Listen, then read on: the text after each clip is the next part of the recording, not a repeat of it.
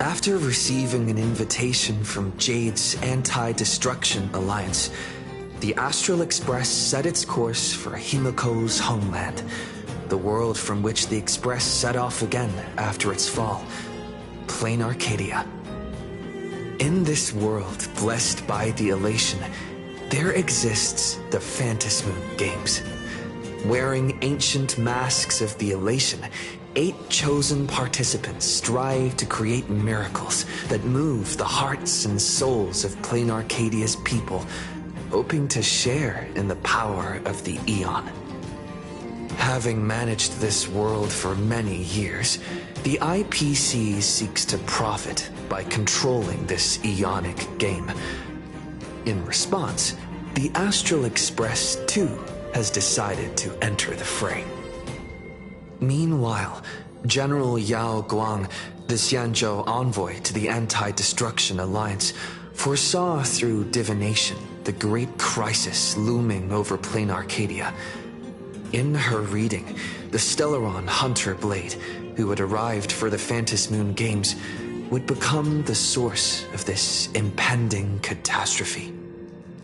To uncover the truth behind the coming apocalypse, Yao Guang seized a mask of elation meant for the Stellaron hunters and placed it upon Sunday's face. Thus, due to this unexpected turn of events, Sunday was made a participant in the games. Meanwhile, we journeyed to the school tied to Himiko's family in search of the mask of elation that had once belonged to her. Yet before we could reach it, we were attacked by the streamer Sparksy, a double of Sparkle, who seized the mask for herself. After seeing through the illusion, I encountered a mysterious girl named Evanesia in the school's archive room. With her help, I obtained another mask of her own creation, and thus became a supplicant of the Phantasmoon Games. To defeat Supplicant Sparksy, we ventured deep into the Fool's base of operations, the World's End Tavern, and later returned to the school to overcome her. In doing so, we achieved the first miracle of the Phantasmoon Games. The Express hero defeats the villain spreading the virus. Yet, at the close of the Supplicant's first battle, greater mysteries emerged. A stranger appeared, claiming himself to be Himiko's father, and revealed a long-buried tale. 15 years ago, during the Phantasmoon Games, someone known as the Herald of Death went on a murderous rampage.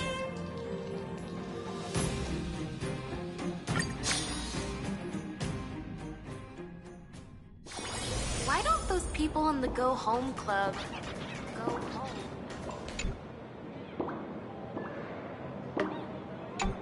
Miss March, please, look straight into my eyes. Just like that. Perfect. Now, I'll need you to repeat these next few lines after me, and do so in the same tone of voice. Okay. The sky is blue, not a dazzling display of sparks. The sky is blue, not a dazzling display of sparks. Though dazzling sparks may light up the night sky, they can never outshine the eternal silence of stars. Are you kidding? That's one sentence? Okay, though dazzling sparks may light up the night sky, they can never outshine the eternal silence of stars? Very good. Very good. The internet is both an umbilical cord and a waste duct for the mind, through which humanity's thirst for elation gave birth to the twisted Sparksy. Whoa there! That's a bit much. Maybe he can be the one to say it? These are the test sentences I improvised according to the guidelines from the Human and Intellitron Emotional Baseline Test. I carefully observe the subject's micro-expressions and tone changes at the moment they say the name Sparksy, to check if they are infected by a mimetic virus. So I passed the test, right? Given how fascinating your reaction was, I clearly don't need to worry about you. Should you find yourself experiencing any livestream addiction withdrawal symptoms later, feel free to contact the Department of Aberration Defense staff.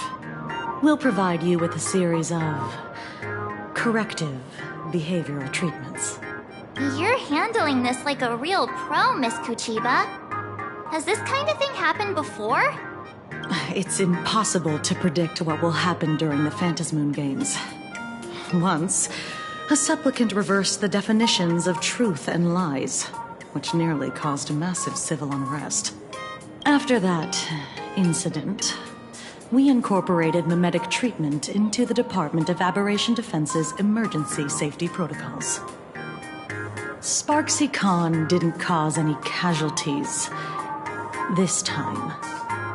But if your partner hadn't stopped Sparksy from spreading the virus, she might have turned into a calamity-level aberration. You? An aberration? What are you talking about? Though, I gotta say, you do look pretty weird with that mask on. Don't tell me you're a Cosmicon Collective player. The Department of Aberration Defense's hazard ratings are nothing like the power ratings in some card game. Right then, that's all for the required checkup. If you're interested in aberration calamity threat levels and how they're classified, you might want to take a look at this document. However, do bear in mind that causing damage of the aforementioned scale during the Phantasmoon Games will cause you to be classified as an aberration and dealt with accordingly.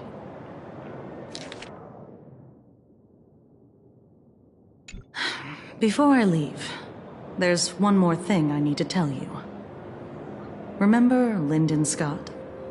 The man who served as your tour guide. He was murdered.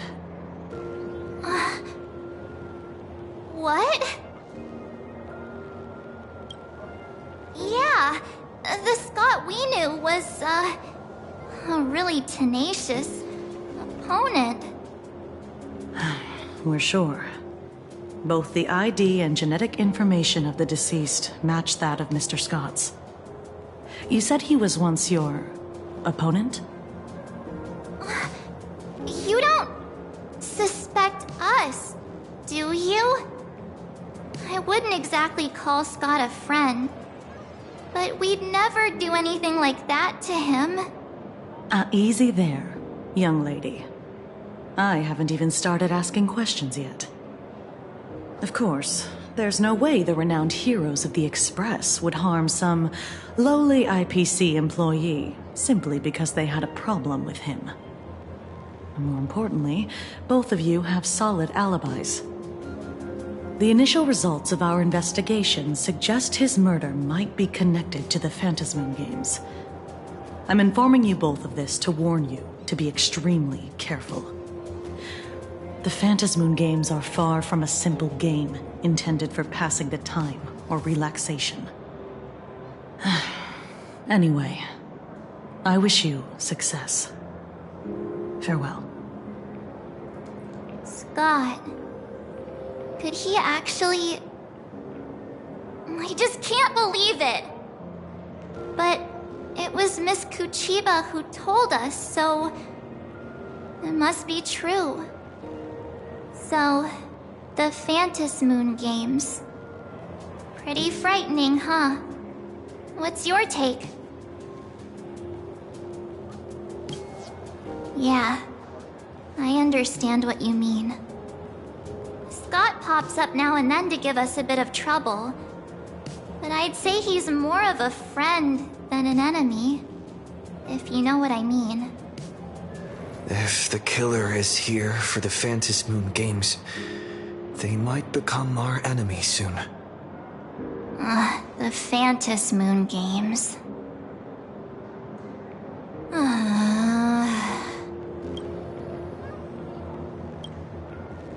Good thing Himeko entrusted this mission to the two of us. Who would have imagined that the Great March herself would be stopped at the doorstep in the very first round? Forget it. I'm not like you. I was never hero material to begin with. Normally my hands can't even keep up with my brain when I play video games. You're definitely the right person for the Phantom Moon games. It's just such a shame. We finally get a chance to vacation in Himeko's hometown. And I thought we'd make some happy memories together. But... I'll triumph in the Phantom Moon games in your stead. Alright. But, look. Don't push yourself too hard, okay, you? Remember that we've got your back. Oh, right. Where are Himeko and Mr. Yang? They must be getting examined and interrogated too, right? Why don't you send Mr. Yang a message?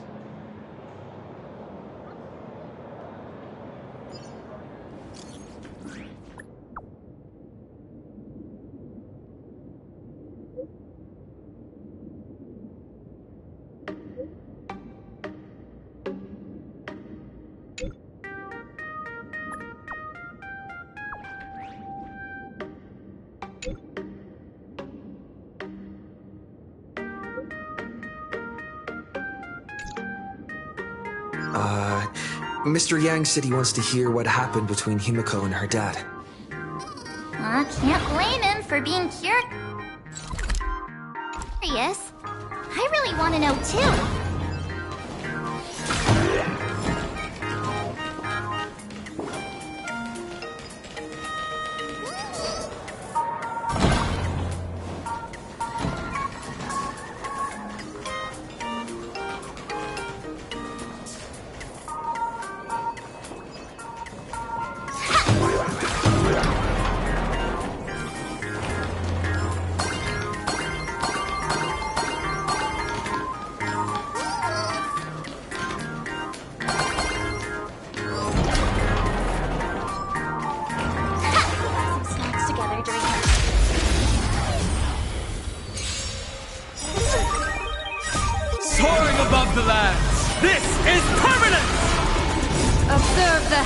With my divinations.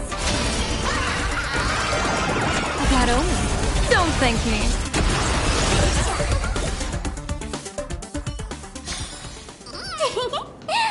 See you during my next stream. Watch this. A will of metal and stone.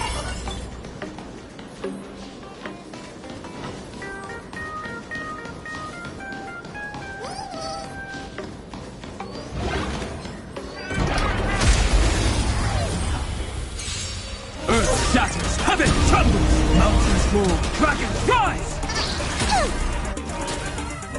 Clouds have scattered.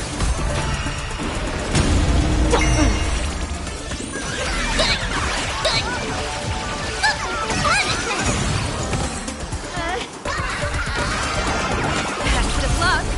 An explosive start. Bearing their hopes, I guard this land.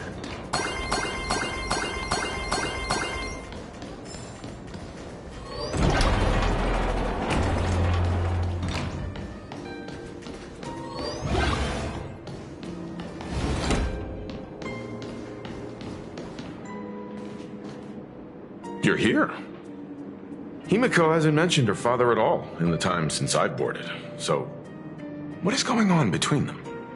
As you were the only one with her at the time, you're the only one I can ask. Yeah, it really threw me for a sec when you said Himeko's father. But when you think about it, it's only natural that Himeko has a father, right? Not everyone's like me, thawed out of an ice block.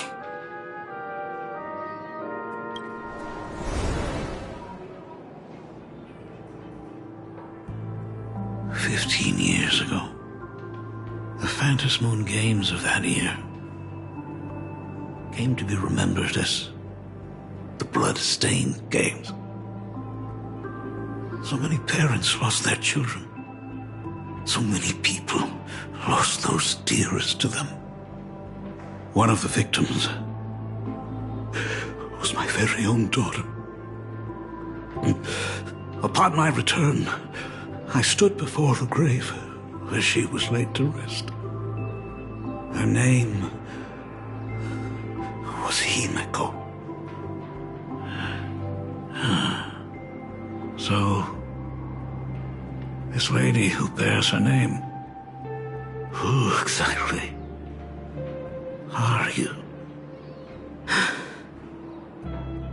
15 years ago, when I made up my mind to join this Phantom Moon Games, my father wasn't with me. Even as I fought for my life against the Herald of Death, my father was still off somewhere, wandering the cosmos.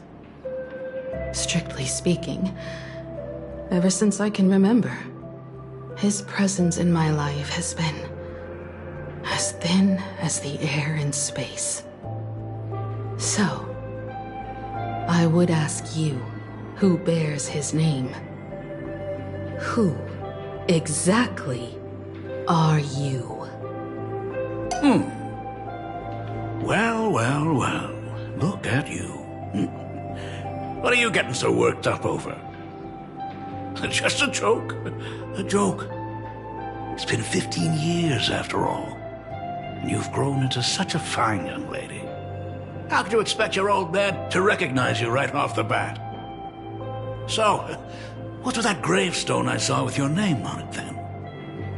When you don't know if you'll live to see tomorrow, there's nothing strange about getting your affairs in order in advance, is there, Mr. Ryusuke? Mr. Ryusuke? How could you be so formal with your own father? At least call me Dad like you used to, okay?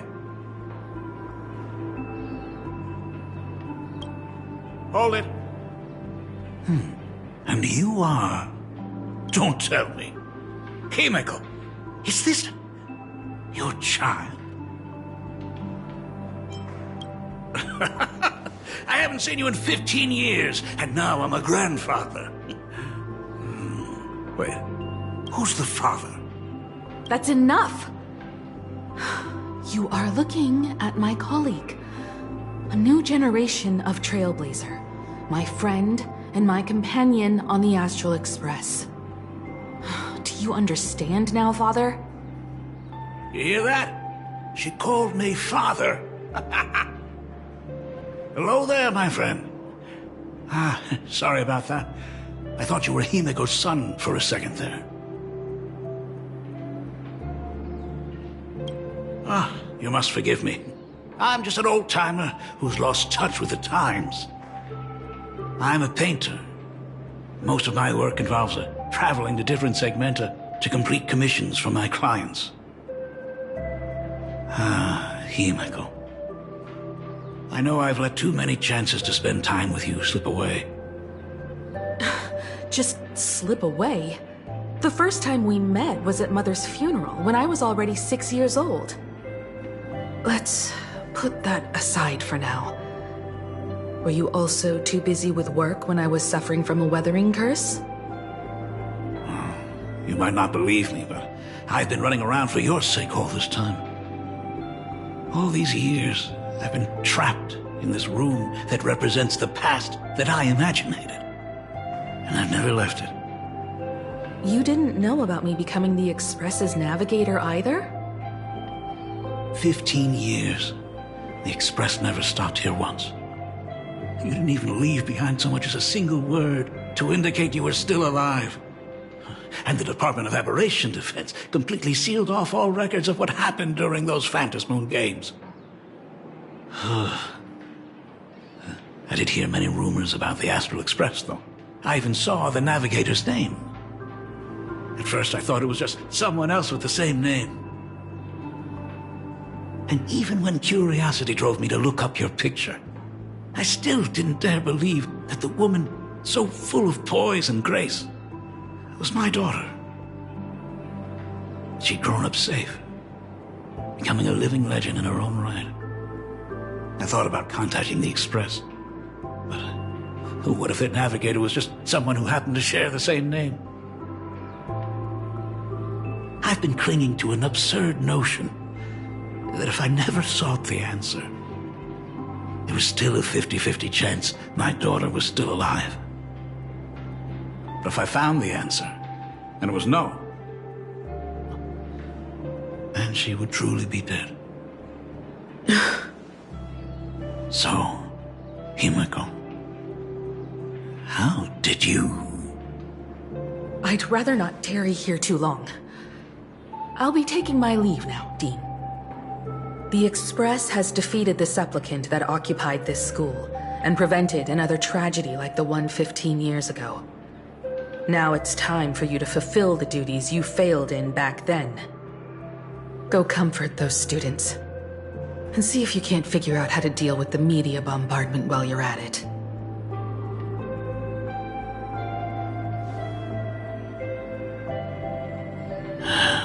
Failed in my duties. So, still mad at me? Can we talk?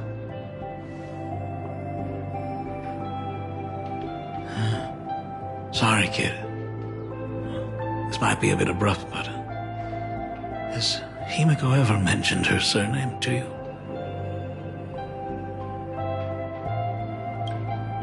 I'm a failure of a father. It broke her heart. But what exactly happened 15 years ago? I can't believe it. She actually survived the weathering curse.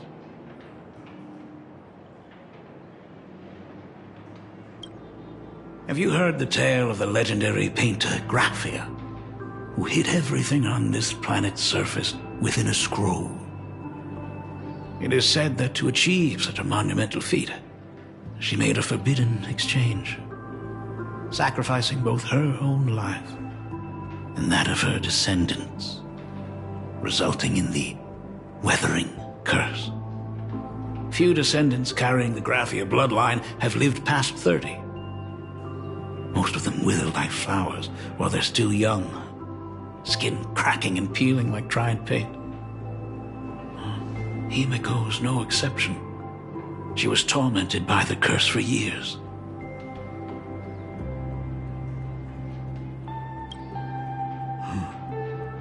What I did doesn't matter anymore. The Elixir Seekers' folk remedies, the Intelligentsia's guild treatments.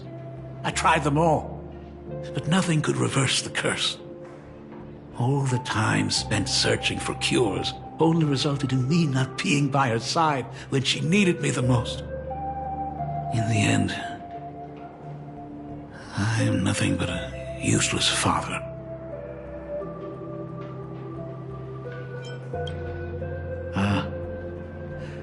You're right.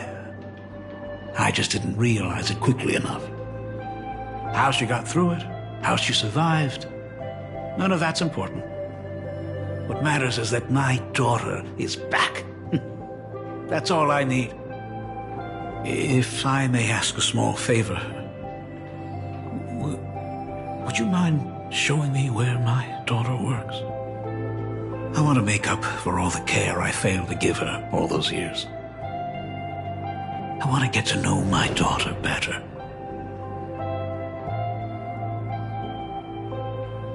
Truly a memorable father-daughter reunion.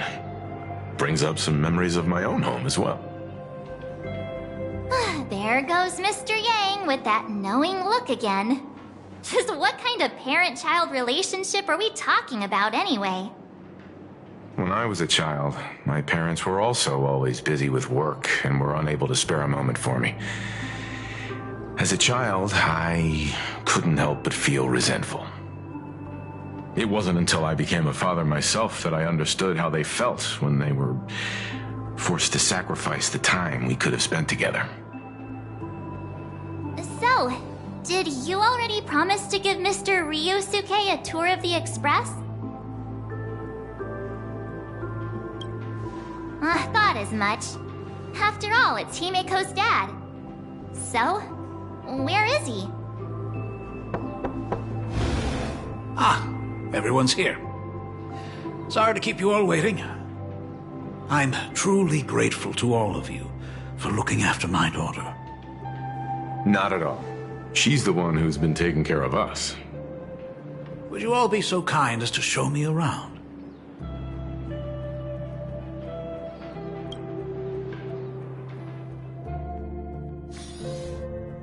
So, this is the Astral Express. Really lives up to its reputation. It's even more impressive than I imagined. As to be expected, of course, huh? It's the place where my daughter works. By the way, what's the pay like for a navigator? Does a position come with insurance and an annual bonus? Talk about parental love. First thing out of his mouth is asking about her salary. Like I'd have a clue. Help! A little backup here?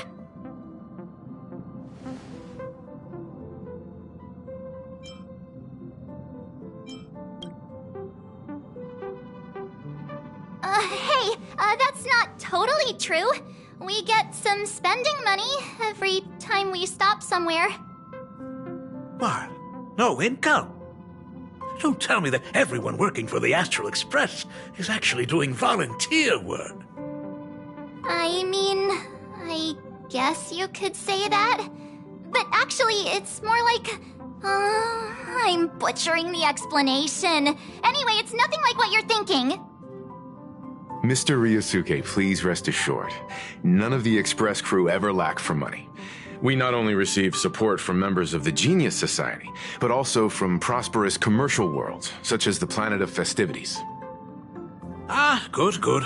Hearing you say that is a huge relief, Mr. Yang. Speaking of which, what kind of work does being a navigator generally entail? Don't you underestimate Himeko either. Her daily duties include, charting navigation routes, calibrating warp jumps, and technical maintenance. Not to mention she's always guiding the Nameless on missions. Oh, my daughter is really something else, isn't she? Of course! Every time we return safely from a trailblazing expedition, it's all thanks to Himeko's guidance and protection. She's the backbone of the Astral Express.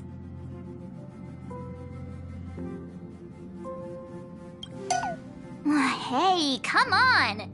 You're just trying to stir up trouble. If Himeko's the backbone of the Express, then our conductor is the absolute cutest and hardest working of all. Right, Pom Pom? Oh? We got a new passenger? This gentleman does look kind of familiar. No wonder he felt so familiar. How are you, Mr. Ryusuke? Conductor? Oh. So you must be my daughter's superior, huh? Well, thank you for taking such good care of her all this time. Superior? That's way too formal. It's Himeko who's been taking care of the Express and everyone on it. He's... What is he doing on the Express? It's all my fault. I was just curious about your daily work, so I asked your colleagues to show me around. And I know I didn't ask your permission first. Just please don't be mad, Himeko. Mad? Why would I be mad? Mr. Ryusuke, welcome aboard the Astral Express. Is there anything else you'd like to see? I can show you around. Well, I know you'd rather keep your distance from your good-for-nothing father. You're on a journey, and it's rude of me to barge in like this. But it's been way too long since we last saw each other. As your father, I want to get to know you better. Make up for all the time we've lost. At least while you're staying here. Please allow me to show you some of the fatherly care and devotion I owe you. Will you? Excuse me? Why don't the two of you go to the party car? Shush, get the drinks ready. Shush. All right. I'll go make some tea. That's just our domestic robot's name. Come on, Father. People are resting here. Let's not disturb them. Oh, and come with us. I want to talk about the Phantasmoon games, not just personal matters. They left. Whoa. That's the first time I've seen Himeko be that cold to anyone.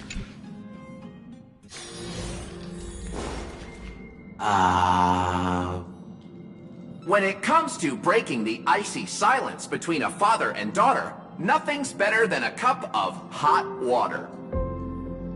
The person who drinks it will yelp, "Hot!" and be immediately met with a concerned, "How could you be so careless?" from the other party.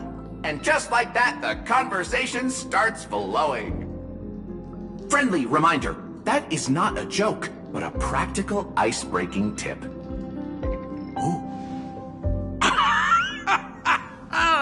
Your robot is hilarious. I'm surprised how relaxing and comfy the work environment is here.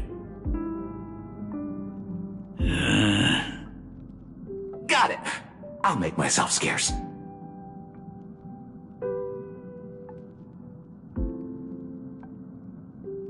Being a nameless is neither relaxing nor comfy.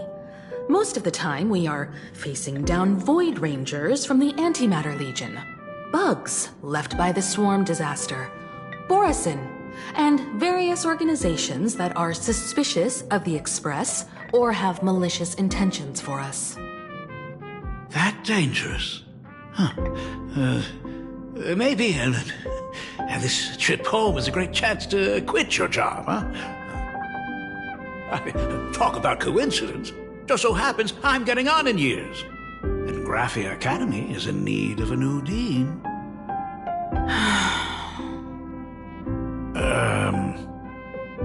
You know that's not what I meant. Once I've set my mind on something, I never look back. Ever since I was 6, when you told me those stories about traveling through the cosmos, I knew that someday I would walk among the stars. Actually, I was just kidding. I'm not completely clueless about what the Express and what you do. Oh, right. Once I knew the Express was coming, I even bought that comic series that's based on your adventures. Please don't tell me it's fluffy across the blue. I never thought you'd be into comics. That's right. The protagonist is a baseball bat-wielding raccoon. The character's based on that kid, right? As an artist, you do have a good eye. Come over here. Thanks for giving us some time alone. Himeko. That's the first time I've seen you smile since I've seen you this time. So, what brought you back home this time? What's the story behind our lucky meeting? Like I said before, we're here for the Phantasmoon games. So, the Phantasmoon games 15 years ago were the reason you were able to overcome the Weathering Curse? Indeed. I see. That makes sense. For those of us who haven't experienced the Ionic game firsthand, it's just something from the history books, or even akin to a myth. But I never imagined that the Ionic game would turn into a blood sacrifice overnight. The Herald of Death was a heartless madman. If I hadn't defeated him then, all of Duomension City would have become his slaughterhouse. During the first few years of my journey, I relived that evening every single night in my dreams. The color of that twilight, painted with blood. So much blood, blended with terror and screams. The victims were twisted like clay into grotesque shapes, like paint tubes that had been snapped, one after the other. And that man, he reveled in the colors splattered everywhere and wanted the whole world to be his canvas.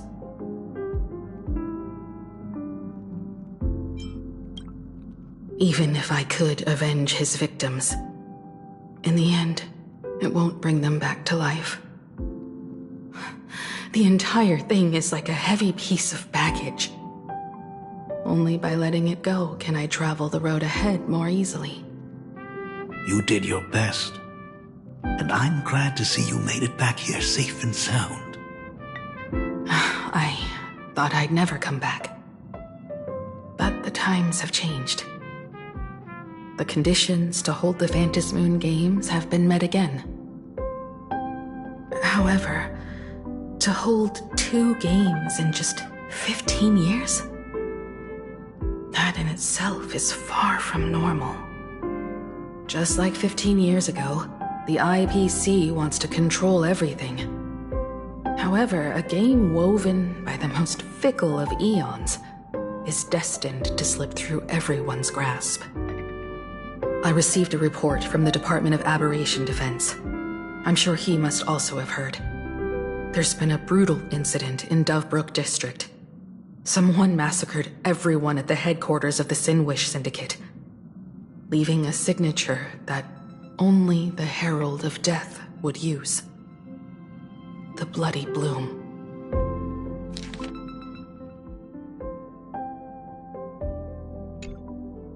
What? The Herald of Death is still alive?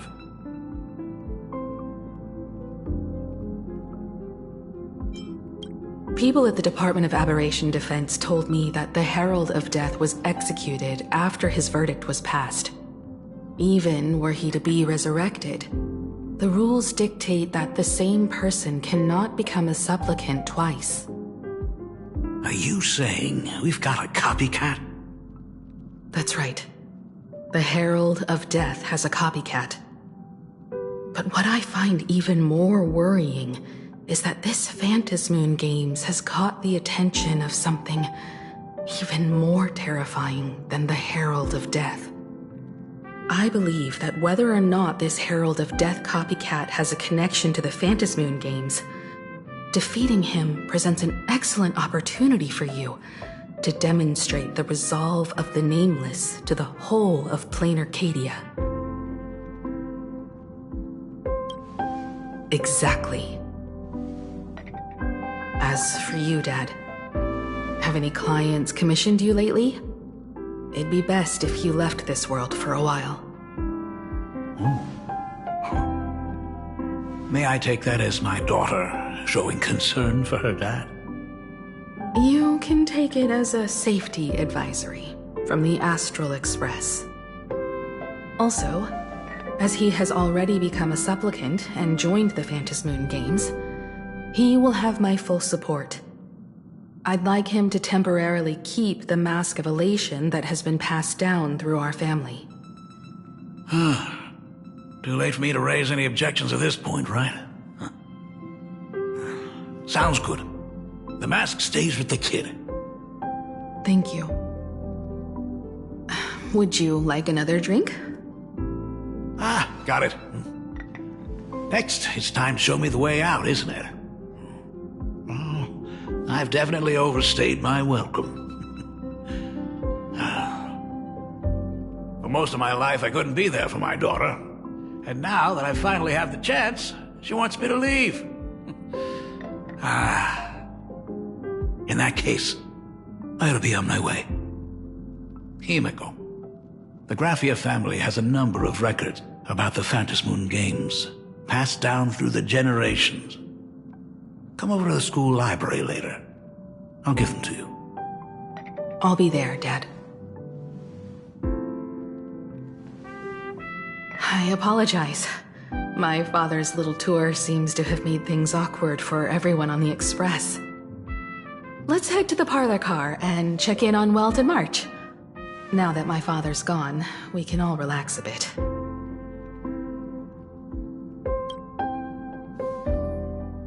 Has Mr. Ryosuke left? Yes. I told him to head home for now. After all, what is going on with the Phantasmoon games has nothing to do with him. I'm really sorry, everyone, for bringing my personal family matters onto the Express. Not at all. Mr. Ryusuke is your family. And that makes him part of our family too. And the most important thing for family is to be together. So he's welcome to drop by anytime. Madame Pearl sent a message to the Express just now, inviting our supplicant to a meeting. She'll have a private car waiting for us. Yes. The meeting won't be held in some stuffy, formal reception room. She would like us to visit and tour the headquarters of a company under her name instead. Himiko, you know about Pearlux Corp, right? Of course. It's the biggest entertainment conglomerate in plain Arcadia. Entertainment company? That's right.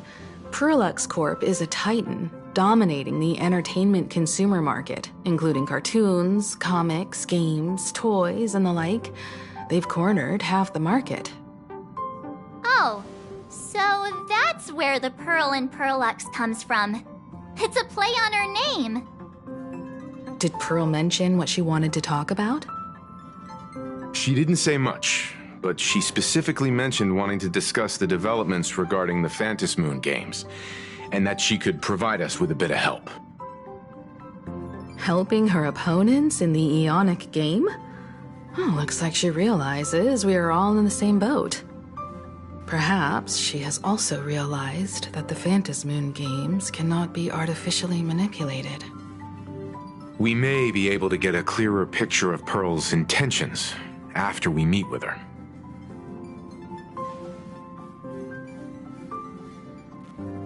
Think about it. You've already crossed paths with key figures from numerous factions, and even built rapport with some. You're already a capable nameless who can more than hold your own. Though she holds a high administrative position on this planet, do not forget, she is also one of the 10 Stonehearts.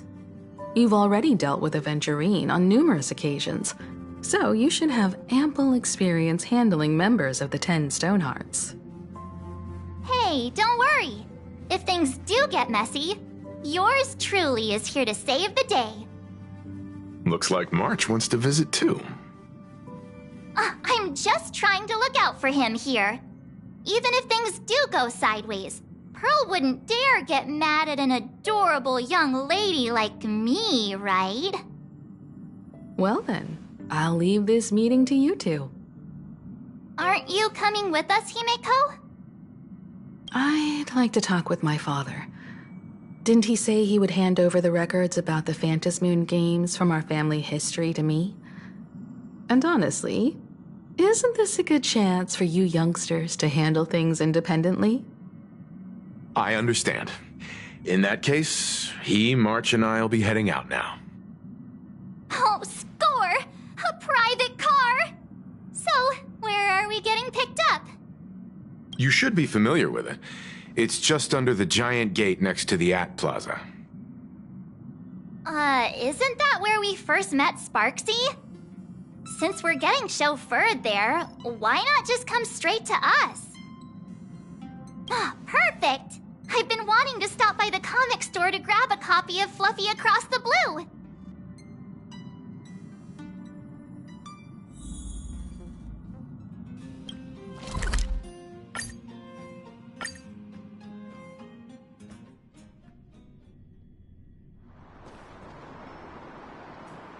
Look! There's a convenience store! mind if I grab a copy of Fluffy Across the Blue while we're waiting? Is that the comic based on the Express's adventures? The author sure knows how to tap into what's trending. The best part is that the author drew all of us as adorable little animals. Totally fits our personas, don't you think? Right back at ya, baseball raccoon. In fact, it was recently announced that the Fluffy is getting an animated adaptation, and the copyright for it is currently held by Pearlux Corp. It's a super memorable comic. No way can I miss getting a copy while I'm here. I promise I won't be long. A couple of minutes, tops. Looks like we got here on the early side. Since coming to this world, I still haven't had a chance to get a street-level view of the city. How about this? We'll meet up under the ad at the plaza gate in a few minutes. All right. Sounds like a plan. Might as well take a look around then.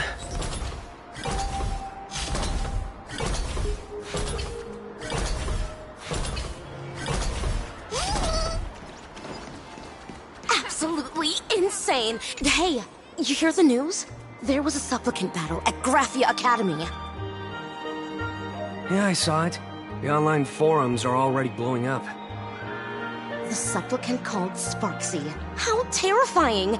Actually using live streams to spread mimetic viruses. Eons, that's just evil! I can't believe the Department of Aberration Defense is letting someone that dangerous run loose! I heard her livestream got permabanned. Good thing that Nameless from the Astral Express acted so quickly. I wonder what the next supplicant will do.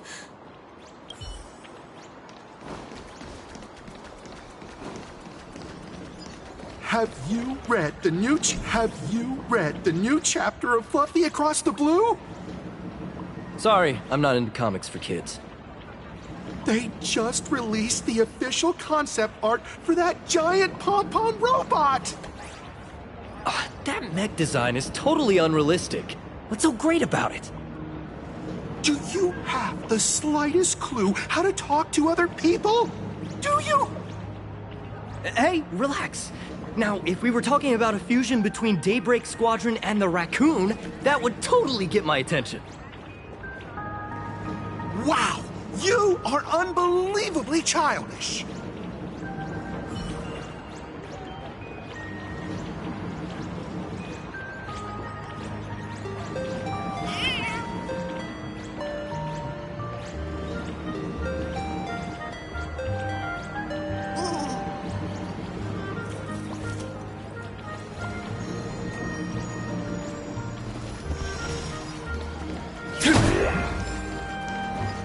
Hello there. Would you like to learn more about the Is the weight of work and stress in your life crushing you? Check out the Research Society of Happy Smiles. So, this free?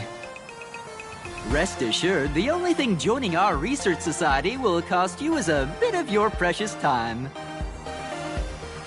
We've set up a venue near Dovebrook, where we offer free psychological counseling and living assistance to all visitors. All our services are provided free of charge.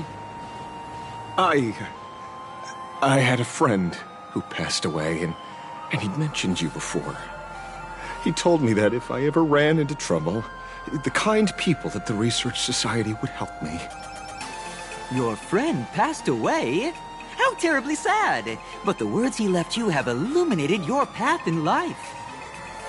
He told me that if I joined the Research Society of Happy Smiles, I could get rid of my suffering forever and be eternally happy. Is that true? Of course it's true. Just look at the society we live in. Everyone's suspicious and dismissive of one another, and willing to take dangerous risks just for a little pleasure, for a thrill. Did you hear about how a streamer took over Graphia Academy and was trying to spread a mimetic virus through the internet? And over in Dovebrook, gang violence erupted and left a pile of corpses in its wake. Oh, may the Master of Elation save us all. The Research Society was founded with the sole purpose of healing humanity's incurable inner pain. Following Aha's creed, we aim to spread laughter across the mortal coil and eliminate all suffering.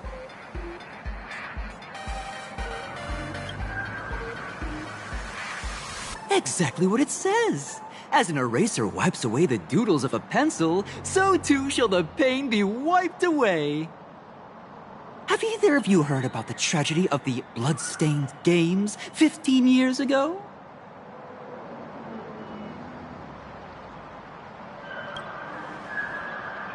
Why, of course you have. You're the Astral Express's superstar. You've even dug up everything there is to know about something that happened over a decade ago. There was an awful accident during the last Phantom Moon Games, and many people lost their loved ones and children. It was as if a hole that could never be filled had been drilled into their hearts, leaving only sorrow to accompany them for the rest of their lives. To escape their suffering, these people who had lost their loved ones gathered together and established a mutual support association. This was the Research Society of Happy Smile's predecessor. It's now been well over a decade, and the Research Society continues to help more and more people emerge from the darkness in their lives and step into a brighter, happier future. Come to think of it, it would be most wonderful if a distinguished person like yourself were also interested in our Research Society. Should you find yourself with a moment to spare, please come and visit our Mutual Aid Society. Well, if it isn't the Astral Express's superstar. Of course it's you. Looks like we really were bound to run into each other. I'm here to do my job. Problem is, you've gone and messed up my investigation.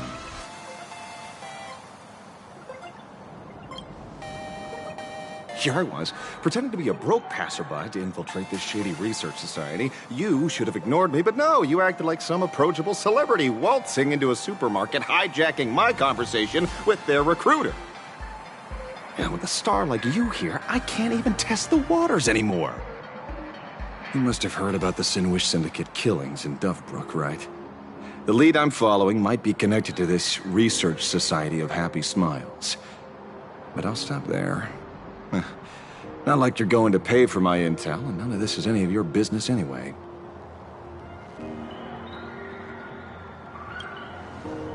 And based on your social circle, you wouldn't be talking about the poor IPC sap who was unlucky enough to be there, huh? Planning to avenge him?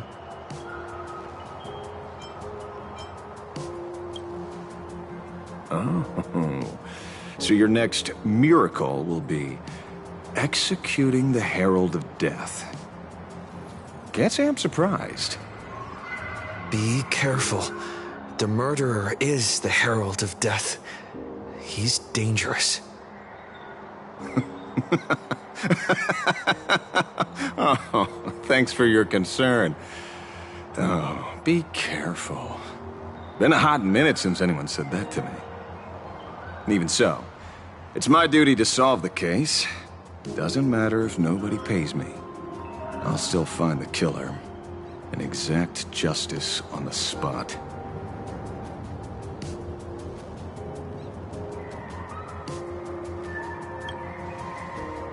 Because one of the victims happened to be someone I was on fairly good terms with. The fool.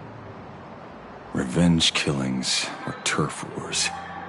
Wouldn't be unusual for gang members to die like that, but dying at the hands of some psycho who kills for kicks?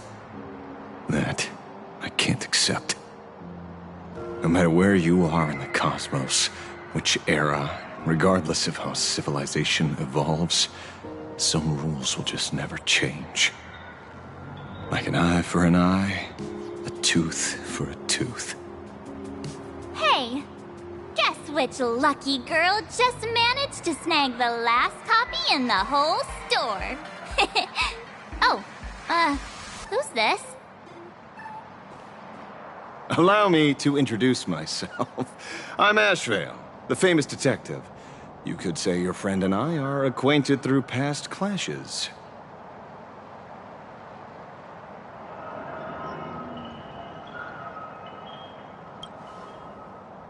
Huh. We did have a bit of a clash of opinions back at the tavern, did we not? That's what you meant by clash?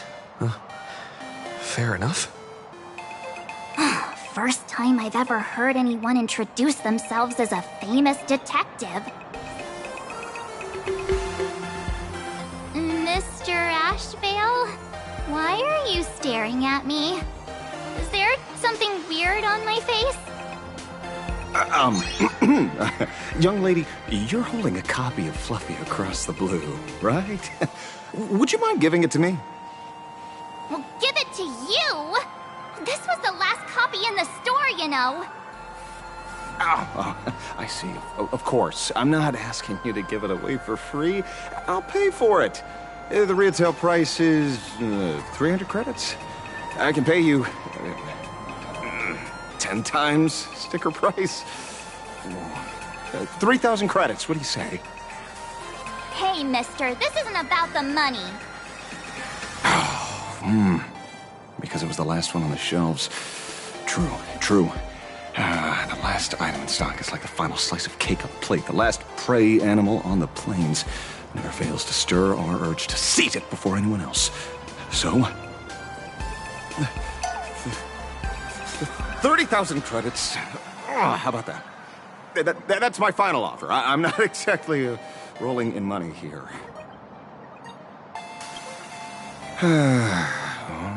Truth is, I'm actually buying it for that foolish friend of mine.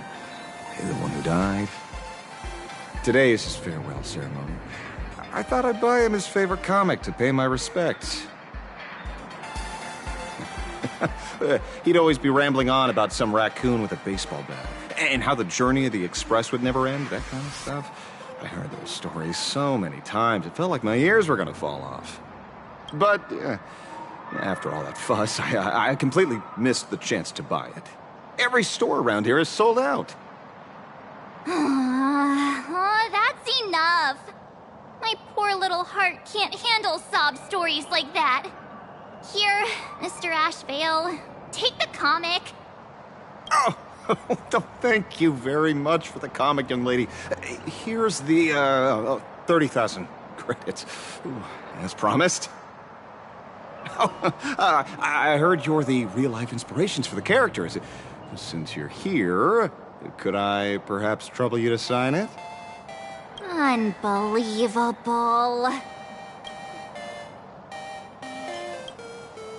Thank you both.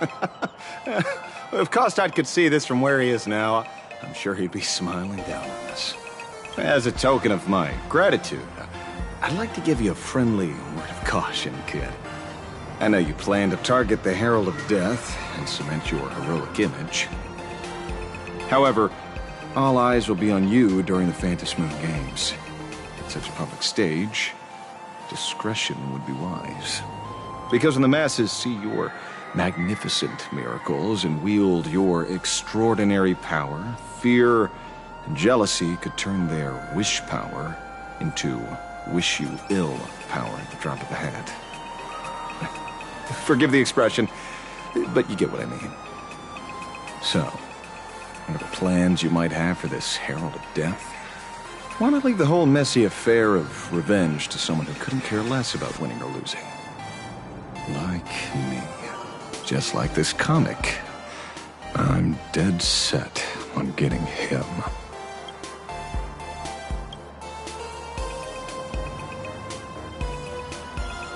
Is he an acquaintance of yours?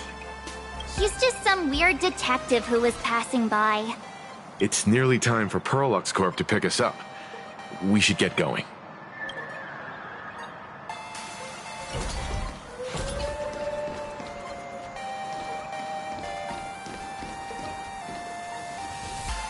Well, we're here.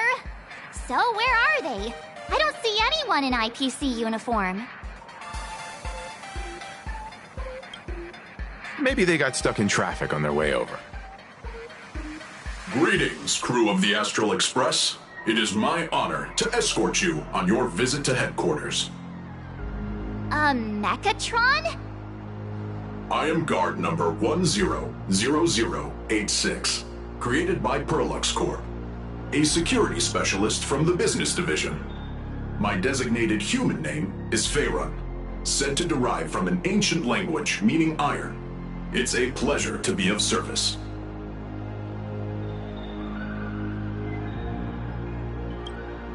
I'm truly honored to hear you say so. So, what are we waiting for? Let's go! According to the instructions given to me by Madame Pearl's secretary, there is still one more guest I need to pick up.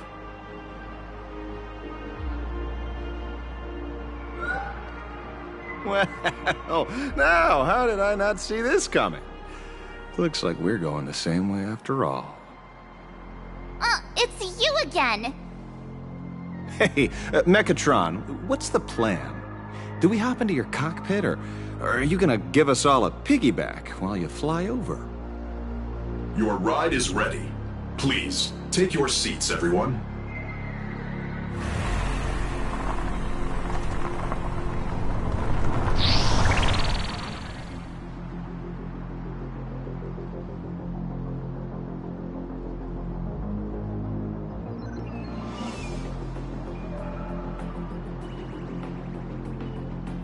Whoa! Now that's what I call a custom paint job.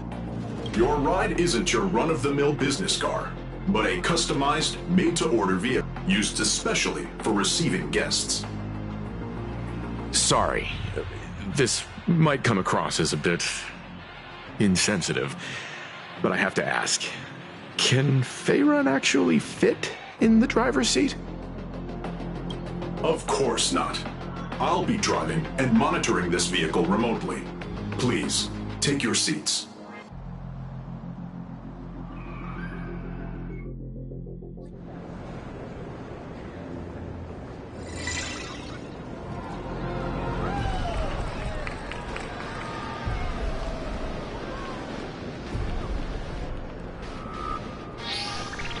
Now that is astonishing.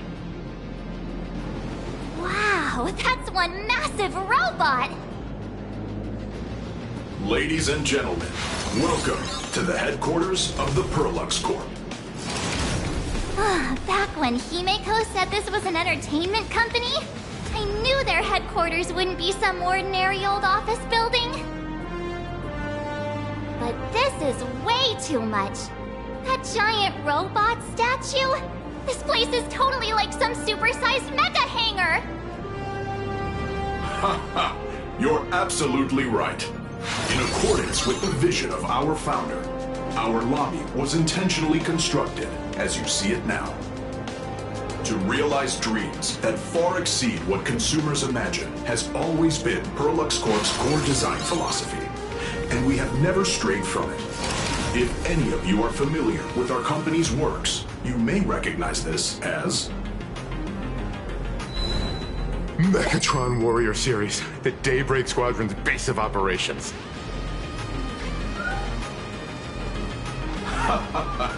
Looks like Mr. Yang here is quite a fan of our company's animated works. Now, Madame Pearl would like to invite everyone from the Astral Express to take a tour before your official meeting begins.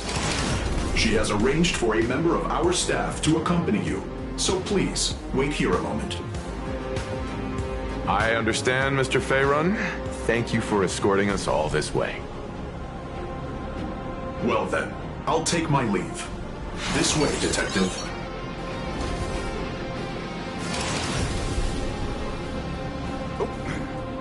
See you around, everyone.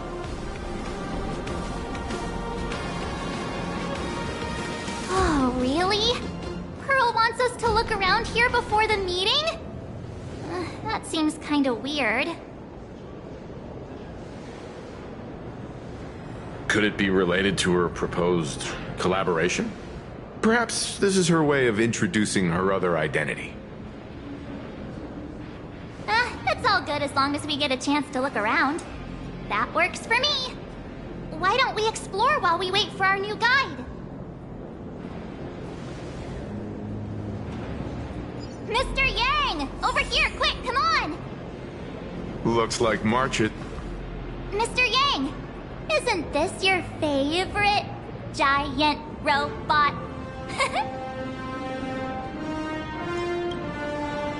There's no way that's an engine of creation! I saw it. Please, just keep it down. We're here as their guests. We should be careful about what sort of impression we leave.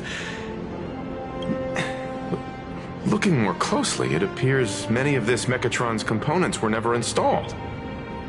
Oh, what a shame. I was hoping to see it finished, to see the completed Mechatron. Imagine how it would look in motion. What a glorious sight that would be. Really? In that case, Mr. Yang, let's hear it. Which one's stronger? This giant robot, or that Arahato you designed back when you were an animator? Seeing as we're on someone else's property, comparing robots from different works would be most disrespectful to the creators themselves.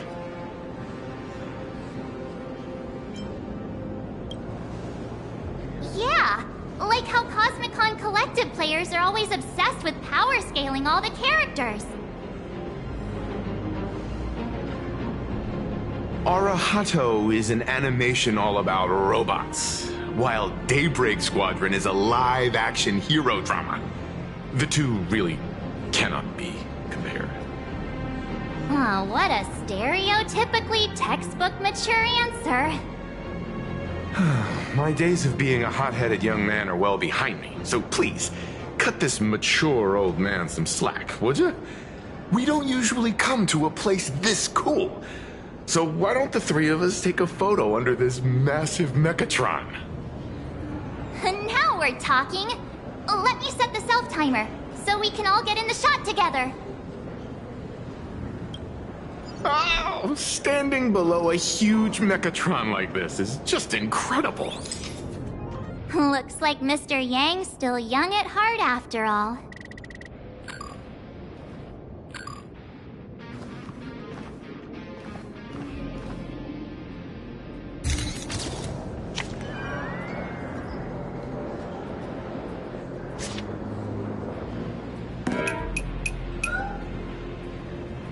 Where did this extra person in the photo come from? Ghost? But it's daytime, and there's way too many people here anyway.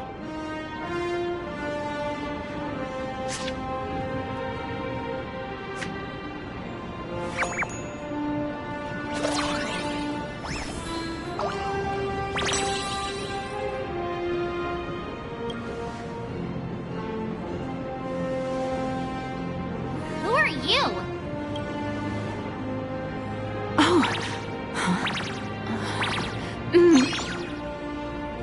Wow, this truly is a magnificent face.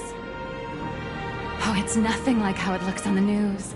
Being able to see it up close feels almost surreal.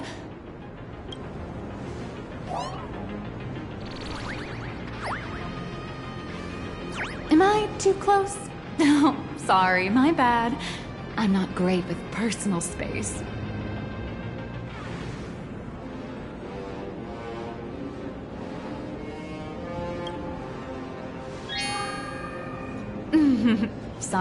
Sorry. It's impossible not to stare at a face this amazing. You'll forgive me, right? Oh, right, I forgot to show you my ID. Right, here we are. I'm Nihilux, and I work at Parallax Corp's Imagenesis Technology Department. I'm a P-30 agent who works for the IPC.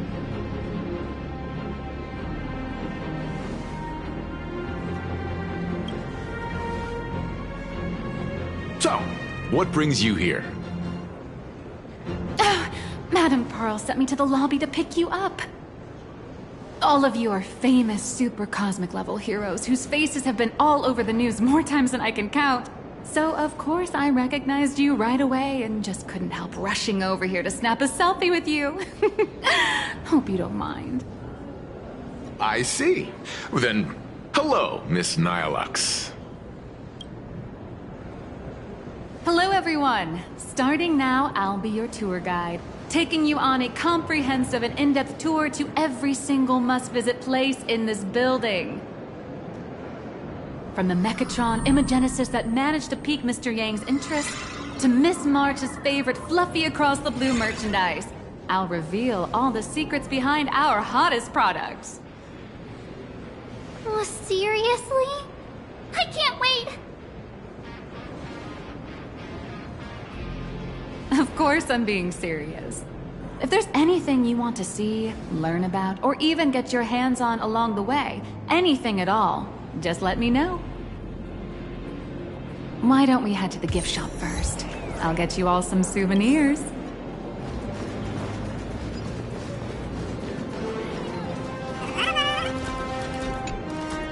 Hey, wait. This isn't right. Isn't this Pom-Pom? Oh, wow! Oh, that's some really fine craftsmanship. This is a toy model of Alloy King Pom-Pom, which hasn't been officially released to the market yet. But just you wait. You'll see even cooler toys coming up later.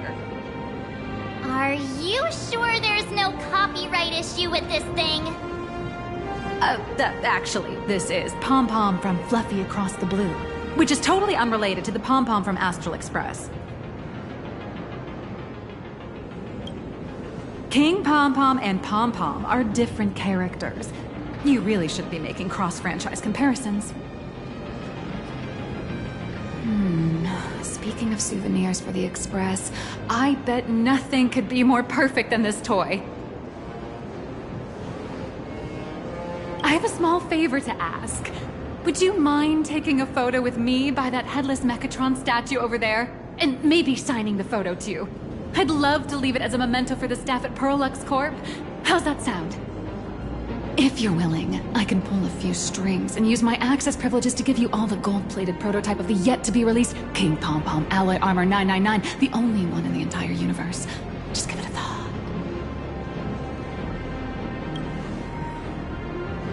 A one-of-a-kind souvenir in the entire universe?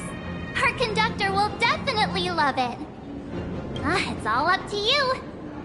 Come on, let's go.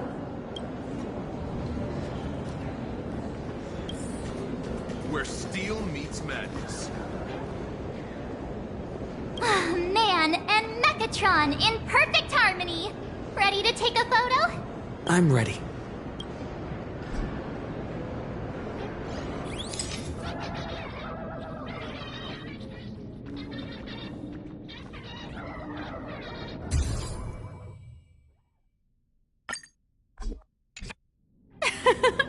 I love this one so much. I suddenly have this selfish urge to keep it all to myself. And don't forget about that exclusive gift you promised. You bet. In fact, I'll throw in a normal edition for each one of you as hush money. Come on, let's head to checkout.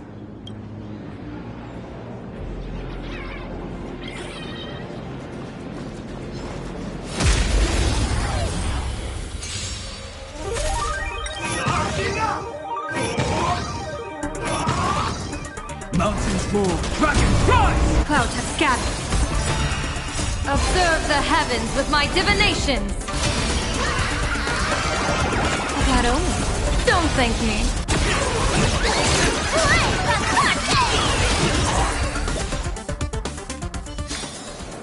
Bearing their hopes, I guard this land.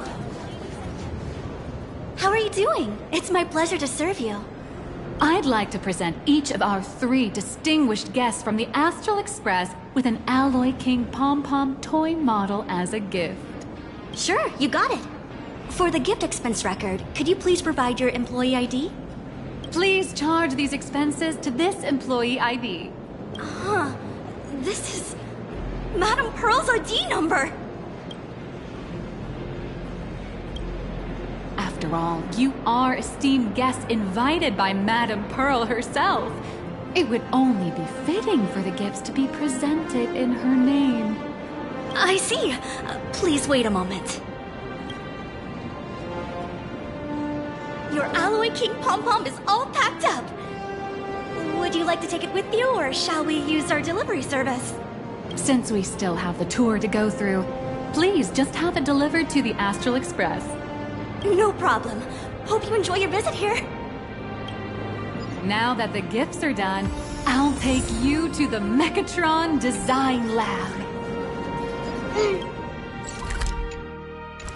This is the part I've been looking forward to the most.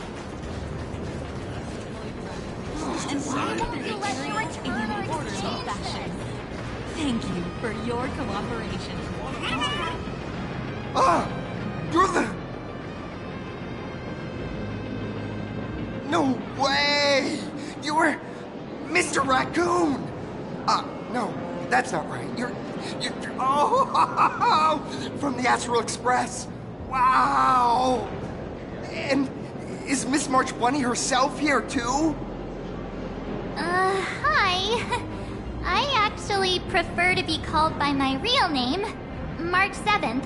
This is Mr. Yang. How lucky to meet 3 members of the Express crew at once. I'm a huge fan of you all, especially my senior. I haven't missed a single episode of Fluffy Across the Blue. And I've even bought all the collector's editions. Oh, how could this guy say he likes you more than me to my face? Good thing I'm not that petty. Don't worry, March. It's hard to tell if people in this world love the real Express crew or just the cute animal crew from the Fluffy.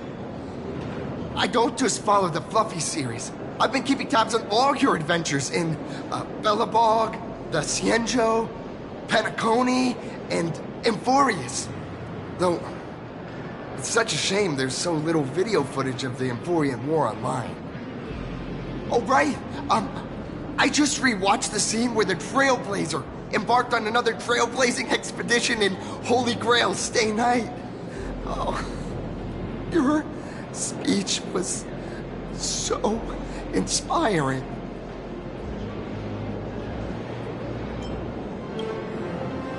Such modesty from a legendary hero. What a stellar role model for all of us. Oh, right. I have a precious trash can in my collection at home. If I'd have known I'd meet my senior today, I'd have brought that can with me. Could I ask for your autograph? If that's okay with you. Just sign my clothes, please. I'm never gonna watch this ever again. Oh, you're acting exactly like me from 10 minutes ago, kid. Don't worry, he won't fly away just yet. As for you, you've been chattering away non-stop. How about giving us a proper introduction so that your idol gets to know you better? Sorry, I got way too excited. I'm Warrior Cinderborn from Daybreak Squadron. And my real name... Well, my real name doesn't matter. Just call me Cinderborn. If you're not in a hurry, would you mind chatting with me for a bit?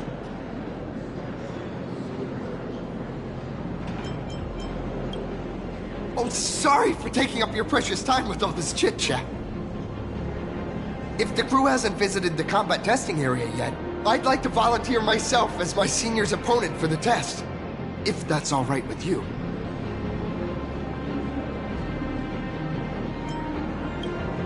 Well, of course I know your bat could send us all flying with a single hit. This time, we'd like to invite you to experience synchronized Mechatron combat. The hero of the Astral Express gracing us with guidance and leaving some data would surely make the staff here very happy. Oh, what perfect timing! The combat testing area is also part of today's tour. That's the way to fame for ya. Don't let down those kids who look up to you. Honestly, that's my weakness. I can't allow myself to let adorable kids down. First, have everyone take part in the assembly process for the Mechatron in the control room. Then, using this Mechatron as a template, we'll build a smaller unit for him so he can try out the combat test program. So, follow me, everyone.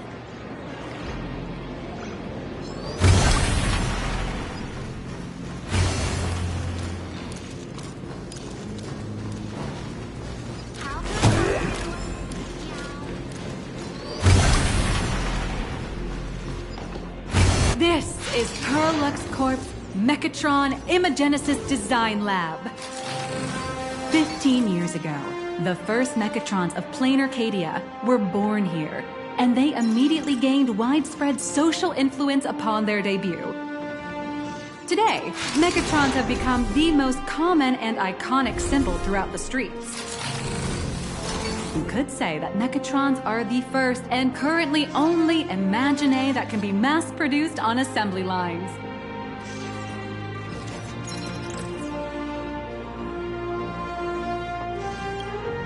Imagine such as Mechatrons, which can be produced and discontinued at will, are the perfect residents for Plain Arcadia, and perhaps the perfect IPC employees too.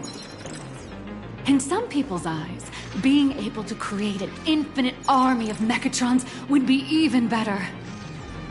Say, dear guests, do you know what the first step is to creating an Imagine in Plain Arcadia?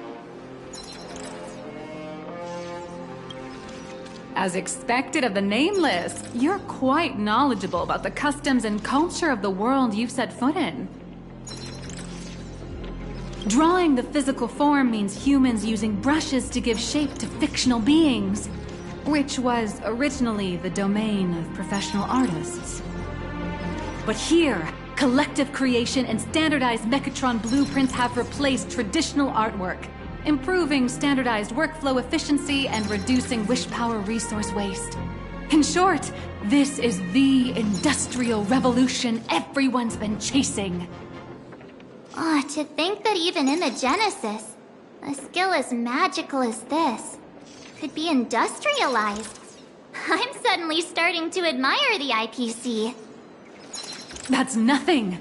Our company aims to create 2 billion Mechatrons for social production and public services before Arcadian calendar 2030.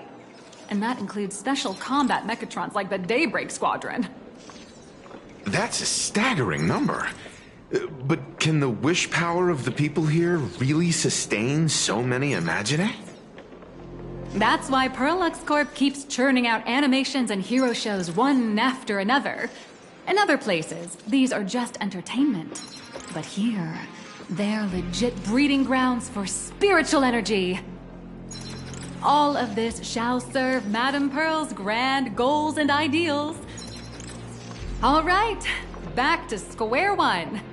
First step, let's go print the Mechatron structure blueprint. We pulled in expansion. Please adjust the Mechatron design parameters according to your needs.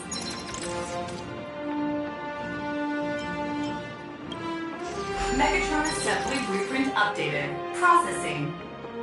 Printing. Could it be that no matter how much I adjust it, the final printout always comes out exactly the same? Your suspicion makes sense. But please answer my question first. Which do you prefer? The sense of achievement that comes from hard work, or the convenience of getting things done easily? You got that right. The fully automated Imagenesis blueprint design system perfectly matches your needs. You can meticulously adjust every parameter, or just hit one button to skip it all, and the automated system will always produce results that meet the standards. Amazing, right? Just like how the inventors on planet Scrulum used to ask themselves, if all their inventions were already pre-recorded in the Supreme Punch Tape, what's the point of inventing in the first place? Printing complete. Please retrieve your blueprints. What you just said is the answer. It's not about the results of creation, but the elation we experience in the process.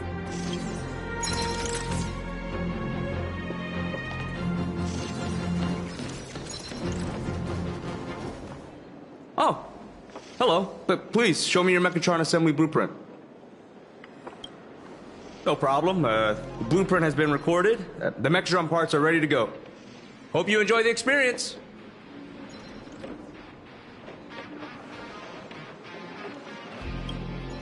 No. March and I will just watch you play from the side. Now then, please follow my guidance to complete the Mechatron assembly. This experience mainly involves assembling 3 parts: the arm, the shoulder armor, and the Daybreak blade on the back of the Mechatron. Go forth, little raccoon! Assemble the Magico Mechatron Daybreak warriors and save our city! All right, everyone. I'm heading out.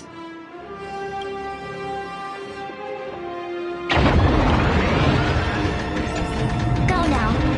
Your little fans are waiting for you.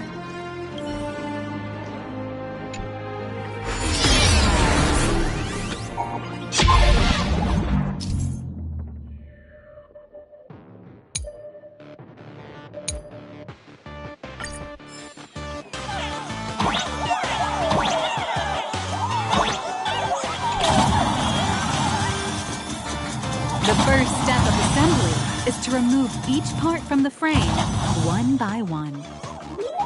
Nippers, hobby knife, sandpaper, sanding stick. Parallax doesn't provide any of these. But don't worry, the explosive device will solve all your problems.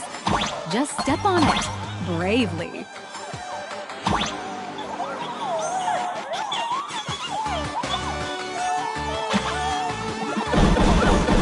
It may look brutal, but it leaves no burns. And that's the magic that we at Parallax Corp are so proud of.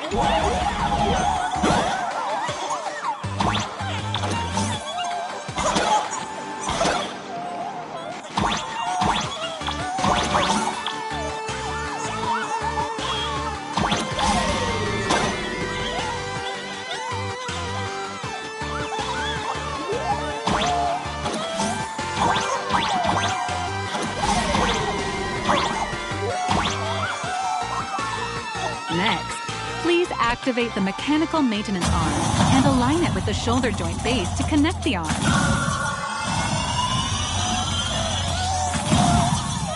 Good. We're done with the arm for now. Next, activate the mobile maintenance rack and adjust the mech armor to the shoulder armor panel position.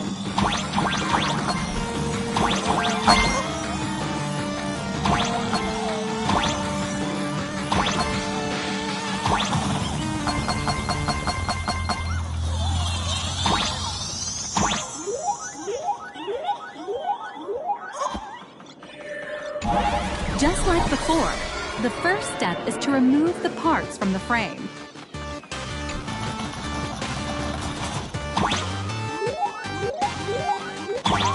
Artificial gravity field adjusting. Please exercise caution.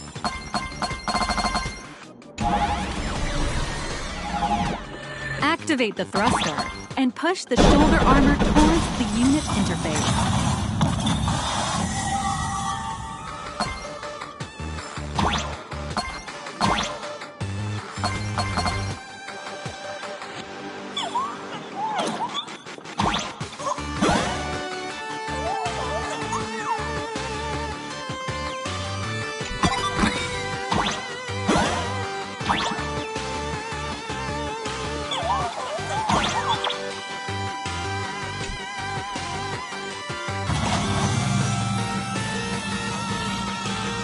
beautiful.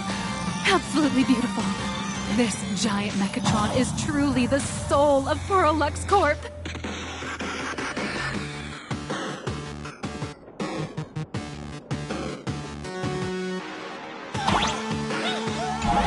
Now, for the final part. Please install the Daybreak blade on its back.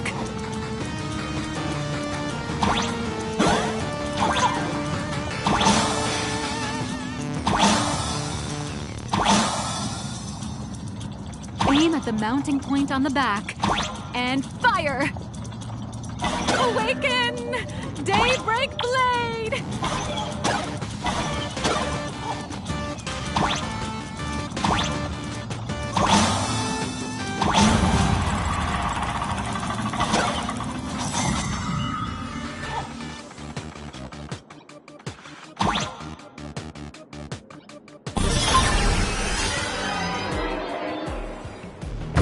Mission accomplished! The colossal Mechatron you built with your own hands will now stand proudly in the center of this hall. The great hero of the Astral Express has graced this place, left behind a blueprint, and even contributed their own inspiration to the completion of the Mechatron statue. What outstanding promotional material this is for the marketing department.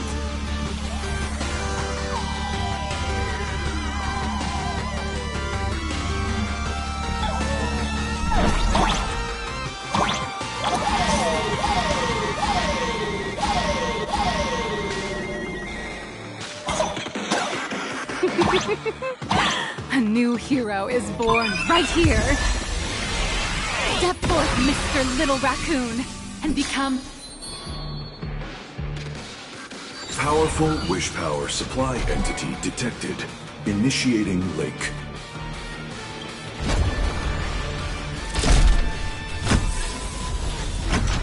Mechatron synchronization rate 15%. Assembly complete. Could the next step be? That's right. With the completion of the Mechatron assembly, it's time for some heart-pounding combat. Mechatron synchronization rate 39%. 42%. Your little fanboy, Cinderborn, is eagerly awaiting some pointers from you. While we can't power up this big guy, I've printed a small unit. Now it's time to show you how a Mechatron fights.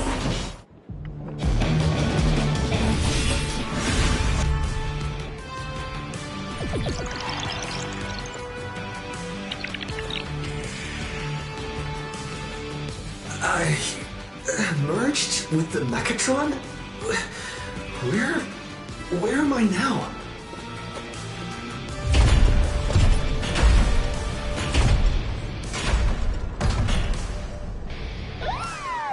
Why, of course.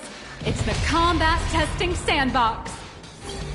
Look, those dazzling colors are like an express train traversing through the stars. Enhanced full body armor, a steadfast shield. What a powerful strike! That's our hero, Little Raccoon! This strike carries the hopes of all citizens.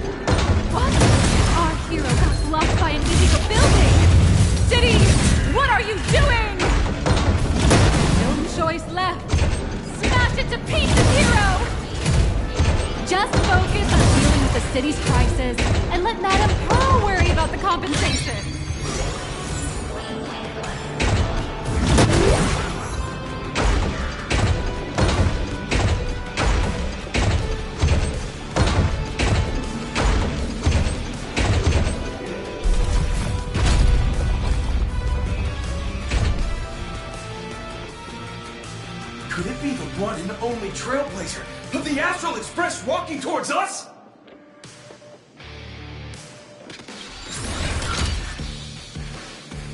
Galactic Baseballer! We've been expecting... Although the giant shadow crisis in Duomension City has been dispelled, the real battle for you and the Daybreak Squadron is only just beginning! As the old and new generations of superheroes, you will face off here to determine the victor! Forged by raging fire, burn away the darkness, the star that sets the world ablaze! Blaze Weaver! Slice through the skies, flames of lightning! From the blue heavens descend, Azurling! Shadow the eternal night, light blazing bright, the radiant bow of hope, Dawn Lance! Cut through despair, unyielding blade of steel, edge that never fades, Cinderborn! You can do it, friend! Darkness waits, and dawn awakens! The Daybreak Squadron arises!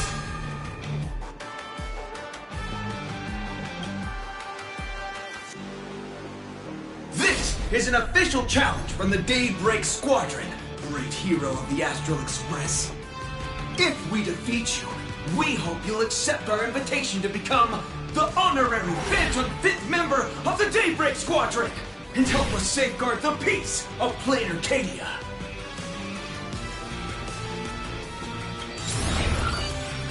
Honorary.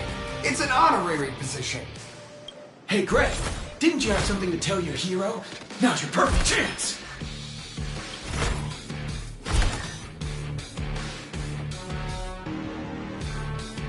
My friend, you know what? Every time I transform into a Mechatron, I imagine I'm you. I think about what you would do when facing danger. It is your adventure stories that give me strength.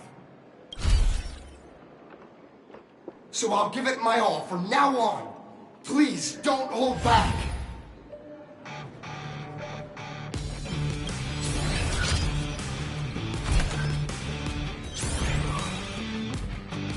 Now then. Let's settle this on the horizon, where the Ventus moon rises!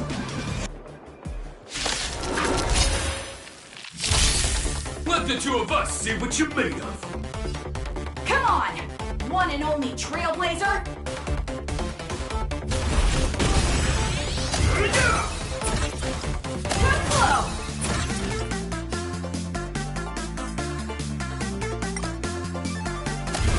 Where you are!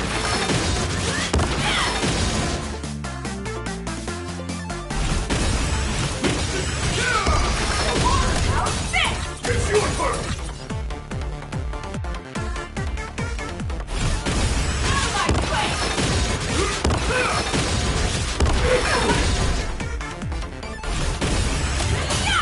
I shall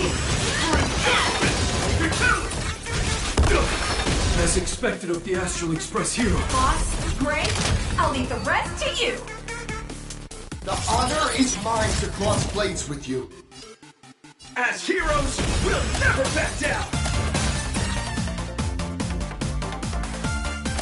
Never! Leave it to me! Teach me your ways! We're united as one! And that! Please, come on!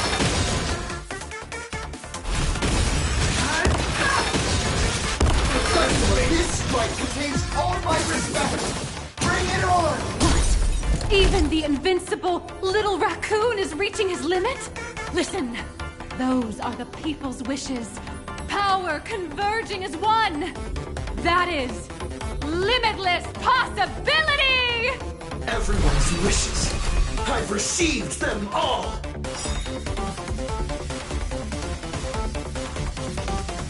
Trailblaze Infinity!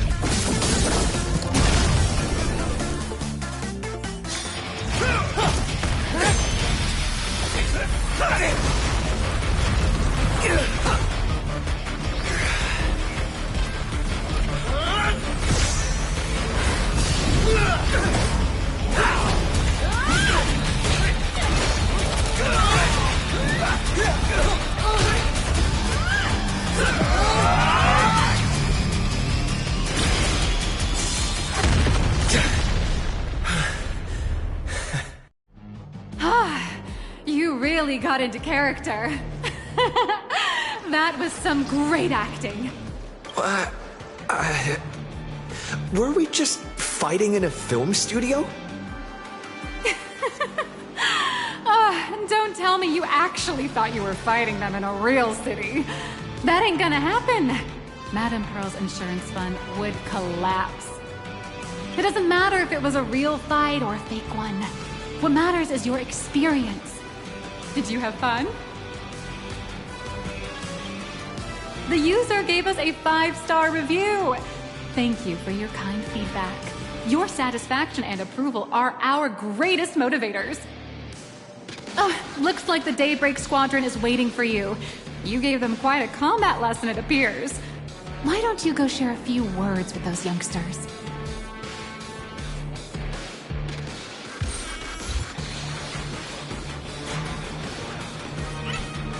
As expected of my senior, that was awesome! My life is now complete. Before joining Daybreak Squadron, Gray had always been your fan. That kid knows every story about the Astral Express like the back of his hand. And he's always looked up to you as his role model. Even as his leader, I'm nowhere near as important to him as you are. Huh, what an amazing battle! Well, more than beating you, we were hoping Gray would leave a lasting impression on you. After all, being remembered by their idol is the highest form of praise for a fan, isn't it? Oh, you bet. Besides my senior. My teammates in the Daybreak Squadron are the ones I trust the most. It's a shame, though. If he could really become the 5th member of our team, our recognition would rise even further. After all, many people still think we're just playing hero. That's only because we haven't done anything truly heroic yet. Don't worry. Given the state of Duomension City, a mind-blowing crisis is bound to happen sooner or later. And that's when we'll get our chance to shine! Ha-ha! Yeah, just yesterday, I rescued 5 people from a gas explosion. Hope they recover soon. And spread the word about how awesome Daybreak Squadron is! There you go again. Casually saying the strangest things. Like the Astral Express. We don't need to act to prove something so long as we stay true to our own path. Sooner or later, Daybreak Squadron will be recognized by everyone. Silly you. Is the Astral Express all you ever think about? Why don't you just go join the Express as one of the Nameless? Come on. Don't make fun of me. I'm still just a rookie. How could I possibly be worthy of boarding the Express and fighting alongside seasoned veterans? Anyone who perseveres in their own life is a hero indeed. Thanks for your guidance, Trailblazer. And lastly, I wonder if you could take a picture with the rest of us. Trailblazer, please, take a photo together with us! Whoa! My senior's so close to me that my heart's beating like crazy. 3, 2, 1... Darkness wanes, and dawn awakens! The Daybreak Squadron arises!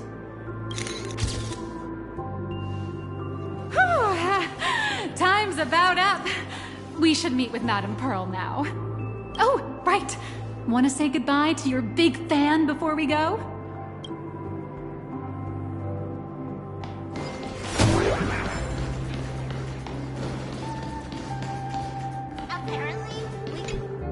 Blue, yellow!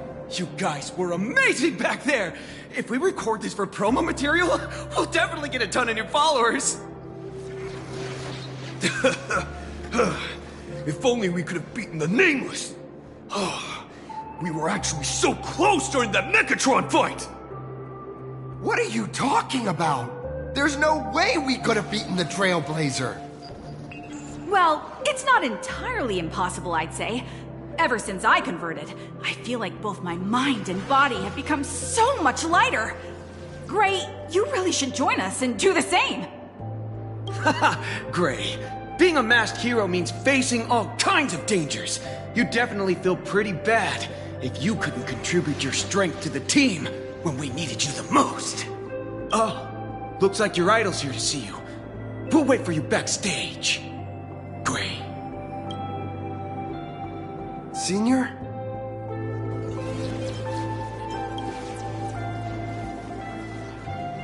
Me?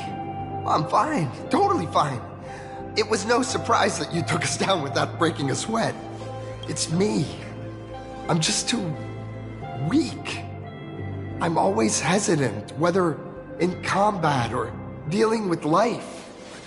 Even though I know I can never become an amazing hero like you, I've always been trying my best to get closer to being like you.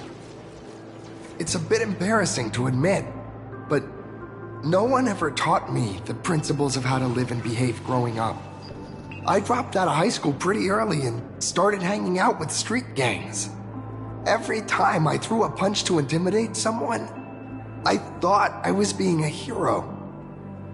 But when I saw how scared those people were, I had this nagging feeling that maybe I was doing something wrong. Later, when I read about the Astral Express story online and learned about your legendary deeds, I finally understood what it meant to be a true hero. Looking back at how immature and awful I was, I made up my mind to leave my old organization. Now I too have a chance to become a hero like you. Together, with my brothers and sisters in the Daybreak Squadron, I can bring happy smiles to the residents of Plain Arcadia and protect them whenever danger appears. But I'm just too weak. I don't have the immense strength like the Express Nameless. I don't even have any special talents. Maybe I've chosen a path that doesn't really work for me. I don't want to give you empty platitudes about humans triumphing over fate, but I do believe that while kindness isn't something you can learn, strength is something you can acquire. Your desire to fight for those around you, and your wish to bring smiles to others, that's your greatest strength. Thank you, Trailblazer. Thanks for listening to my ramblings. Could you please sign that famous line? That's the one! That's exactly it! Rules are boundaries, and anyone who pushes beyond those boundaries becomes, in a sense, one of the nameless. I'll remember today for the rest of my life. Goodbye, Trailblazer. I hope by the next time we meet, I'll be a true hero just like you.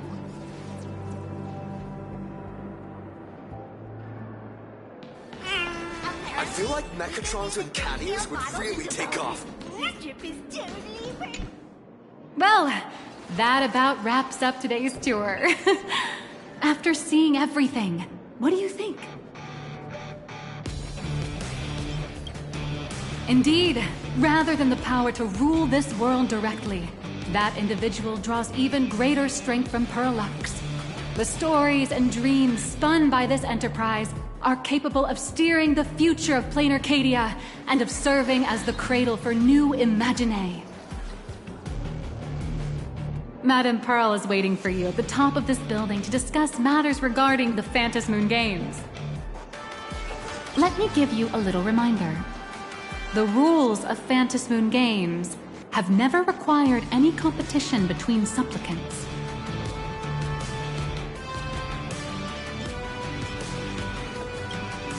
As an IPC employee, I've said far too much. Your friends are waiting for you in the hall. You should go meet up with them. Don't keep them waiting too long.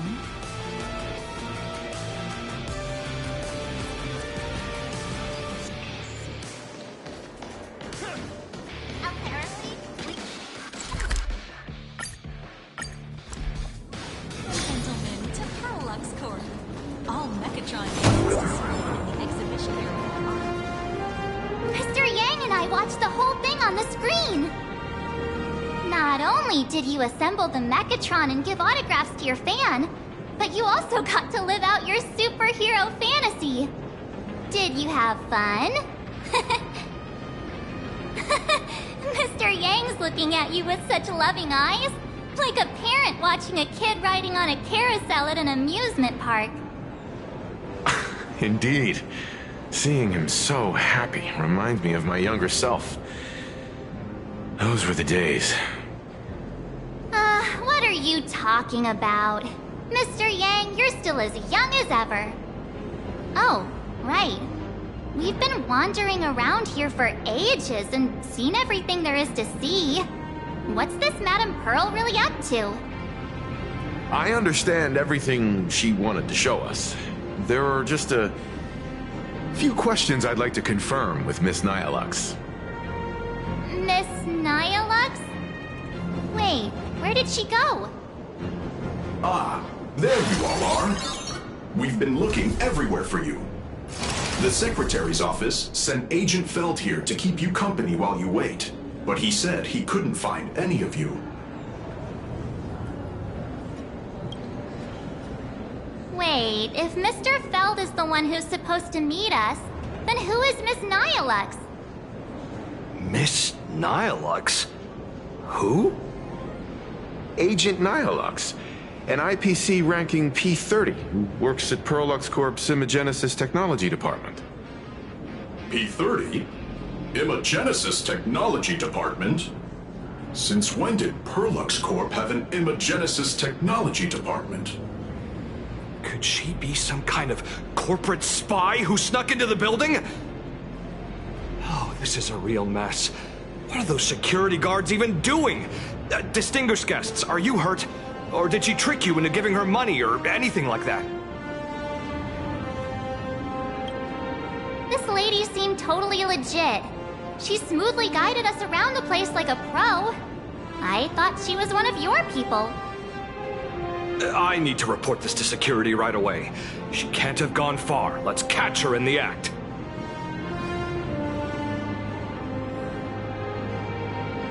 Thank you for your help. Astral Express crew, Madame Pearl has been waiting for quite some time. If it's convenient, shall we head out now? I'll show you the way. Please inform Madame Pearl that the 3 guests from the Express will arrive shortly. Welcome, ladies and gentlemen, to Perlux Corp. Megatron production line. Dear guests, please take this elevator straight to the top floor. Pearl demonstrated the full process of creating a Megatron army, based on what I saw.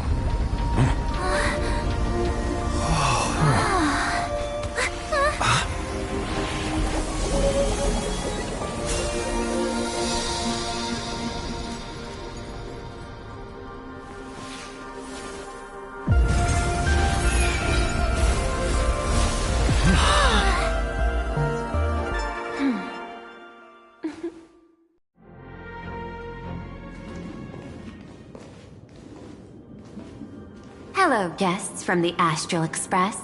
Nice to see you again. Thank you for your gracious hospitality, Madame Pearl. I understand there was a minor incident in the lower lobby involving someone impersonating a Perlux employee.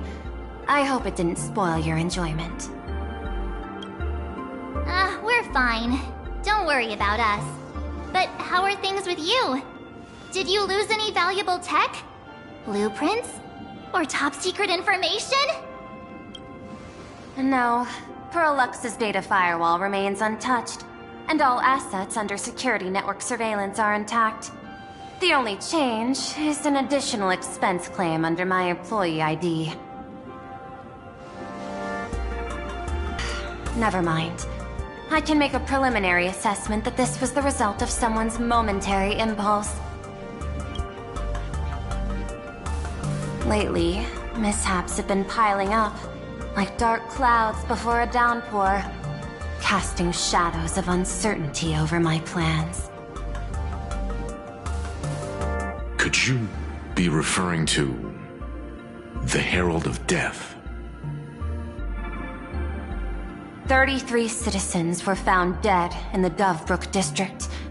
In addition, an IPC specialist assigned to negotiate the purchase of a Mask of Elation died in an unexpected incident.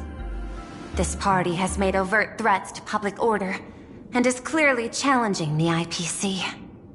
My intuition tells me this is only the beginning. Managing capital and managing a corporation share one thing in common. That is, an aversion to risk and a pursuit of stability. And I bear both responsibilities. As the executive officer of Plain Arcadia, I bear an inescapable responsibility for the safety of this world. As one of the 10 Stonehearts, I hope to bring the Phantasmoon Games to a swift and safe conclusion. Rather than staging another dangerous battle, like what happened at Graphia Academy, I hope the supplicants can show the people of this world miracles of joy and happiness, instead of sorrow and rage during the Phantasmoon Games. Therefore, I'd like to hear the Express's request. Trailblazer, please, tell me. What's your ultimate goal for joining the Phantasmoon Games?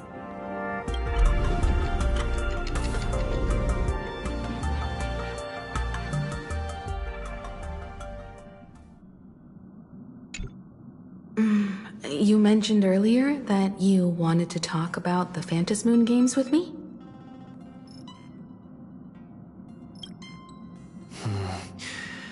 I'd like to talk about our ultimate goal for participating in the Phantasmoon Games.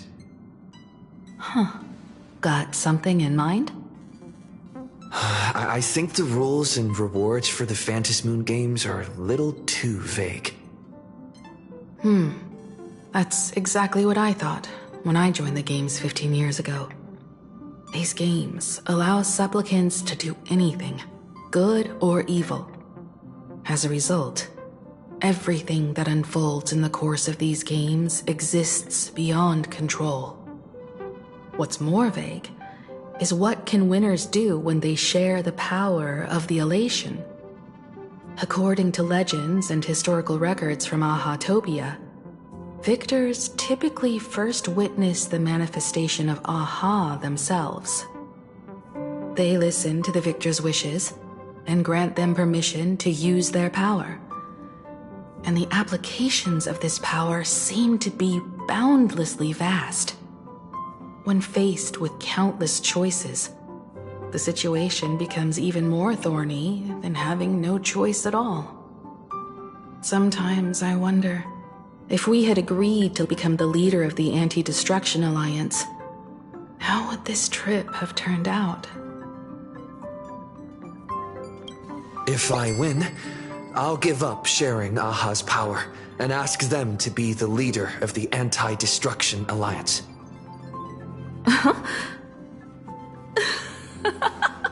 That's such a hilarious idea. I can totally picture it. I get it. That's actually a brilliant idea. To begin with, this is far more meaningful than taking up a god's authority and squandering it freely for a single minute.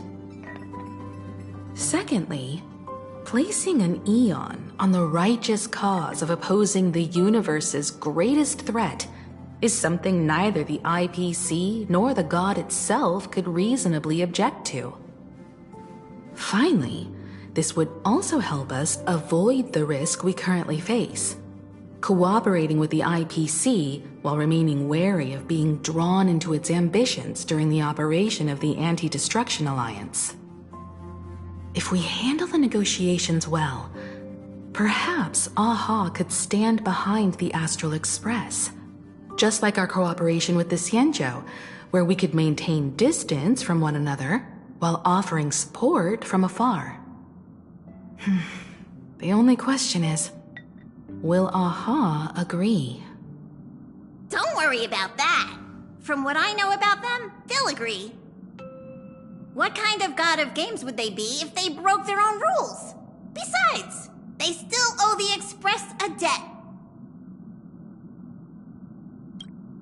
This is their IOU for the Express debt from when they were traveling with Akavilli, complete with their signature and seal.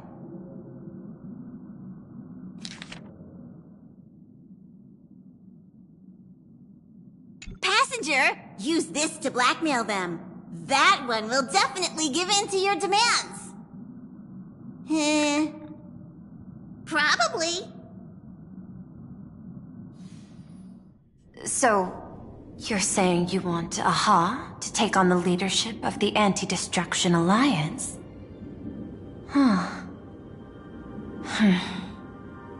Logical extrapolation.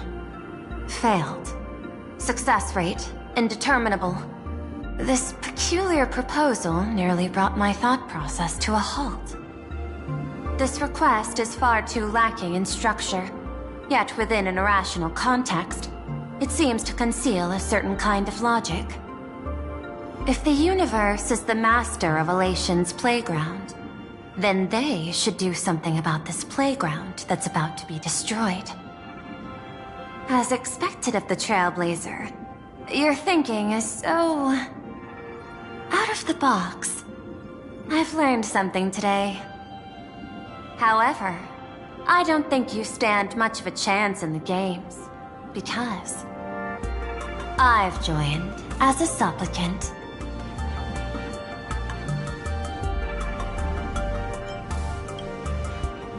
This is an age-old question. Do Intellitrons possess a soul? The mask responded to me, which means the Elation has acknowledged that Intellitrons also have the potential to seek pleasure. And I am perhaps the first Intellitron supplicant in the history of the Phantasmoon games. A Plain Arcadia's administrator is a supplicant? At the same time, she has at her disposal assets of staggering magnitude. What Perlux Corp among them. With money and power on her side, wouldn't her chances of success be way higher than ours? As I previously proposed to Miss Himiko, I'm willing to cooperate with the Astral Express to ensure the smooth progression of the Phantasmoon games. But the Astral Express isn't your only partner, is it? I have 2 other allies. However, you all are my most promising ones. Once the Astral Express joins, it will maximize the safety and success of this Ionic game. And I will do everything in my power to fulfill my partner's wishes within that limited minute.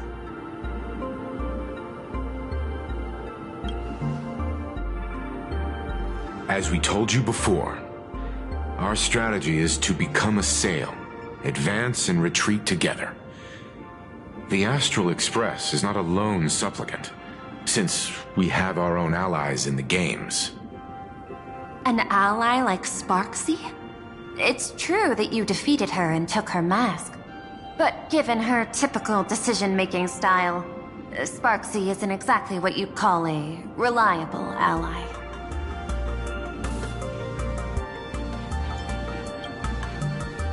Hypothesis. The Sinwish Syndicate's missing mask. I thought it fell into the Xianzhou's hands. Don't tell me. Yao Guang gave it to you guys? That's right. 3 against 3. We're tied at the moment. With this new variable in play, I'll have to adjust my extrapolations. But the conclusion seems unchanged. After all, as the administrator of this world, I have the natural advantage in resources.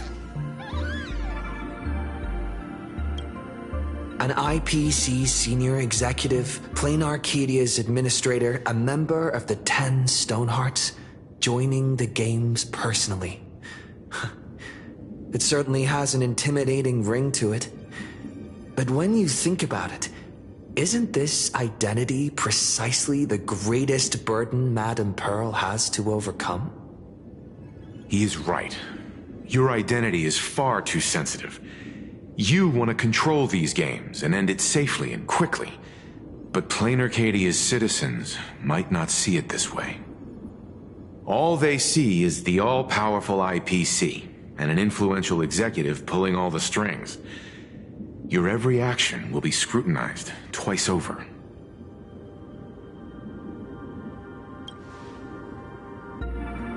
A sharp observation, I must say. Quite impressive. But I do not believe you yourself would overlook this. Madame Pearl, what is it that you seek to obtain from the Phantasmoon games at any cost? What I seek is a treasure lost to this world's history. I want to recreate Graphia's divine art of imagenesis. Does that have something to do with painting? Hard to believe, no? My birth originated from the theme assigned by the celestial differentiator of planet Scrulum: art. At first, I was nothing more than a machine that imitated human paintings. For an Intellitron, generating works of art is no great challenge. Day after day, I studied. Day after day, I exhausted every possibility. I could instantly analyze the proportional structure and pigment composition of any painting. I could precisely reproduce every pixel of Graphia's masterpieces. Yet I could not create as she did. Graphia's ultimate creation was establishing the world in canvas at the end of the Phantasmoon games. I want to understand her thoughts at that moment and touch the essence of creation. Is this your personal pursuit? Or the IPC's demands on this world? Both. The IPC's point of view is far more pragmatic. The world in canvas is a dimension that can shield us from the Antimatter Legion's warfare, and they've always been eager to master this technology. Unfortunately, it seems we can't convince each other to back out for now. Then, I have another proposal. Why don't we shift our perspective and turn our attention to those two supplicants who haven't surfaced yet? These two individuals' objectives are unclear, and their abilities remain a mystery. If left unchecked, we might see a repeat of the Herald of Death tragedy. I have a cooperation proposal that could help us gather intelligence on them, and I'm willing to share this piece of information with you all.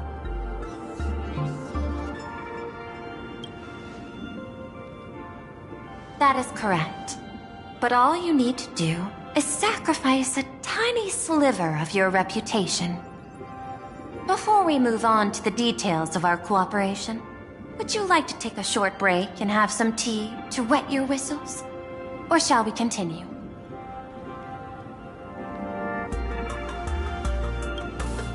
I was thinking of having Perlux Corp host an expo for the Astral Express.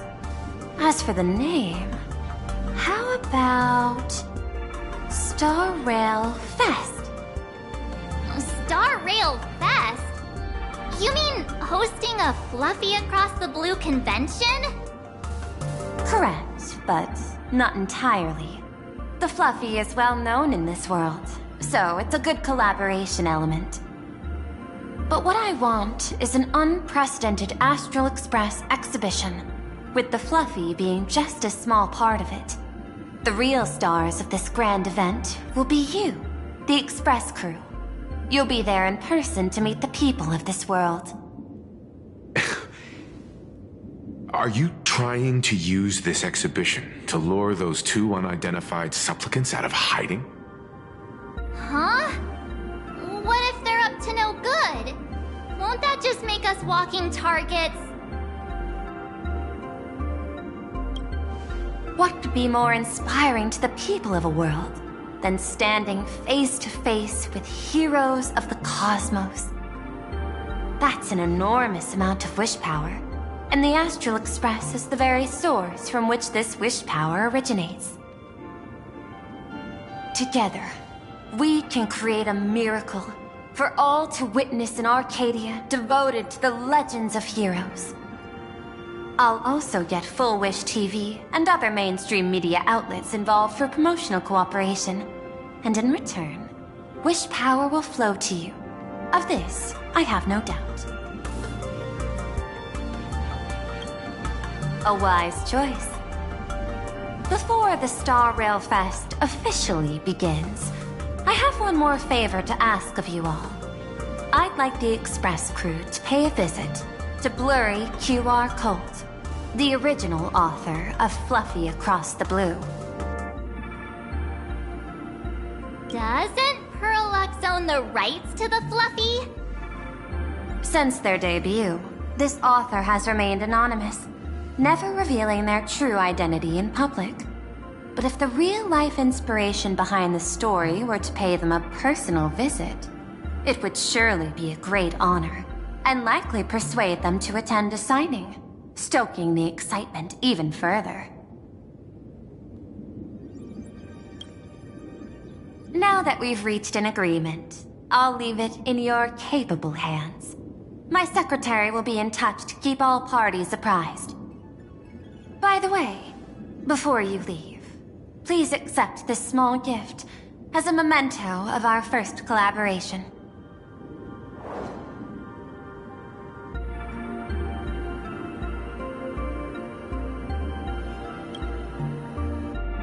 I've studied in detail the records of my colleagues' interactions with partners in Penacony, and I was particularly inspired by Aventurine's technique of giving small gifts that symbolize good fortune. So please, keep this chip with you as a symbol of good fortune for our future cooperation. Take care, everyone. Well, we'll be on our way then.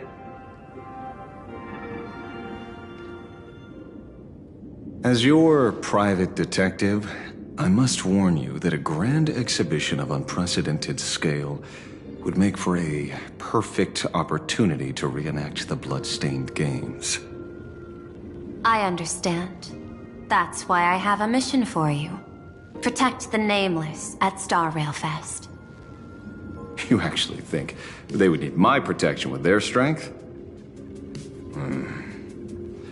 Don't tell me your extrapolations predict even bigger trouble ahead. Hidden beneath each extrapolation, tiny signals of unease keep bubbling up to my thought interface.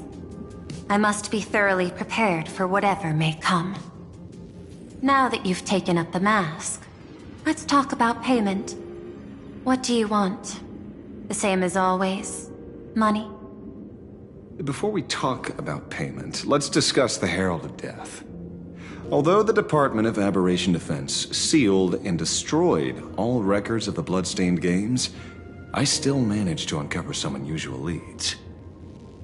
After the Herald of Death incident, the victims' families collectively received compensation so massive it could fill any gaping wound. So, I figured, maybe we could find some leads by looking into official Plain Arcadia expenditures. But here's the interesting part. This item was nowhere to be found in that year's public financial report.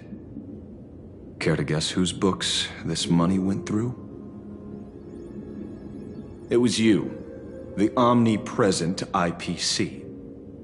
To be precise, it was the IPC's technology department that paid this astronomical compensation.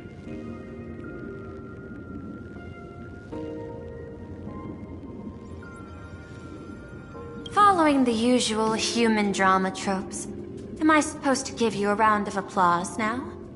Being able to dig up all this information really shows your connections and capabilities, Detective Ashvale. In movies, a big shot like you would usually raise a hand right about now, revealing the dark muzzle of a gun. I'm afraid you've learned too much. And bang! That's when the gun goes off. And I, the poor sap who uncovered the truth, am supposed to bite the dust. Sorry, my hand is on the checkbook and unavailable. Mr. Ashvale, tell me, how many zeros would you like to see on that check for our cooperation? It's not about the money. Indeed, money isn't the issue. 100 million credits. Are you trying to buy me off like some poor victim's family? Tell me, why did the technology department pay to sweep this under the rug? 300 million? I know you've always needed money. For cryosleep, supporting the families of fallen comrades, and for treating those who survived. Isn't this exactly what strategic investment is about? Putting money in the hands of those who need it? I'm not your lackey, Intellitron. Tell me the answer. 500 million? I could pretend there's a glitch in my calculation process and make it a cool billion for you. Money or answer? Your call. I want the answer. Oh, an unexpected choice. It defies my usual understanding of your decision tree. Note, I say this without sarcasm or ridicule. The answer is, I don't know much. Hard to believe, perhaps. But as CEO, my power isn't unlimited. Besides, the Herald of Death affair lies 15 years in the past. This world is like an unfinished game of chess that's been dragging on for years. The hidden moves laid by the previous player keep becoming my challenges. Even today. But since you've invited me to finish this game together, sharing intel is a must. Reasonable. I'll share what I know about the answer. Marcus Antali, the Herald of Death, last member of the Intelligentsia Guild School of Evolutionary Perfection. 5 years ago, his identity was confirmed, and he was executed.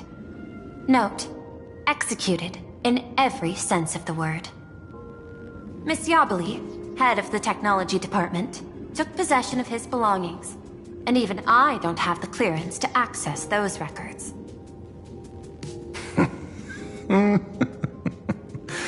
No wonder. So, that guy was practically IPC personnel. Give or take. That also explains why the technology department shelled out the compensation. Yet, the method behind this latest killing is identical to the one from years ago. If the Herald of Death is truly dead... A serial killer coming back from the dead is the least of our worries. Even if a serial killer does come back to life, he's still just a serial killer who's been shut out of the Ionic game. What's more concerning is this. Someone wants to exploit the legacy of the Herald of Death. Miss Yabali took away everything that man left behind, except for the fear he instilled in the people of this world. And during the Phantasmoon Games, not only can miracles trigger wish power, but fear too. Based on my extrapolations, the appearance of this new Herald of Death might mark the beginning of the festival spiraling out of control. No wonder you're in such a hurry to end the games. Mr. Ashvale, I've always respected you. But right now, I need to rely on your strength even more.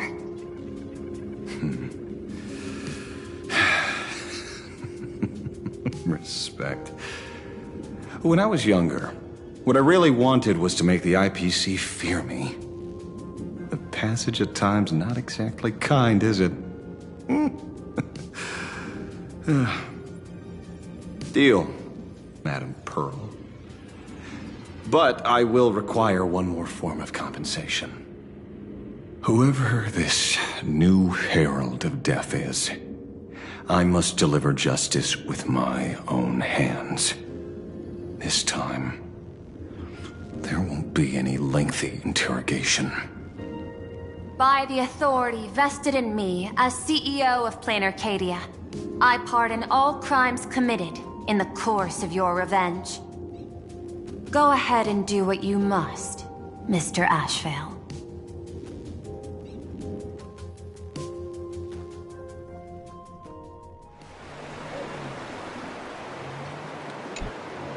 My friend, I don't blame you, but I'm done being a breathing dead weight. So do me a favor and pay me back for that drink with this bullet. Just do it, you coward! Let me die as a Galaxy Ranger before I turn into a monster of abundance! But shoot me. I beg you. My Skybo above, may you have a pleasant dream. Not knowing who you are, not knowing why you exist here, that isn't life. In ancient times, humanity's daily goal was to obtain 2,000 calories of food. Humans back then knew they were just one member of the animal kingdom. They understood why they migrated, hunted, gathered. But now, in an era where you can get food delivered to your door with just a tap of your finger, effortlessly achieving that 2,000 calorie goal, humanity has lost its way like never before. Tell me, will the Phantasmoon Games bring a new direction to this world, Ashvale? What's wrong with getting food with just the tap of your finger? Don't tell me you want to go back to the days when everyone was starving and at the mercy of the harvest? 2,000 calories are pointless, but just for survival. It's the goals beyond 2,000 calories that define humanity. And the Phantasmoon Games holds up a mirror to humanity, allowing them to see their truest selves. I'm just a detective. Ask me such a profound question again next time, and I'll charge extra. My apologies. I just heard you joined the Phantasmoon Games, and couldn't resist asking for your thoughts. You've met Madame Pearl, huh? She dumped this hot potato of the Herald of Death on me. On us. Judging by your expression, it seems less like a hot potato and more like a sweet fruit. Because I have a lead now. I think the key lies in the word copycat. To prevent copycats, you kept the Herald of Death's modus operandi from 15 years ago under wraps. Which means... There's only a few people who could reproduce this killing method with such precision. The investigators from the Security Bureau and the Department of Aberration Defense at the time, and those directly involved in the Herald of Death case. Detective Kuchiba, I've heard that you've devoted considerable time to researching the crimes from the Phantasmoon Games. So, I'm the prime suspect now. Is that it? Just a bit of minor deduction. After all, murderers always love to return to the scene of the crime. Isn't it coincidental that you happen to be standing right before my eyes? That's not deduction. It's a conjecture at best. As for investigating those two categories of suspects, we've been doing that for a long time already. It's been 15 years. The relevant people and the victims' families have all gone their separate ways. Tracking them down now won't be easy. Yeah. After losing their loved ones in such a cruel way, their hearts were shattered. Many couldn't bear to stay in Dovebrook District and chose to move away. I remember seeing that in the case files you sent me.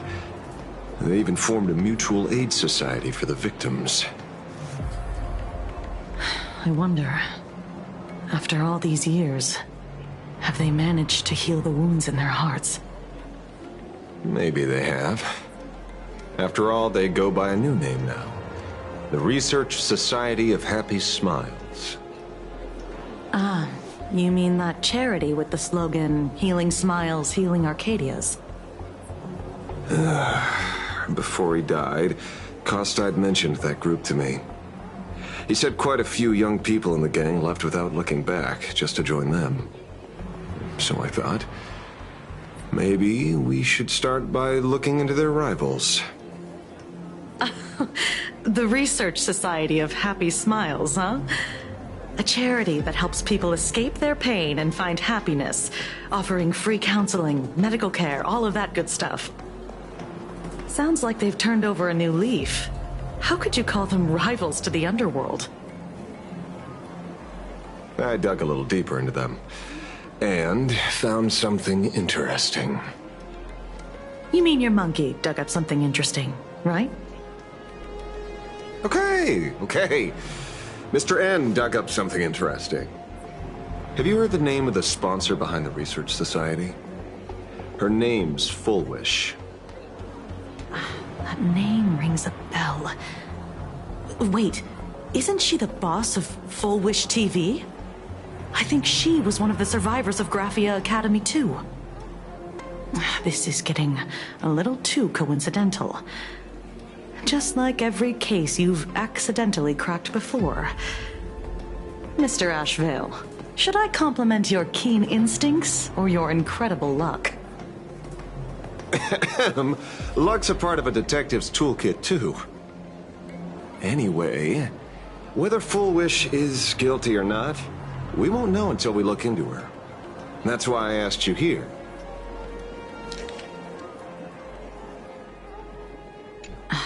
Dovebrook District New Life Project. Public Recruitment and Mental Healing Seminar at the Research Society of Happy Smiles. And she's the speaker? Holding a seminar at a place meant to bury past trauma. The very site of 2 bloody incidents. Miss Fullwish's audacity is certainly impossible to ignore. So what are we waiting for? It's time to drag Dovebrook District's old skeletons out into the light. Are you talking? Yeah, I'm almost there. I want more happiness.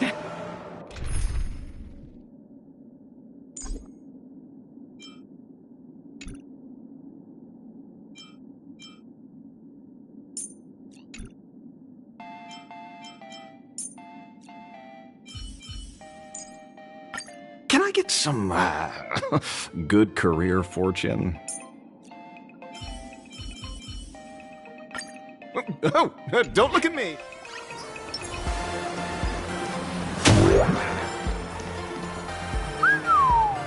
This place is buzzing. Are they all here waiting for Full Wish to grant their wishes? A rich person like Full Wish can make most people's wildest dreams come true with the snap of her fingers. I'm less curious about who she'll help than what she wants for herself. If money could really accomplish everything, the IPC wouldn't be eyeing this world. My bet, I'm sure that Full Wish wishes the tragedy 15 years ago never happened. Erasing history. Can the laughter really pull it off? In past victory records, there have been countless and often bizarre instances where the victor used the elation's authority to change reality. You have to understand, the Phantasmoon Games isn't just some wish-granting lamp.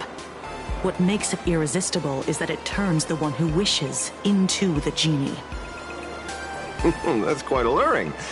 Have you heard about the noblest worm Aha made godlike? It became the happiest creature in existence. Happy enough to burst apart, leaving no intact body behind. Your knowledge of these unofficial records is enough to rival ours. Since you see things so clearly, Mr. Ashvale, why sign up for the games? Miss Kochiba, is that a rhetorical question? Or are you fishing for a confession? Fishing? Don't be afraid. Now that you're a supplicant, public officials like me no longer have any authority over you. I'm guessing what you want goes beyond a straightforward act of revenge. beyond a vigilante execution carried out in public. If you were only out to avenge friends, with or without the Phantasmoon games, someone like you would toss laws and decorum aside and do what needs to be done. So tell me, Mr. Ashvale, what do you actually hope to get from the games? Consider it a mystery. If I make it to the end, you'll know the answer before Aha does. Well then, I'd be honored. Just don't let your wish ruin our lives here. Daily life here fits like a tailored prison uniform. Wear it too long and you forget what your bones should feel like. Ugh. It's time to break free. Look at these prisoners of routine before us. Full Wish hasn't shown up yet. Let's talk with the members of the Research Society. Maybe we can coax something useful out of them.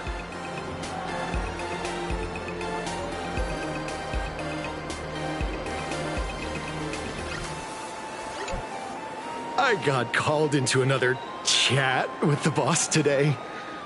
Never thought he'd care about me this much. Everyone is smiling at me. The office feels downright cheerful. These days, I go home, change my baby boy's diaper, help my daughter with her homework, prepare tomorrow's lunch, and clean up the house. It's hard to describe how satisfying that feels. When Emma left me, she must have left the kids to me for my own happiness. When I look back, I realize I was someone who had it good, and I never understood how lucky I was. Right? All thanks to Miss Foolish.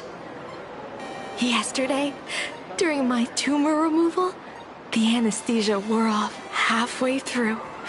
I squinted and watched the doctors pull all kinds of things out of my stomach. There was this lump still twitching when they cut it out. I used to be too weak to even get out of bed. But after the Society's treatment, I am almost ready to walk out of the hospital. Isn't that amazing? Oh, I kind of want to see someone slice me open too. It should be fun. Hey, did you two hear about the Sinwish Syndicate? You've come to the right person. My neighbor got a visit from their debt collectors. You should have heard the racket. I saw the news too. Those parasites who ruined the peace, who kept people from being happy. Gone! Wiped clean! Oh, praise Aha! Wait, they extorted you too? Something like that. Still owed their underboss tens of thousands of credits. So your debt's wiped clean. Oh, must feel pretty great, huh?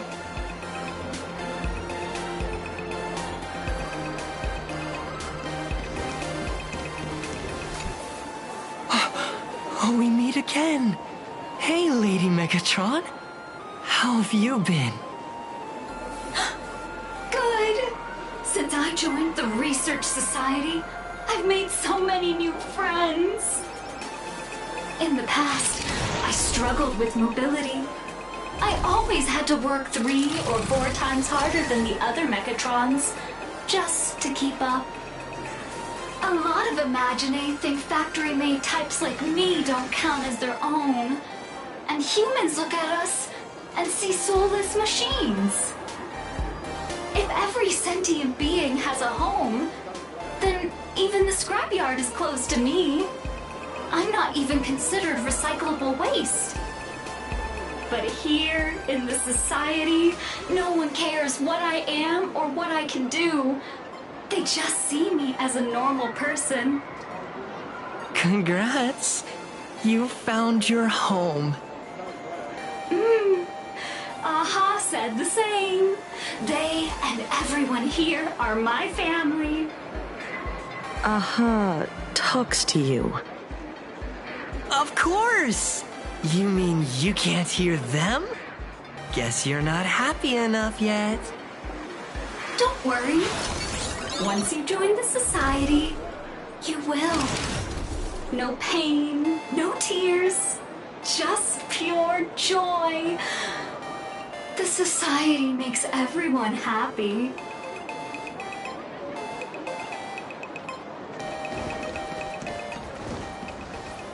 Looks like it's about time. If the star of the show doesn't show up soon, the crowd's gonna burst with anticipation. Everyone, please make some room for Miss Fullwish.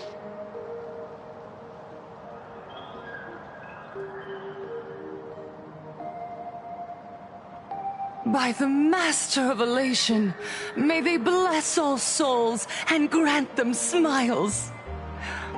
Are you all happy today? Very happy! Thank you for your smiles.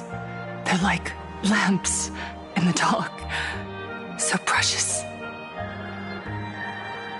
But before we celebrate the elation, let me share a memory drenched in tears. It once dragged me into the abyss. Yet, it also taught me what the elation really means.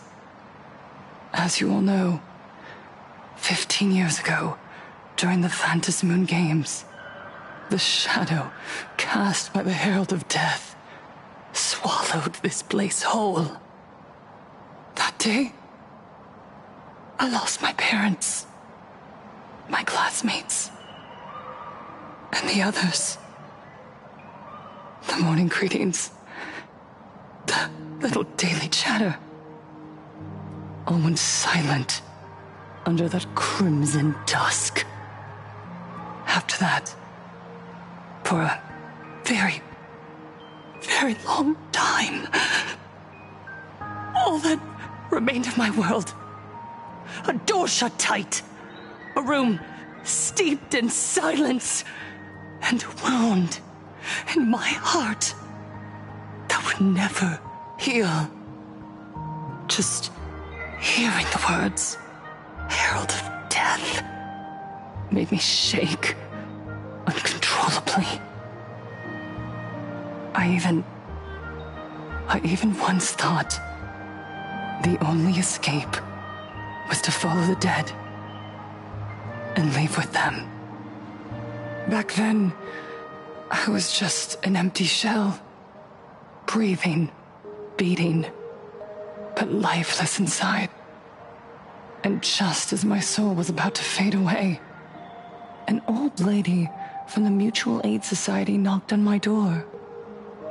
She didn't offer empty words of comfort. She just looked me in the eyes and asked, "Child, would you try stepping outside this door? Out there are many people broken by pain, just like you. But together, we can start picking up the pieces, one by one." She smiled at me.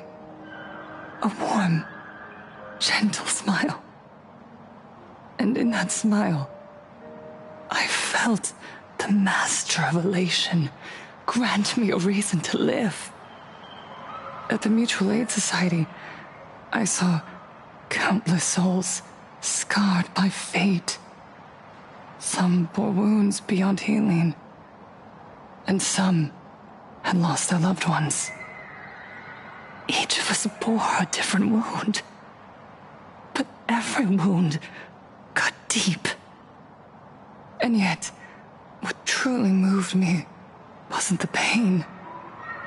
It was how, beneath those scars, they still reached out to one another, offering a smile to a child who'd stopped crying, lending a guiding hand to someone lost. They taught me something precious.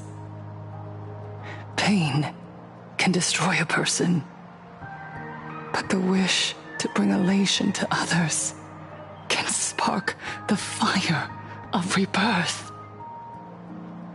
That was when Aha's voice echoed again in the silence of my heart. smiles passed from one another through mutual aid is Aha's most precious blessing. It does not belong only in the small room of a support group. It yearns to illuminate hearts lost in darkness. Each time we share a true smile, it's as if we hear Aha's voice.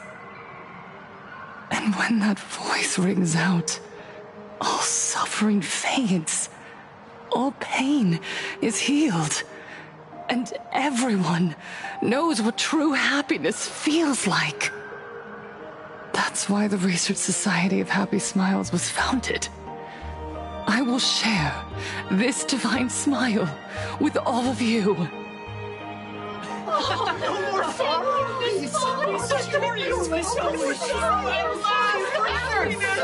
Everyone, I have questions for you. When was the last time you truly smiled? How long has it been since you felt happy from the bottom of your heart?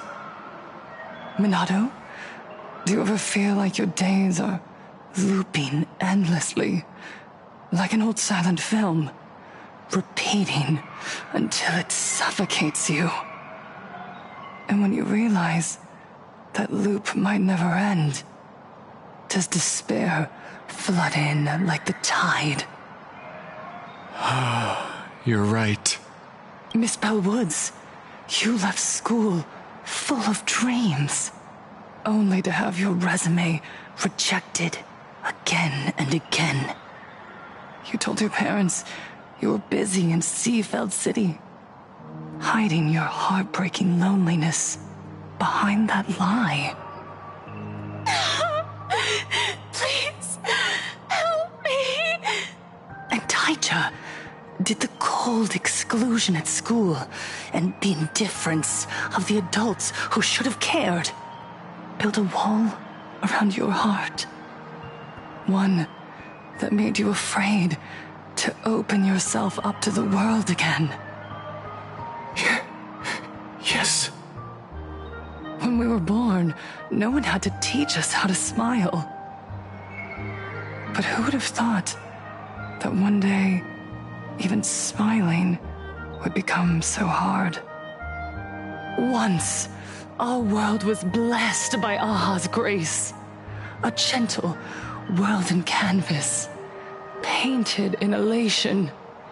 For centuries, humans and Imaginaes lived freely together in that eternal haven.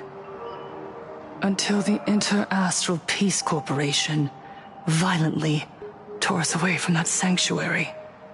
They brought us their so-called inter-astral civilization, imposed their so-called standards of happiness, and told us that life's ultimate joy lies in self-focus, self-indulgence, and self-satisfaction.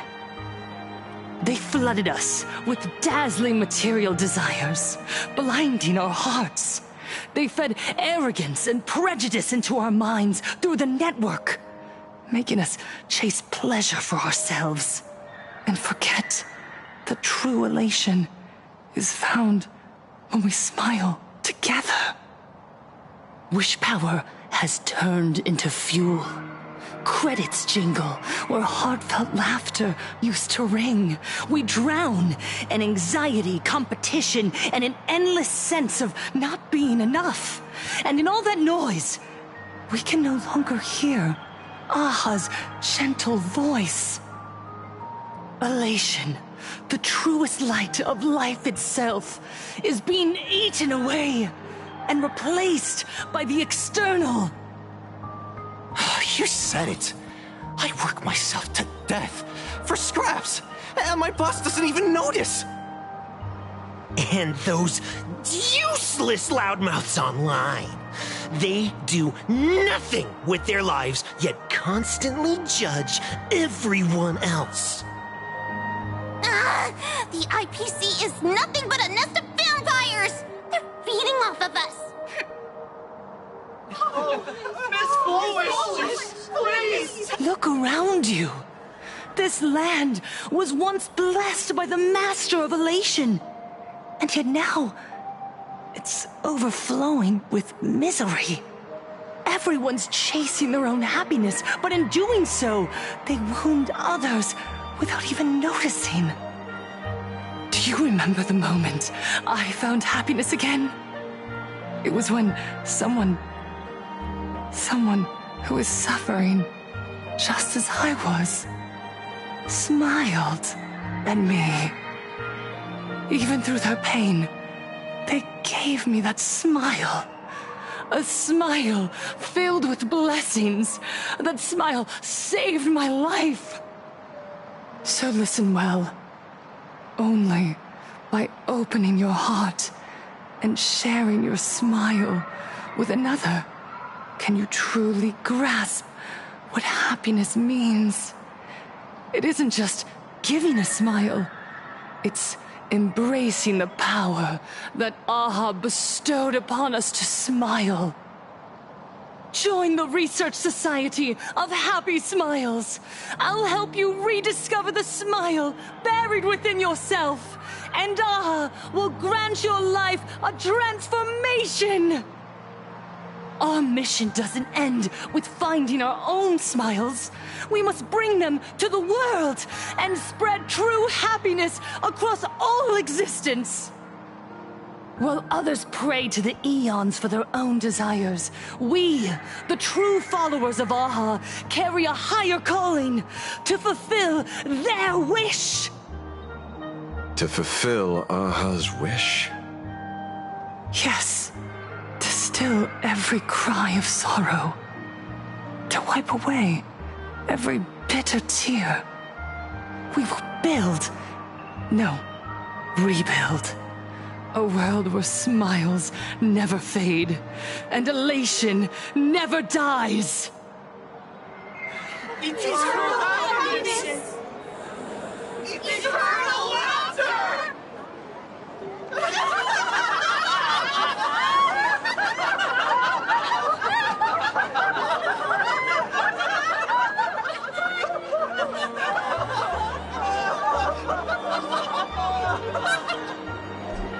The speech is over.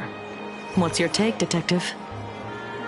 She's so far gone, it's hard to make sense of it. Then let's not overthink it. Let's talk to her directly.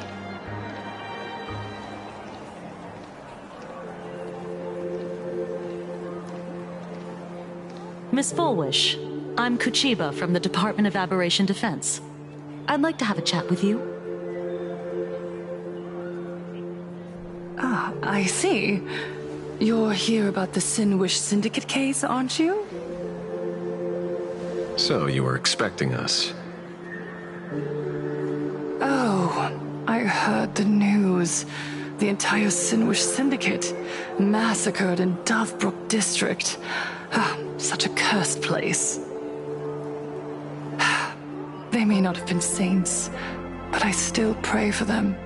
May their souls rest in peace. Oh.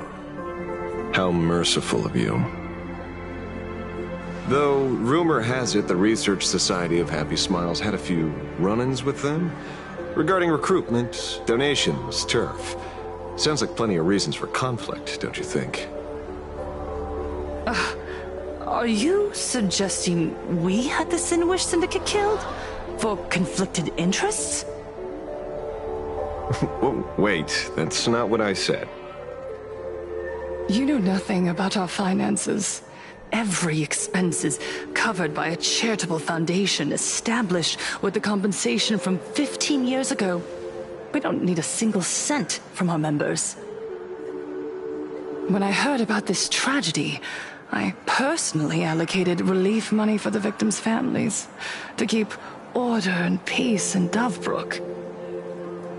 Tell me, Miss Kuchiba, someone copied the Herald of Death and slaughtered dozens. What will your Department of Aberration Defense do this time? We never released that detail. How do you know someone's imitating the Herald of Death?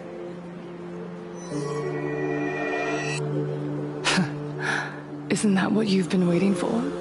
For the killer to slip up so you can swoop in and tie everything up nicely? 15 years have passed. You don't seriously believe we're still living in an age where information can be sealed off at will, do you? From the very day the murders occurred, the news has long since spread online.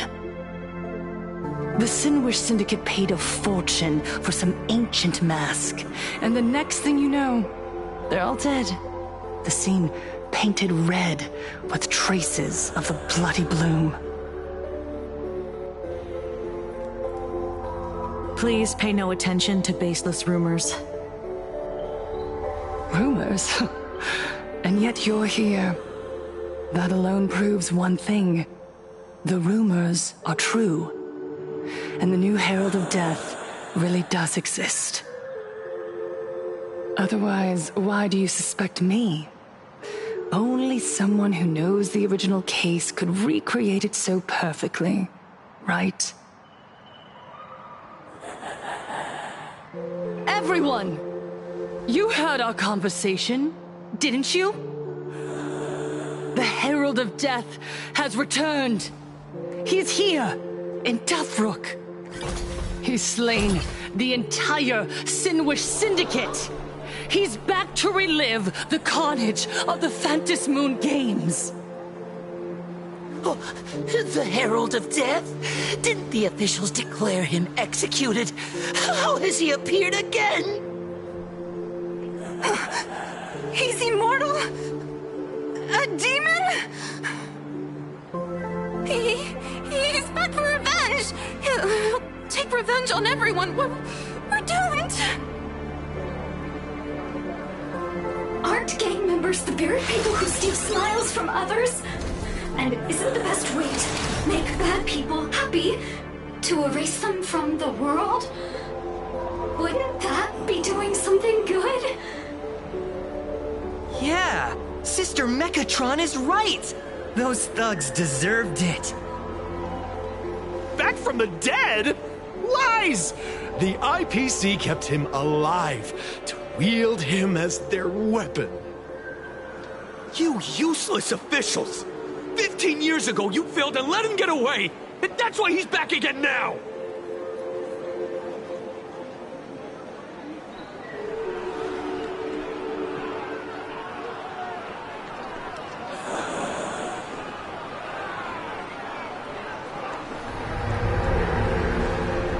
Everyone, there's no need to panic. Remember who you are. You are those who live beneath Aha's brilliance, who have claimed happiness and cast off the shackles of suffering. Once the Herald of Death fed on our fear and tears, that was the source of his power. Look at the smiles on the faces of those around you. There is no fear left in our hearts. No tears left in our eyes. All that remains is resolve, happiness, and faith in the elation. The Research Society of Happy Smiles will protect this world. Etch this into your hearts. The happy do not die, for even death cannot touch a heart filled with happiness. What's going on? There's something very wrong about this woman. Yes, as long as we're happy enough, there's nothing to fear. We won't die. Happiness is our weapon. Happiness will destroy the Herald of Death. Happiness will save this world. Operation Spread Happiness. Let happiness infect everyone and spread to every corner of the sky. Make the Phantom Moon smile. Make Lord Aha laugh until they cry for us. Infect the Phantom Moon with happiness. Happiness with happiness.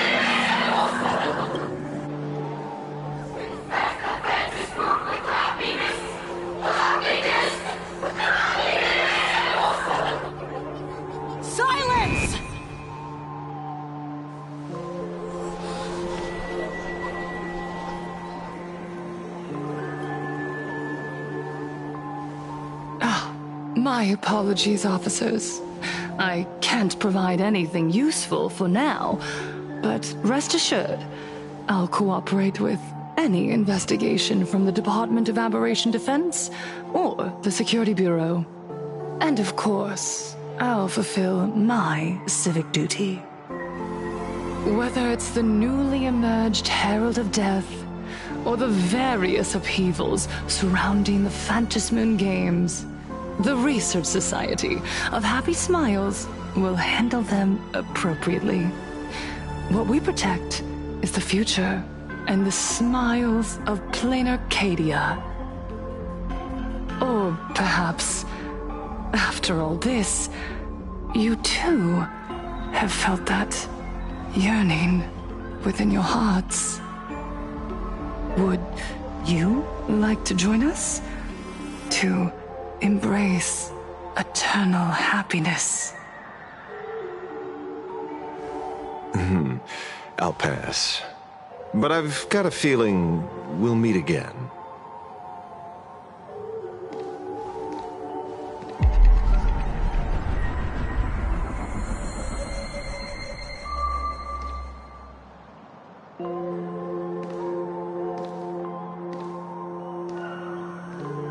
Miss Fullwish, thank you for your cooperation. Hopefully, next time we meet, it won't be like this. May the Master of Elation watch over all and bless you with their everlasting smile.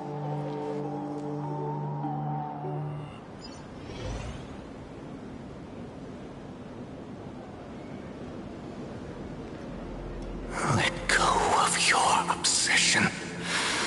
Let go of the shadow in your arms. Let go of that false sense of responsibility. You're the one who should be dead, aren't you? Come, join your brothers. Let the gears grind to a halt.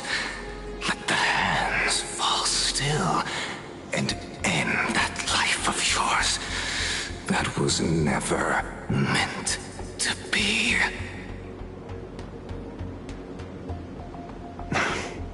Sorry. That day will come. But for now, there are more important things I must do. What did you say? Nothing. Never mind. Looks like Fullwish is a much slyer fish than expected. The bait was there. But she ignored it. And instead, she stirred up a whirlpool. Quite the opposite, actually. Not only did she take our bait, but she also flat out told us she couldn't care less about the hook. Huh? Was there something I missed?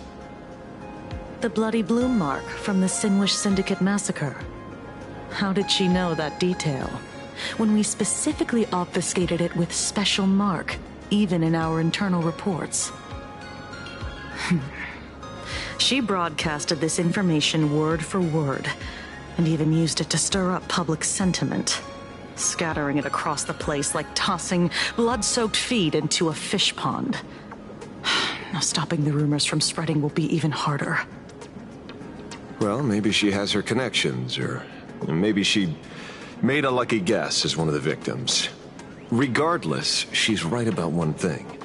Trying to stop something from spreading today sure is a lot more difficult than 15 years ago. So, Mr. Ashvale, did your lucky radar start blaring when it came to Fullwish? There is something very wrong about that woman. You saw the way she played the crowd, huh? I guarantee you that it had nothing to do with her public speaking skills.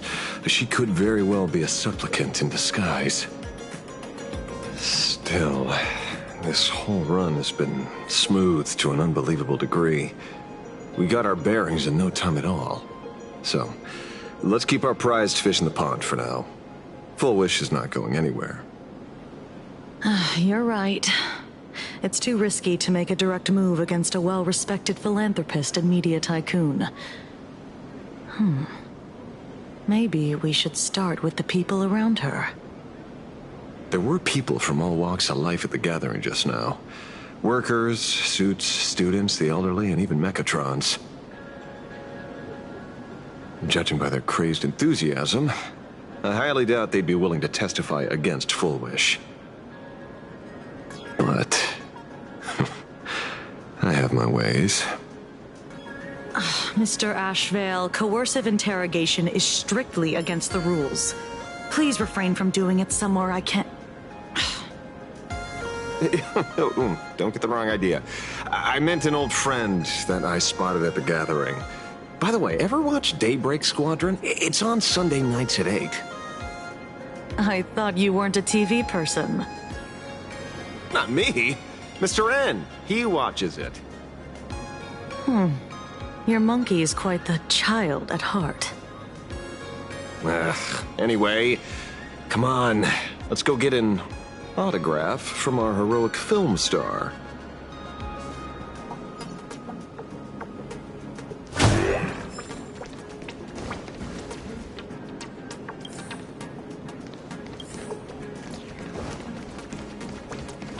Is that him? Shh. Don't interrupt. What? You lost him? Not. Hey! Why are you two following me? Oh, we're just two grown-up fans of the Daybreak Squadron trying to get an autograph from Big Brother Magnus. Mr. Ashvale? Don't prank me like that. You really scared me. Really? Cinderborn, the peacekeeper of our city, vanquisher of evil fiends, is scared of his own fans? Long time no see, Magnus. You're not here for autographs, are you? I saw you two at the gathering. I don't understand.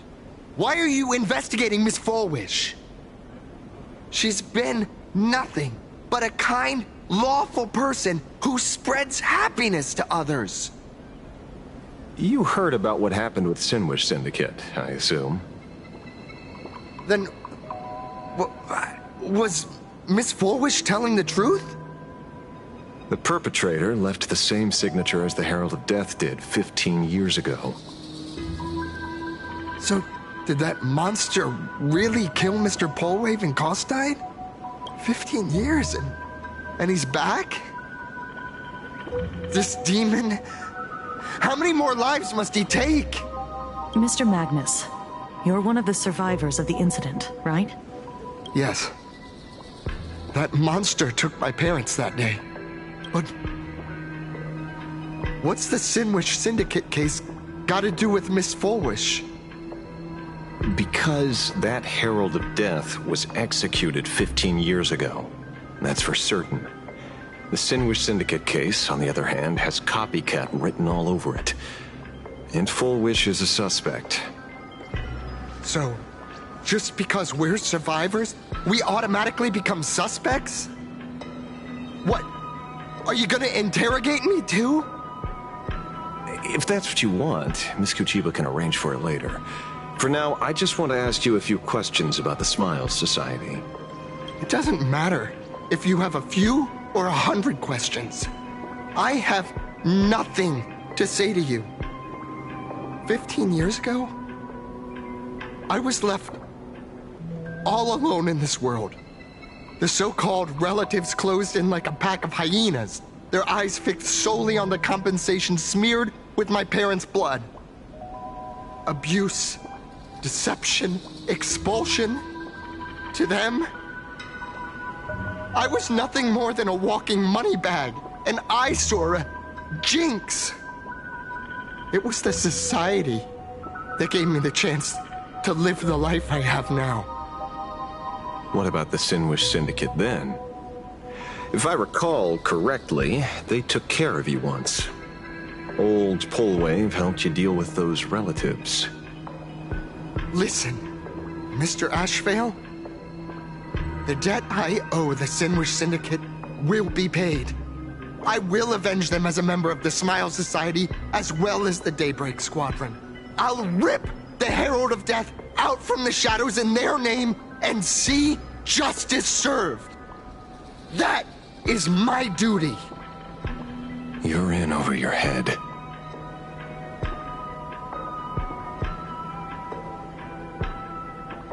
The new Herald of Death is very dangerous.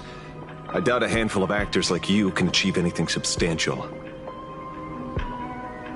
You think we're just a couple of kids playing superheroes with masks, right? Well, you're wrong. My squad mates and I aren't the easy pushovers we used to be, Mr. Ashvale. I haven't had my transformation surgery yet, but I can already power a Mechatron warrior in battle. We are real heroes here. Boys, let's stay on topic, shall we? I just wanted to have a few words about the society. I have nothing to say to you either, Miss Kuchiba. Neither of you are getting a word out of me on this. Well done, Magnus. Your loyalty to the Smile Society warms our hearts. You're following me? Not by choice. These IPC dogs made it clear that they intend to frame Miss Foolish. Oh, we're not going to just let this slide. Would you look at that? The hunters become the hunted. What does it matter? If someone's looking for a beating, we'll gladly give it to them. You have 5 minutes for questioning. So make it count, Mr. Ashvale. They're all yours.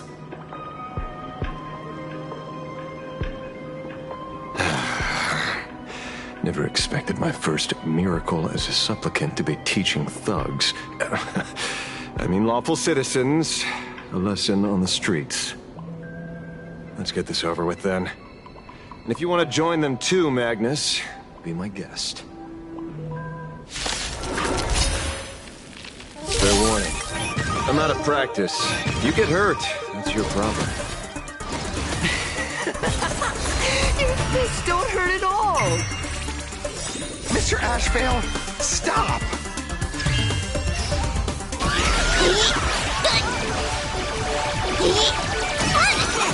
Fight to the death!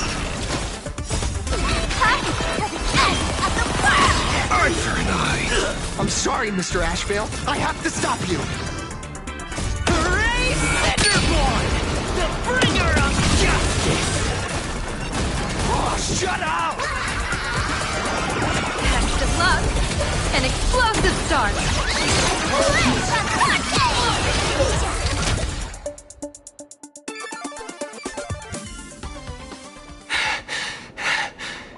It hurts a little, but I'm happy. There's something seriously wrong with you all.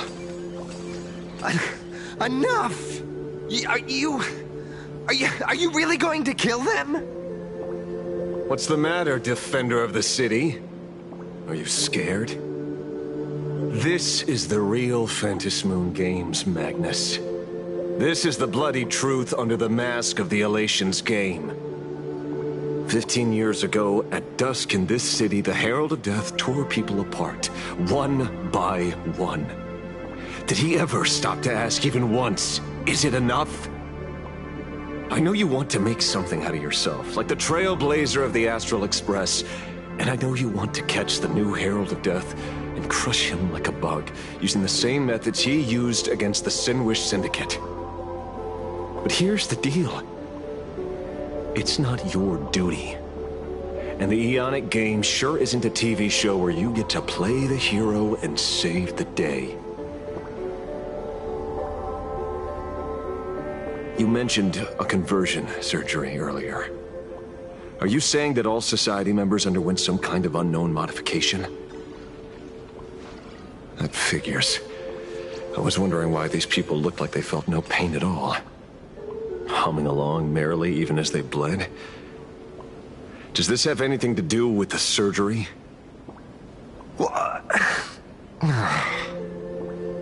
Nothing to say? Fine by me. 3 minutes left. That's long enough for me to question them.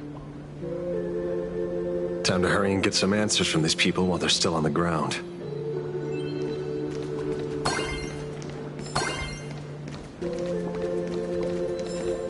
Hey, lackey! Wake up! Pain should not exist.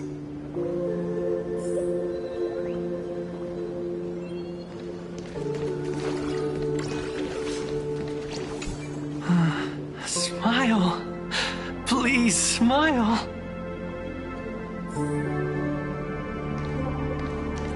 The laughter. Don't let it stop.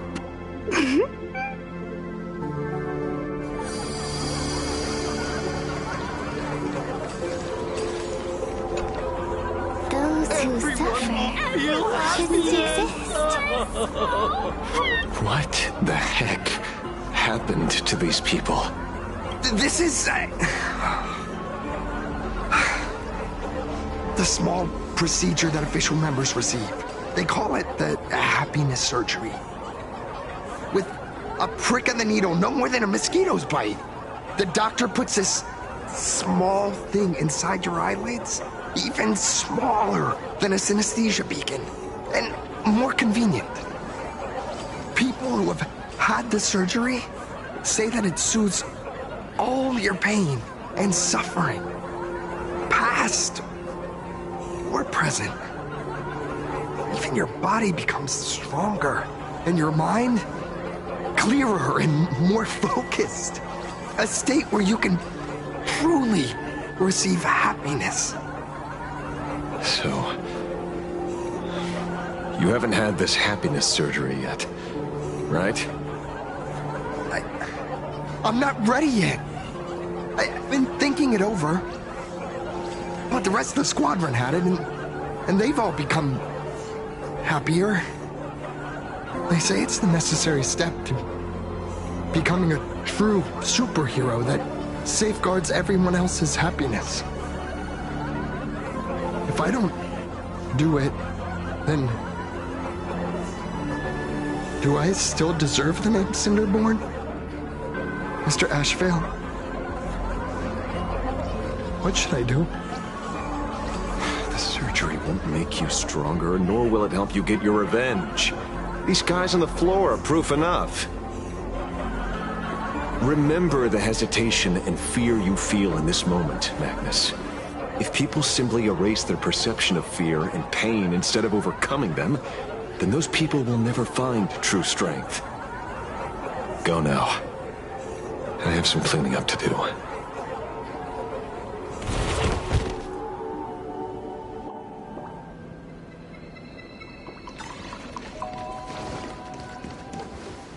So, did you, pry the answers you were looking for out of them?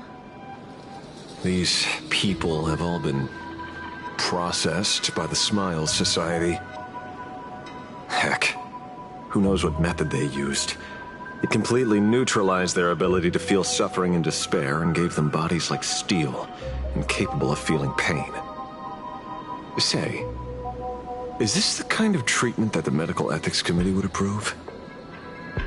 As if. I doubt they even bothered to submit an application. Which means Full Wish has far more dirty laundry than we initially expected. The idea was to find the Herald of Death with the leads we had. But here we are, going deeper down an increasingly scarier rabbit hole. Judging by their voices, these followers don't seem to have any ill intentions. In fact, they sound a lot more humane than most humans.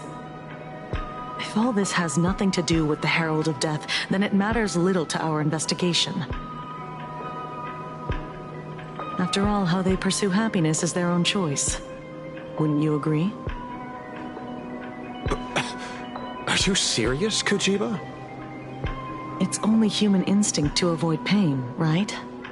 Such avoidance doesn't go against the laws of nature, nor does it legally constitute a crime when the party involved was a voluntary participant. Not a crime.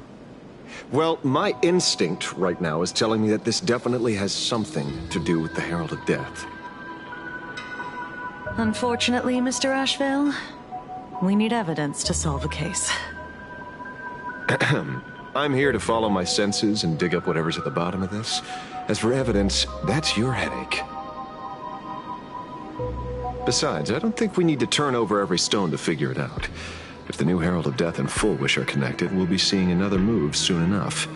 And if I were her, I'd choose the brightest stage possible so this weapon could spread maximum panic. You mean the Star Rail Fest?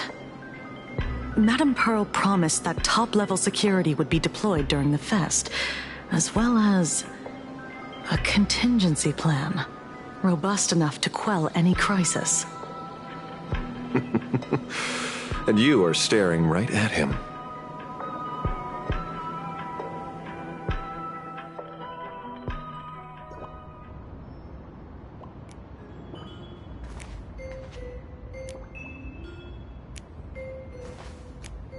According to Sunday, the crow should lead me to Blade's whereabouts. Since it stopped here, that means...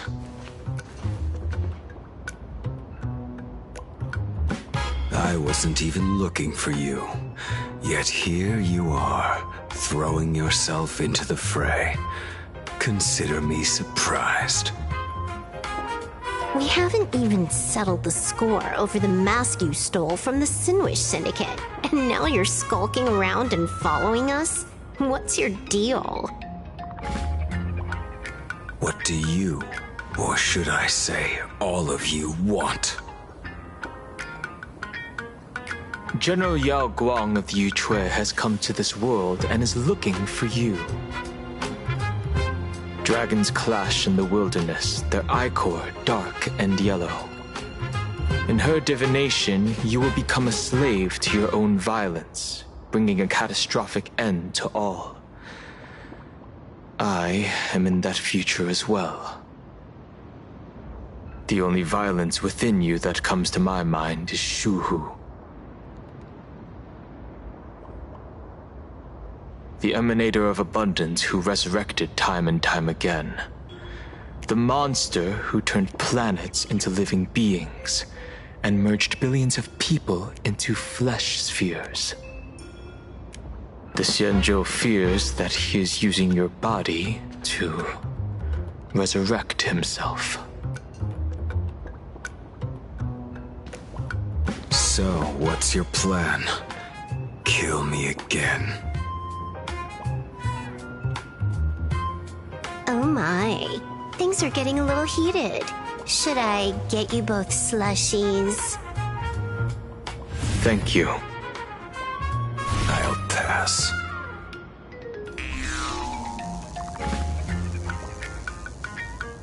While General Yao Guang's divination may foretell a death battle between us, that doesn't necessarily mean it's the only interpretation. My experiences on the Express have shown me time and time again that even fates set in stone aren't entirely immovable.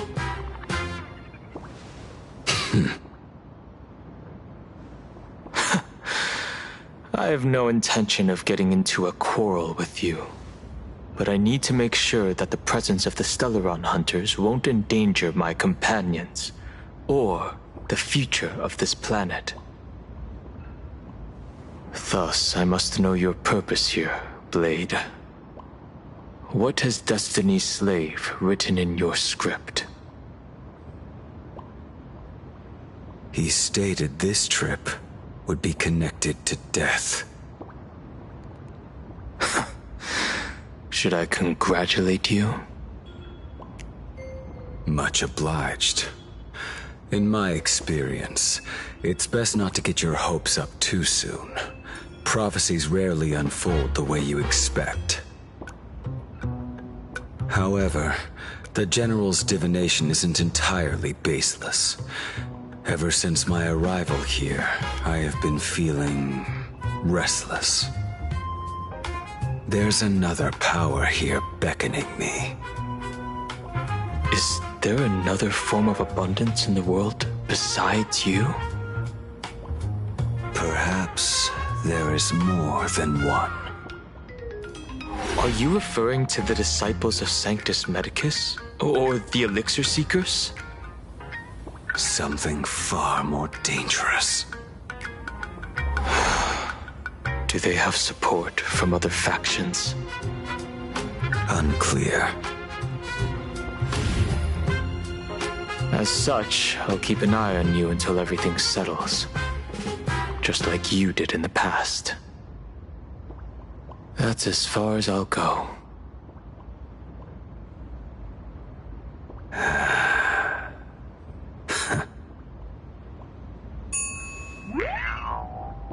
Did you two just agree to some weird collaboration before me? I'll leave that matter in your hands, Silver Wolf.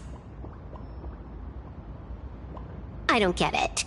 That good-for-nothing detective didn't even blink an eye before selling us out to Pearl. And you still plan on working with him? There are things only he can get done.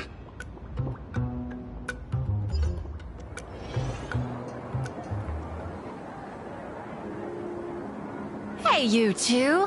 Why the long faces? On land blessed by the Master of Elation, frowning is bad manners. Come on, smile! Whether you're hungry or full, poor or rich, the laughter is with you. Would you be interested in learning about our Research Society of Happy Smiles? Thank you, but I'll pass. Another one. How many people have been talking to us about happiness today? Well, 6, exactly.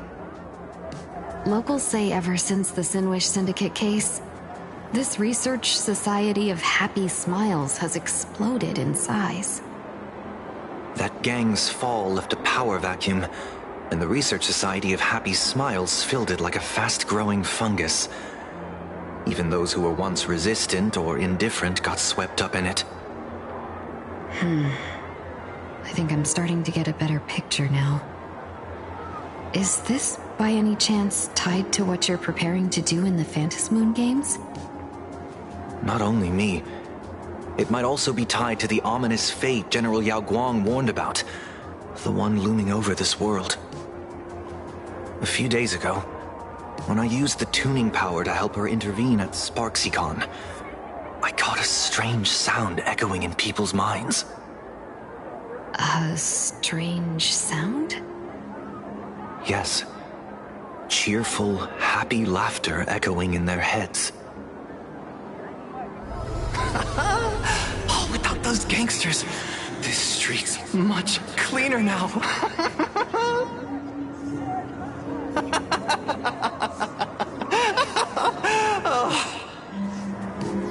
The so-called voice of Aha those society recruiters claim to hear? Could the Joy Seeker truly be so passionate about universal redemption? Whatever that is, it's not Aha's laughter.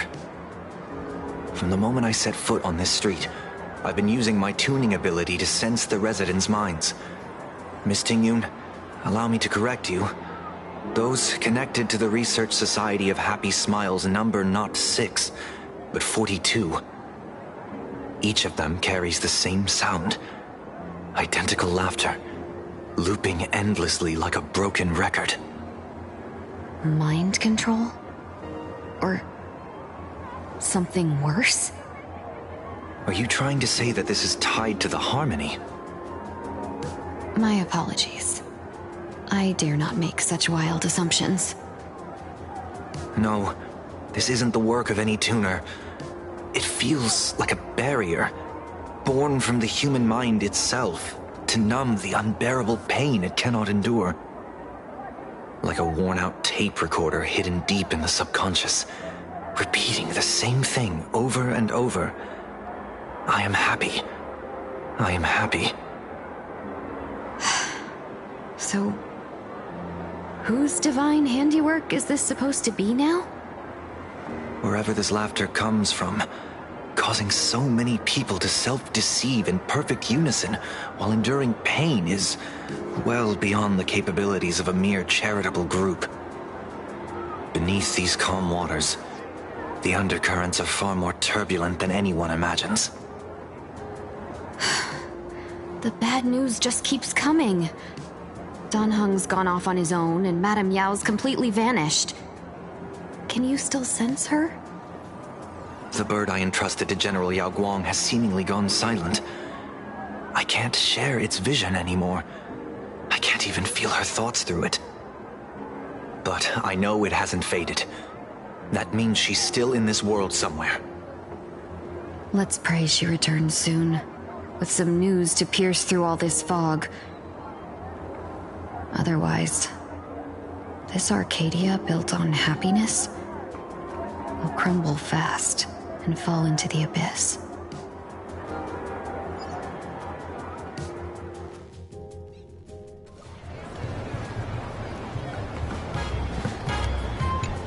Blurry QR cult. That's an unusual name. Why would the author of Fluffy Across the Blue have such a pen name? You're taking it a bit too literally. But it's not impossible. Someone who can draw something that cute must have a warm, gentle heart. I heard the Fluffy's been running for half a year in a magazine. At first, it wasn't very popular in Plain Arcadia. But after that memory bubble movie, Holy Grail Stay Night, Old Odie produced, became a massive hit. The Astral Express's adventure stories spread far and wide, and the Fluffies started gaining popularity. Now the latest chapter, The Sacred Flames Return, Amphorius's creation, is sold out everywhere. This cult sure knows a lot about our journey. Must be a galactic fan of the Express crew. Yes, you've told us the story of Cinderborn 10 times since we got back from Perlux Tower. According to the address the Perlux employee gave us, it looks like we've arrived at a familiar place. For such a small place, Dovebrook District is really full of hidden talents.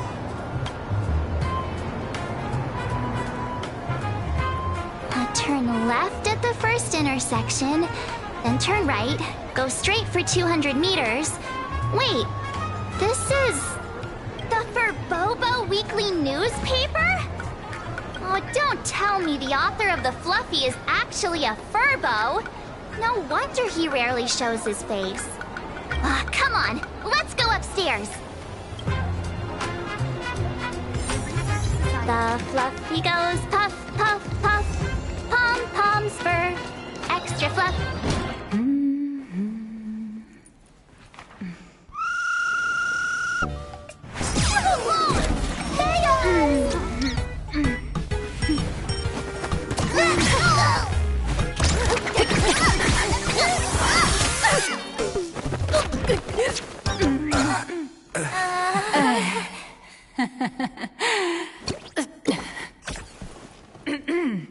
Please come in. Let me guess. Your next line is, why are you here? What's the problem? I'm the magazine's founder, its president, and its editor-in-chief. It's only logical that I'd be sitting here. $1 million? President Nihilux has already been behind on behind on everyone's wages for months.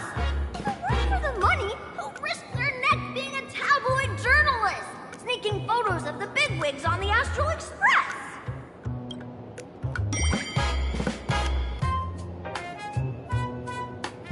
A boss who doesn't pay wages has no right to sit here. They belong in the underworld. Idiots. Without me, you'd all have been locked up in some Department of Aberration Defense painting prison long ago.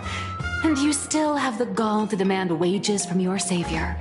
Have you ever heard of the sensational serial thief case, Phantom Furbomorph? It happened in the year 1996 of the Arcadian calendar. I'm sorry. I was wrong. I shouldn't have talked back. I'm sorry for being born a Virgo. Beep boop. Even if you've got dirt on us, making us work for free is way too ridiculous. We've had enough. We've overthrown the boss. We've got a new president now. Please, stand up for us. Welcome, traveler. Furbo Hot Pot requires a reservation. Rumors are 10,000 credits apiece, and if you're looking to hire a hitman, just head right down the hall to the storeroom. Oh, or maybe you came to meet the brilliant, charming, and universally adored blurry QR cult. Well then, truth be told, that person is actually...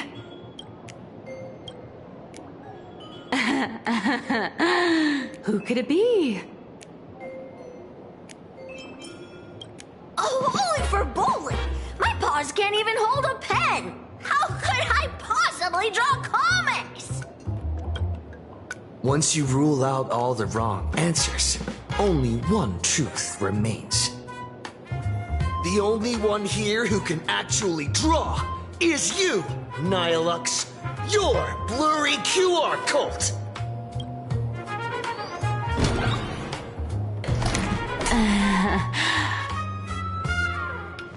You saw right through me. As a reward for seeing through my disguise, how about an autograph or a photo? Allow me to reintroduce myself.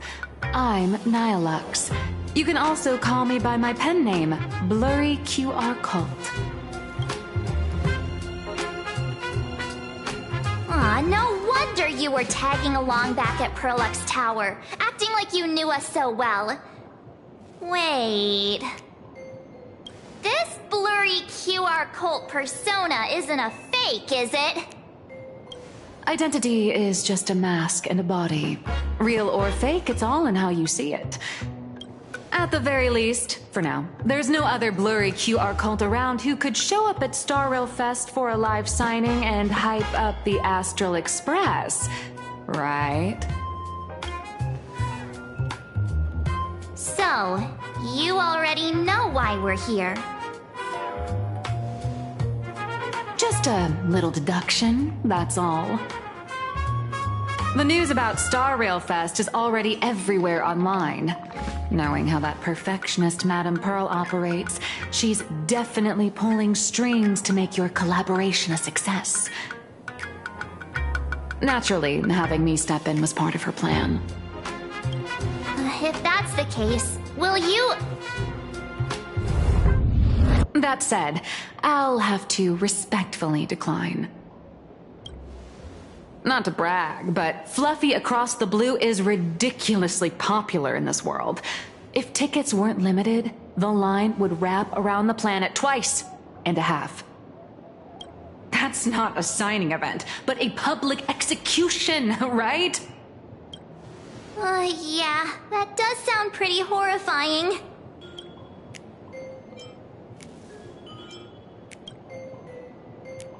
So tell me, Miss Nihilux, do you really have the right to refuse us? You've used the crew's likenesses and adventure experiences without permission. Surely you owe us some form of compensation. Why are we talking about this all of a sudden? Today, on behalf of the entire Astral Express crew, for your violation of our publicity rights, emotional damages, and lost wages, I hereby demand 1.6 billion credits! How did you work that out? Believe it or not, I don't have a single coin on me right now. That's impossible! Just your royalties alone should have made you rich! Due to, unknown circumstances, my luck with money hasn't been great. But I get what this is really about. You're not only after cash, are you? I'll show up at Star Rail Fest. Is that good enough for you? Then it's settled. Thank you, Colt. That said, I also hope the two of you, as the original inspirations, will take some time to familiarize yourselves with Fluffy Across the Blue before attending the exhibition, so you won't be caught off guard by fans' questions. Time to attend Miss Nilux's class. Please follow me.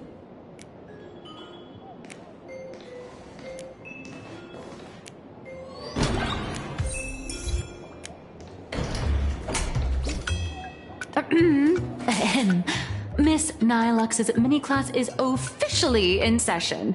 If you have any questions, feel free to ask at any time. Miss Colt, why did you pick the Astral Express as the theme for your comic?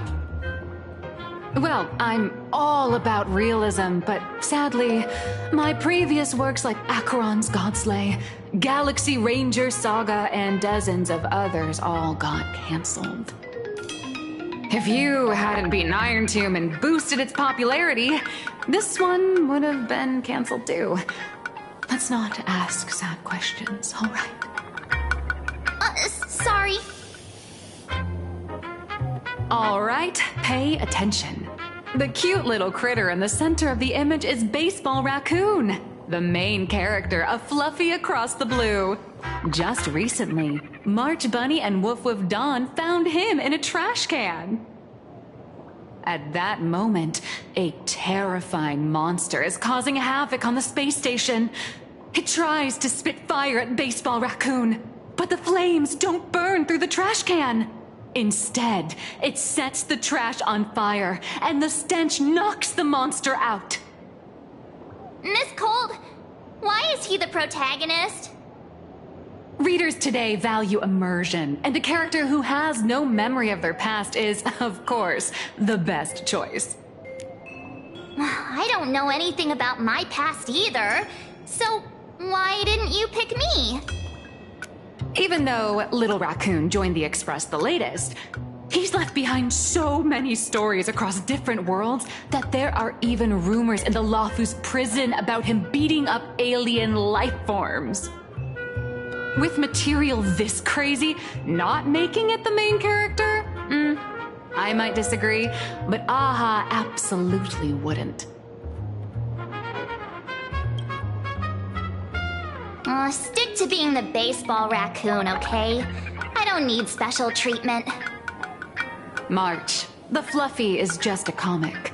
Outside of this, the author and the readers, every character in this world, aren't we all the protagonists of our own lives? That sounds so passionate, Miss Colt.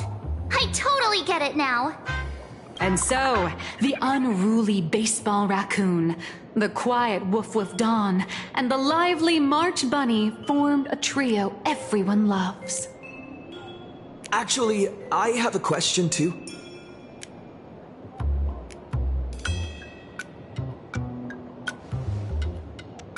Ever since I got punched in the face by sales numbers, I've grasped a universal truth. In today's world, fluffy, cute animals are always a crowd pleaser. Seriously? Even I feel like I can't compete with Pom Pom's cuteness. Designing the adult versions took some work. After defeating the monster, Baseball Raccoon accepted an invitation from the other fluffy animals and boarded the Fluffy. Here, the protagonist meets 3 big animals with distinct personalities. First, the adorable and universally loved conductor, Pom Pom.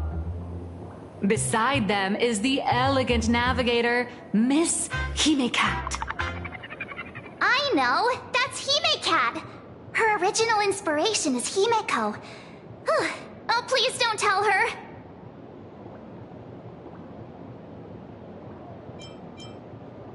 And the big brown dog on the other side, see? His name will shock you. That's right, he's... Mr. Yang! Just Mr. Yang. Your taste in naming is indeed extraordinary. Anyway, the 6 fluffy little creatures boarded the Fluffy Express and set off on their journey. As for the plot, it's pretty much the same as what you've all experienced, just with a bit of artistic tweaking to suit Plain Arcadia's audience. A tiny bit. In the comic world, which is even more cutthroat than the Phantom Moon games, if you don't cater to the reader's tastes, it's nearly impossible to survive. Once upon a time, great comic artists had the luxury of 100 chapters to build things up. Now, if you don't hook readers within 100 pages, you're done. Readers today are hard to please, and authors have to come up with ever more shocking and sensational material. Doesn't this remind you of the Phantom Moon games? Looks like you're all familiar with the characters from the Fluffy. Now, let me talk about some of the creative challenges I'm facing.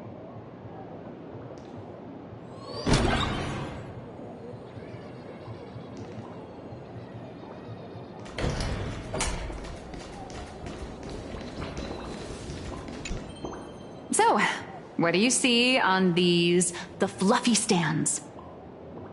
It's him turned into a cute little animal? Yes, this is the character, and you're the inspiration behind him. But even for someone as interesting as you, there are many backstories that readers don't care about, don't want to know, or don't feel obliged to understand. A comic artist's job is to capture the most interesting parts and present them to the readers. The cute and clever one is March Bunny. The unruly but reliable one is Baseball Raccoon. This is what we call a concrete archetype paired with an abstract character.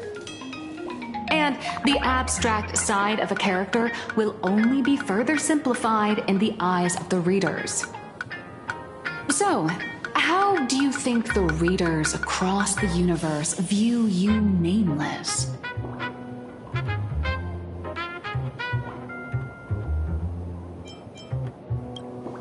Well said.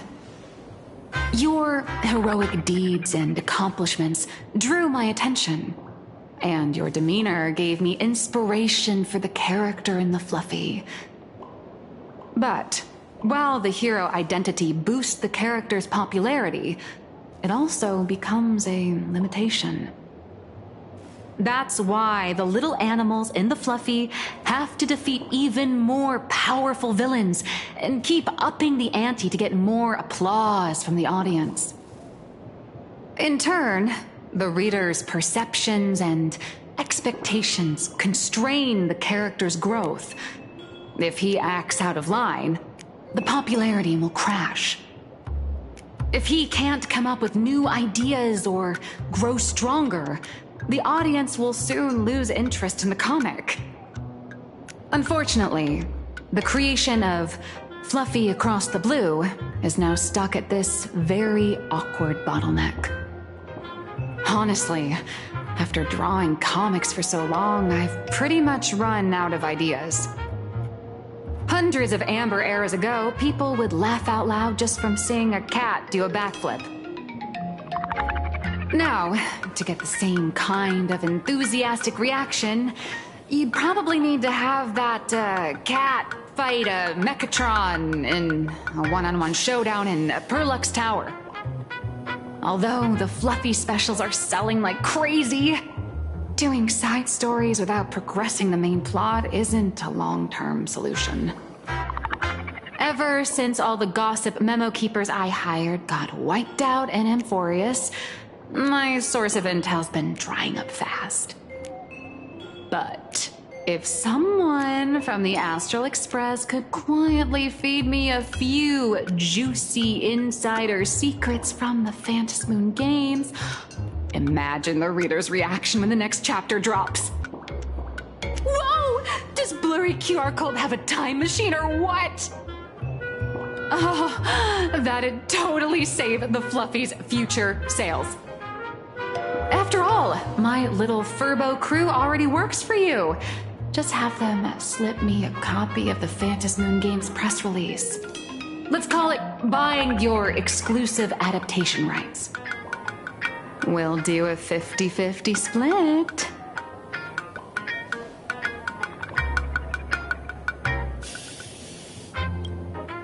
I've already figured out how to spend the royalties.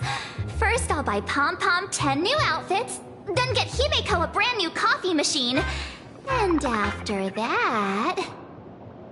All right, since we've got the profit split sorted, looks like my creative block won't last much longer. Just wait for my appearance at Star Rail Fest. Star Rail Fest, a grand event that gathers millions of eyes and an inordinate amount of wish power. And under all that attention, the dark forces coveting the Master of Elation's blessing are bound to surface. Heroes and devils dancing together in plain Arcadia. Tell me, is there a better source of inspiration than that?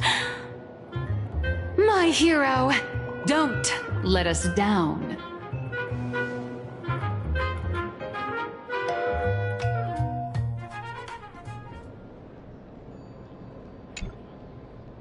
A supplicant is the master of wish power, but wish power can also become the shackles that bind the supplicant, forcing them to fulfill its desires. Love and hatred are alike. Dependence resembles fear. What commands wish power isn't only love, but also hatred.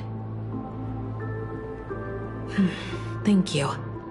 These notes will really be a big help to him. Good. I'm so glad to be of help. For generations, many members of our family have attempted to enter the Phantasm Moon Games, hoping to rely on the Aeon's immense power to lift the curse afflicting the Graphia bloodline. Some came close to the mask, but could only watch as history passed them by. Others wore it, only to fail in the end. That was until 400 years ago, when your great-great-grandfather Hero won the Phantasm Moon Games and successfully gained an audience with Aha. But the family's curse was not broken. In his notes he wrote, "Just as the god of destruction cannot cradle a bouquet, so too is the god of elation powerless against a curse. Such is the cycle of cause and effect." Father, are you wondering what it was that healed me? I know you're keeping something from me. But I don't care what cured you 15 years ago. As long as you're alive, I can wait until the day you're ready to tell me.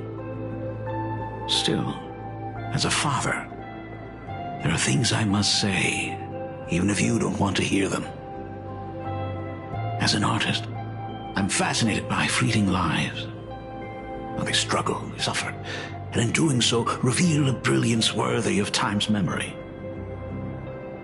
But, as a father,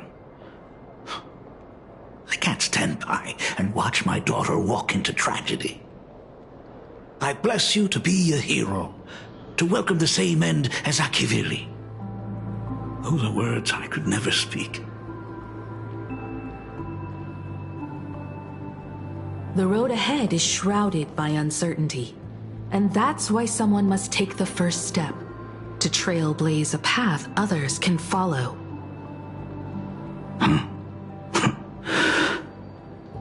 I can't stop you, even though every part of me wishes you'd stay. But this is your choice, my daughter's choice. All I can do is stand by you quietly and pray you'll come back safely. Do you still remember the bedtime story I used to tell? They say there was once a princess in the sky. Day and night she painted in her celestial garden, untouched by the joys and sorrows of the mortal world. One night, a thunderous sound echoed from her painting. Curious, she stepped inside. Through seas of flowers, across mountains, until she reached the world's edge. There stood an ancient tower, so tall it pierced the heavens, so vast it seemed to hold the universe itself. Climbing the endless staircase, the princess reached the summit, and from there she saw the world beyond her garden. In the distance, she heard cries, the voices of people burning in raging fire. From that tower of infinity descended the world painter to walk the mortal realm. With a single stroke of her brush, she brought forth 1,000 imaginae, turning the tide against destruction. To go where there are cries, to go where there are flames. That is the meaning of Murata. But beyond the family name, my interpretation of our ancestor's name, Graphia, is also the hope I place in you. Himiko, whatever choice you make, if this is truly what you want, then go. Use those steps blazed upon trails to paint the world as you see it. Thank you, Dad.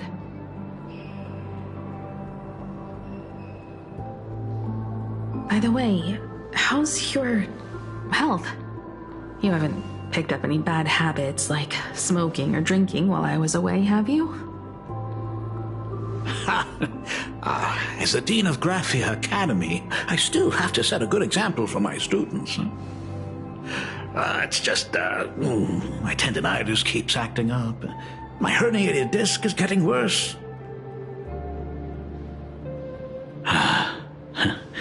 Himeko, how long will you be staying? At least until the lunar cycle shifts. I'll stay here in plain Arcadia until then. I see. If only the Phantom Moon could stay full forever. Himeko, safe travels on the trails ahead.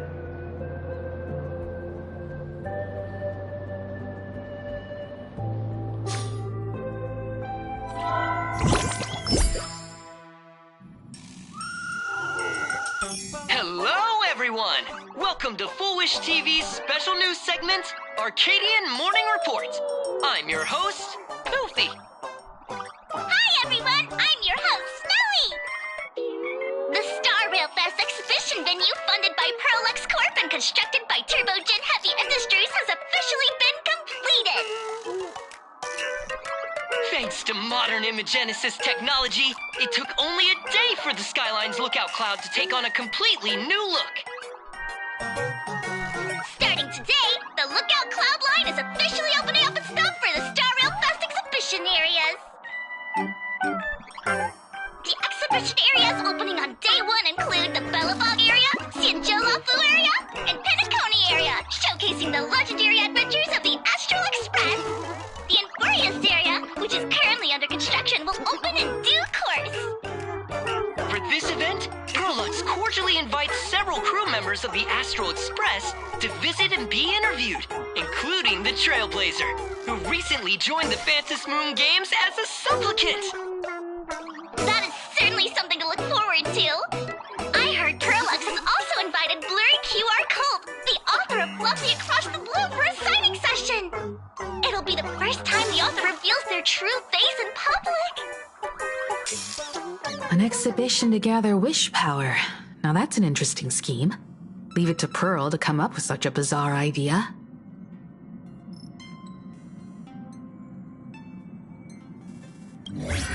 Prolux excels at creating dreams for both children and adults. And the Astral Express is exactly the kind of otherworldly dream that fascinates the people of this world.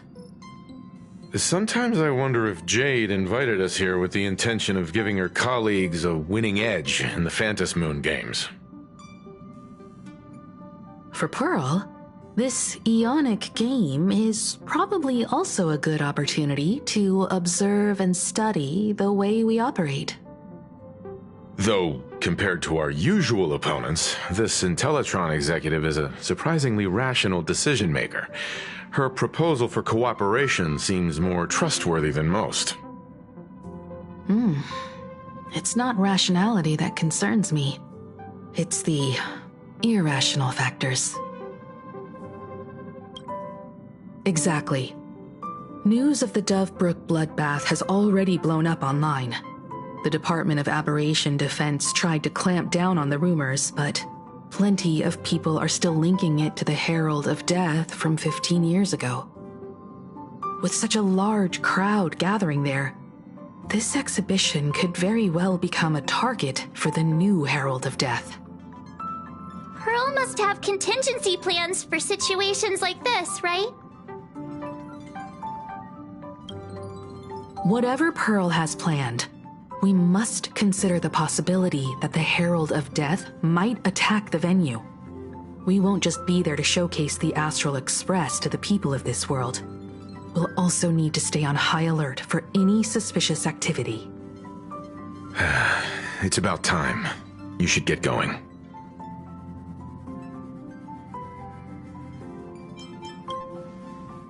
Looks like the heavy burden of documenting our travels falls on yours truly once again. I'll make sure to snap tons of pics so I can tell you guys all about the exhibition when we get back. Star Rail Fest, here we come!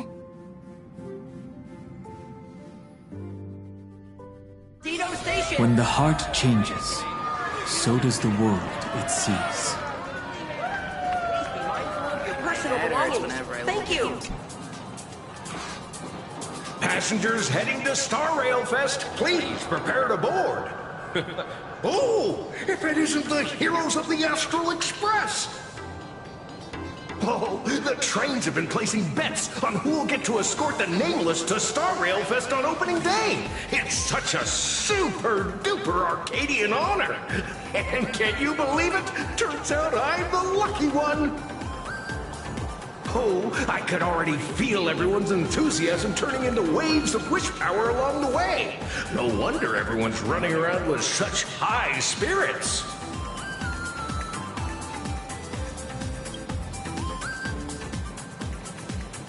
Ding, ding, dong, dong. The Express is about to depart. Heroes, please stay seated and hold on tight.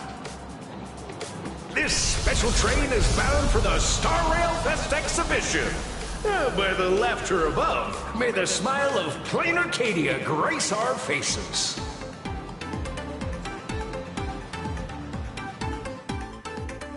Cloudline. Thank you for riding with us today. May the left... Hurry up! Hurry up! Are those hired cosplayers over there? Chat, I've made it in safely. For those who couldn't get tickets, you can catch the entire fest through my live stream today. Next to me is my partner.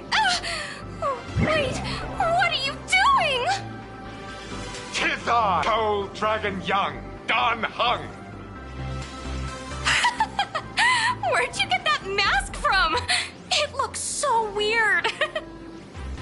Such trifles matter not. What doth matter most is securing the autograph of Master Blurry QR Cult upon this book of mine. The signing event hasn't even started yet. Besides, Xianzhou people don't talk like that. What's our motto? Through stars we soar! The Express is our home! One crew, one heart! We'll never roam! Wow!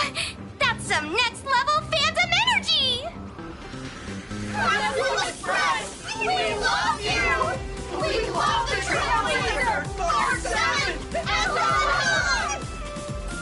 Astral Express! We love you! We love the conductor! Himiko! And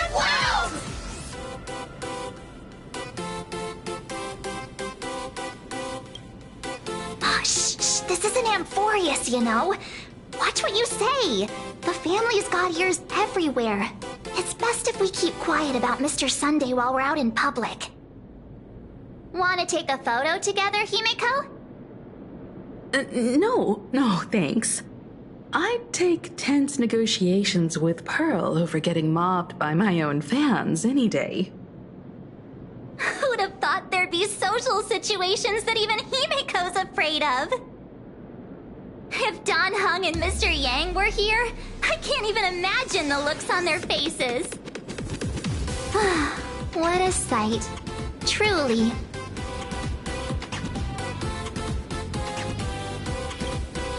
I'm pretty sure Don Hung wouldn't want to experience this. So many fans out there.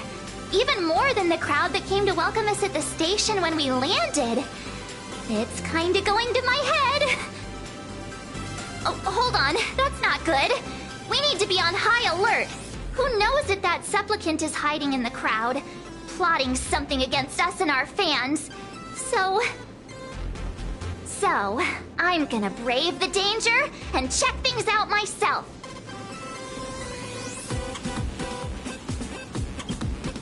You talk too much. Don't wander off too far, though.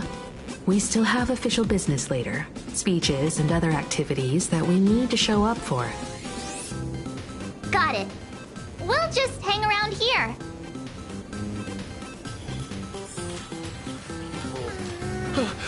Three, two... Hi! Trailblazer. Sorry to bother you. We're with Full Wish TV. It's our lucky day running into you here. Do you have a moment? Mind doing a short interview with us? It won't take long. Our audience is absolutely dying to hear about the new supplicant in town and your adventures aboard the Astral Express.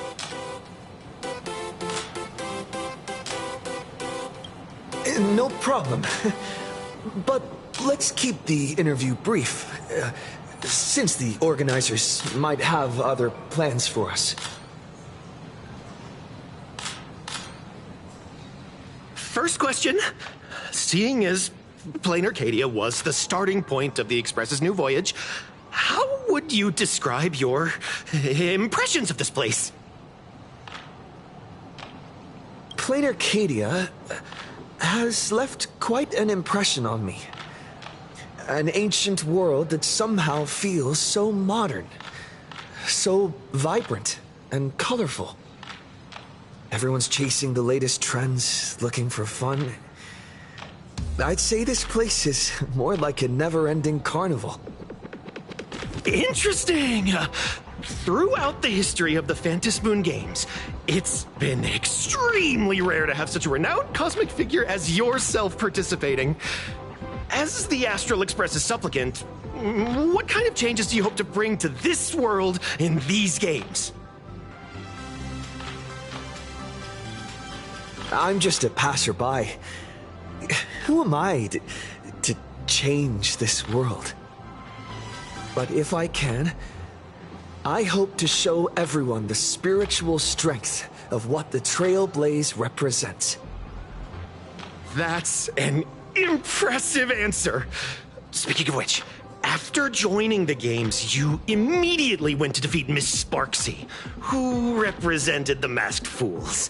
What are your thoughts on potentially facing native supplicants in the future?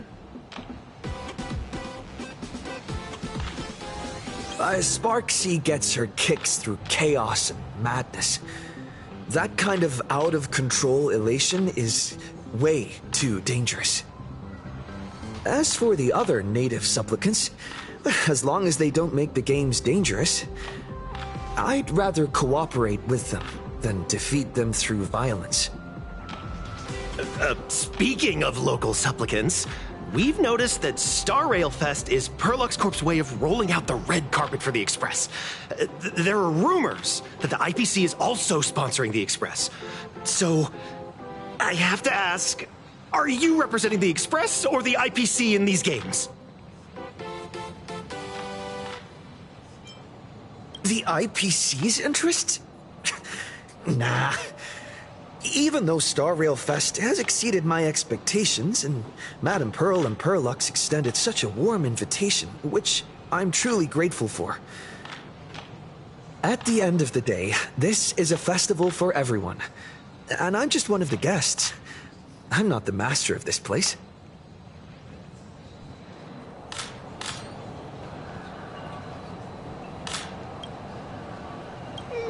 Thank you for your valuable time. We won't keep you from your plans at the exhibition any longer. What a No worries. This material will do just fine.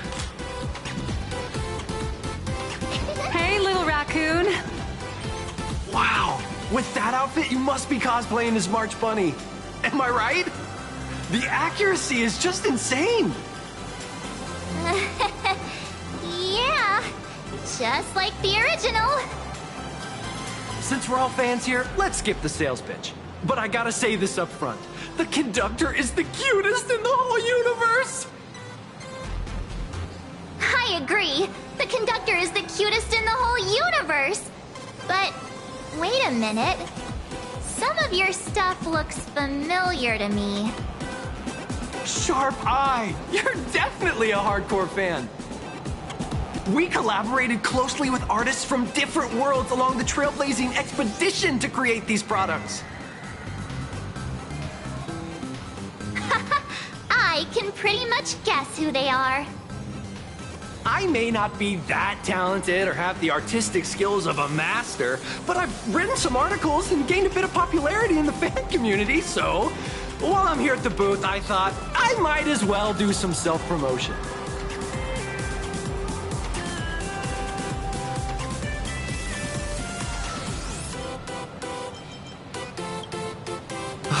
The folks here seriously don't hold back. Nothing's off limits to them. Buy one item, get a free novel! It's a venue-exclusive deal! First come, first served. Better act fast, or you might regret it forever! When the fluffy figurines hit the shelves the other day, this mysterious old guy snatched them all up, saying something about using them as art references for students. He loaded up a whole cart like he was stocking inventory. Even the scalpers were no match for him, I'd say. Not long after he left, a girl with bunny ears came to buy figurines too. She was clearly a collector, buying complete sets of everything. Then she discovered that in every collection she wanted, there was one Hemacat missing. That old man bought all the Hemacats! Oh, that's horrifying! I can't let this happen to me! I have to make the best use of my wallet while things are still in stock!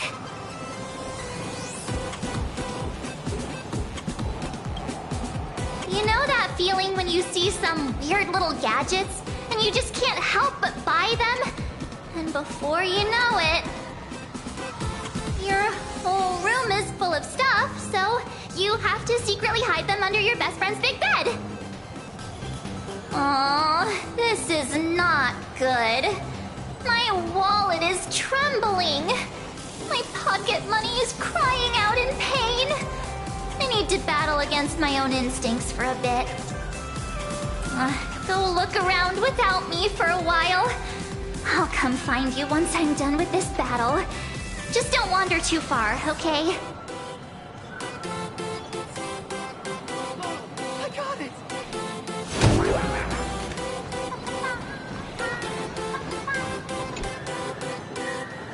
Nice to see you again, little raccoon. You're lucky you haven't been completely swarmed by fans yet. Here you are, the original inspiration for the Fluffy's main character, fresh as a daisy, yet no one recognizes you. Talk about irony. Don't tell me they think you're just some cosplayers. Oh, come to think of it, that's actually quite possible. Well, none of my readers have seen my real face yet. But that's all gonna change once the book signing starts. It's honestly heartbreaking that the organizers only gave me this dinky little booth. I was hoping for something more prominent, like a spot on the main stage or something.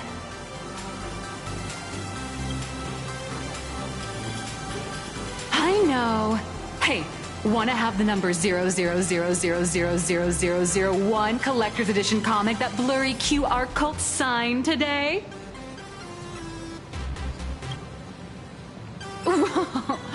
Since when did we get all polite? Of course it's free. But you know what they say, nothing's more expensive than free stuff. Hold up. Light sticks. The organizers gave me thousands of them and told me to hand one out to each fan who gets a book signed. They really know how to push someone around.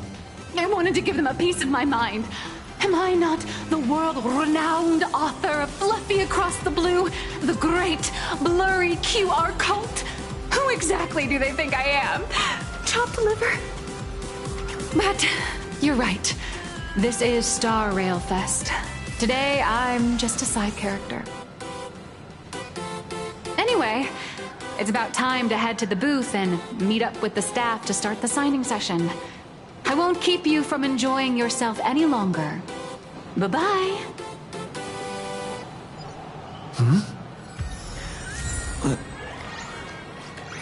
Evanesia?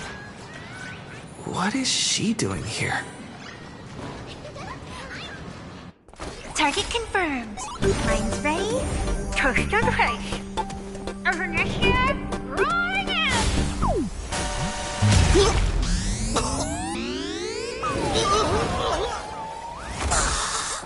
Did that guy just pass out?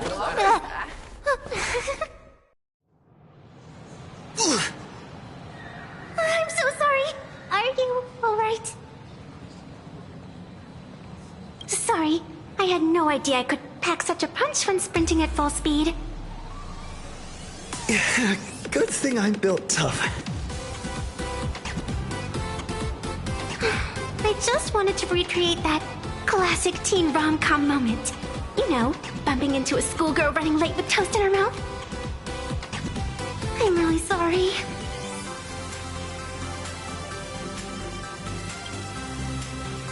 Hey, I helped you out during the Phantasmoon Games, didn't I? Is it really fair to glare at me like I'm some kind of villain?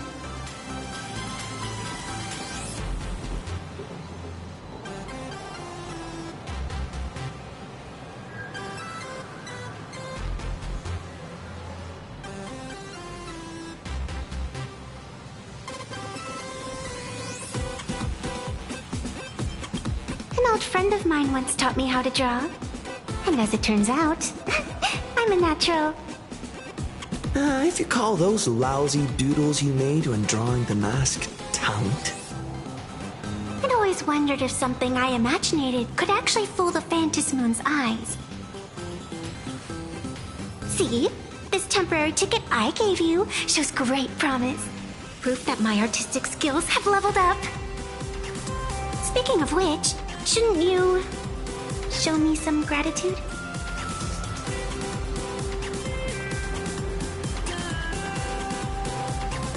The scalpers are completely out of control. I couldn't snag a single ticket to the exhibition. Could you sneak me in?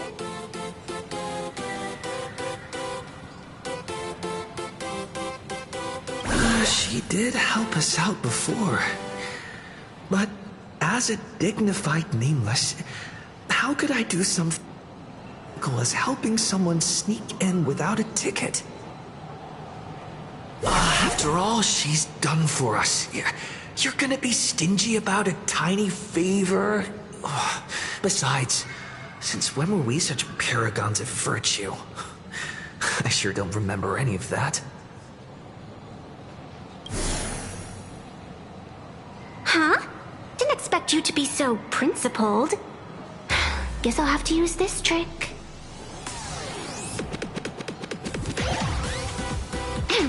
Little raccoon, I've actually been a huge fan of yours all along. From the very first page of The Fluffy, Volume 1, Chapter 1, I was already captivated by you. That afternoon, as I passed by the Graphia Academy building, I caught a glimpse of you by the window. Right then, I knew my heart had been stolen.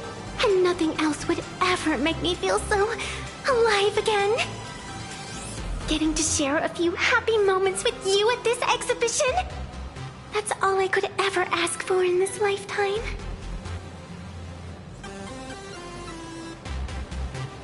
All right, I'll do it.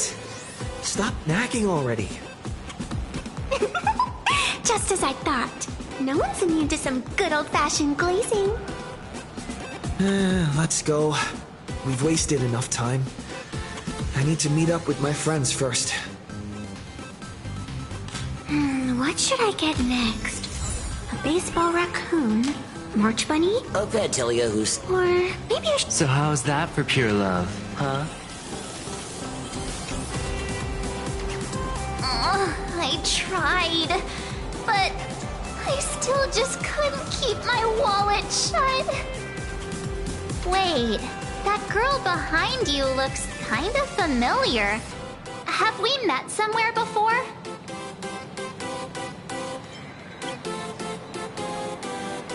I feel like you're throwing shade at me. Anyway, I've definitely seen her. I think it was at Graphia Academy? Whatever. It's not important. Wait a sec.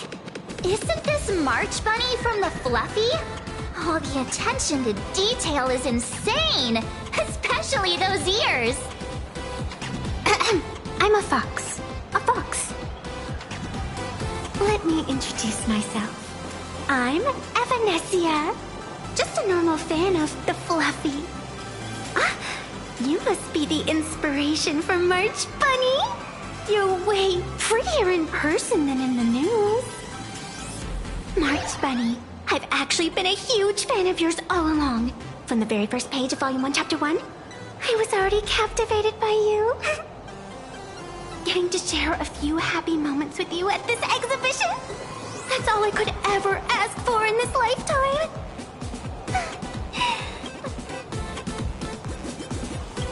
Oh, you poor thing. Don't you worry. I will definitely make your wish come true.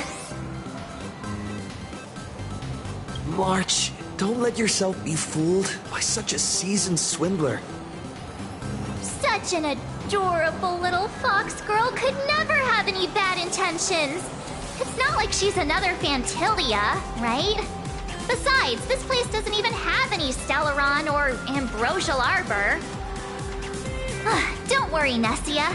Just leave it to me. That's great. Thank you so much, Miss March.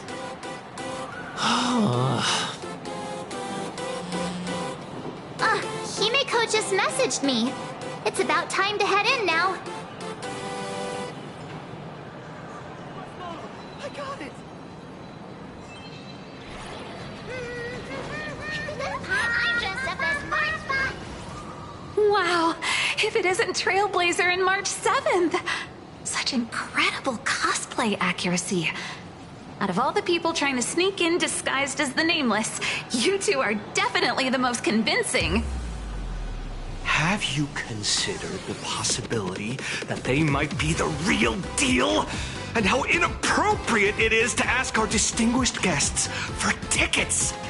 Hello there! We meet again. HQ arranged for me to wait here and welcome all of you. Miss Himeko has already entered the venue. Mr. Trailblazer, Miss March 7th, and this is... She's,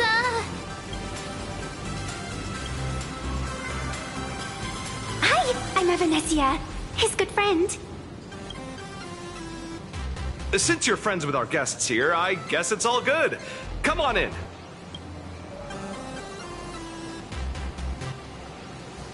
Ladies and gentlemen, the guests from the Astral Express are about to make their entrance.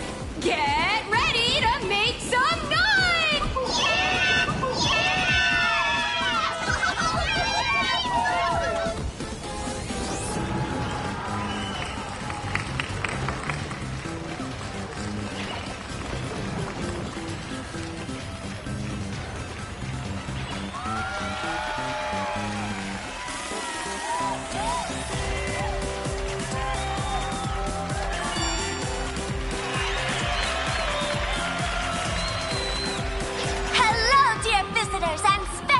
visitors! Before we officially kick off the Star Rail Fest exhibition, I'd like to thank our host, Pearlbox Entertainment, as well as extend our gratitude to Blue Industries, Turbogen Heavy Industries, and Full Wish TV for their collaborative support. The exhibition area is now open will transport you straight into the Astral Express's incredible journey across the Sea of Stars. And right now, ladies and gentlemen, you're standing in none other than Bellowbog! Now, let me hear you call out the name of our hero from the ice and snow!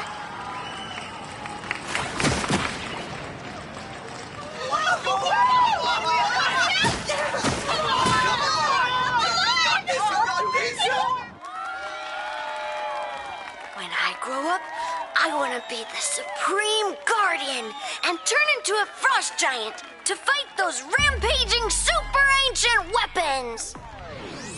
In my next life, I want to be the Supreme Guardian and turn into a magical girl to protect Plain Arcadia.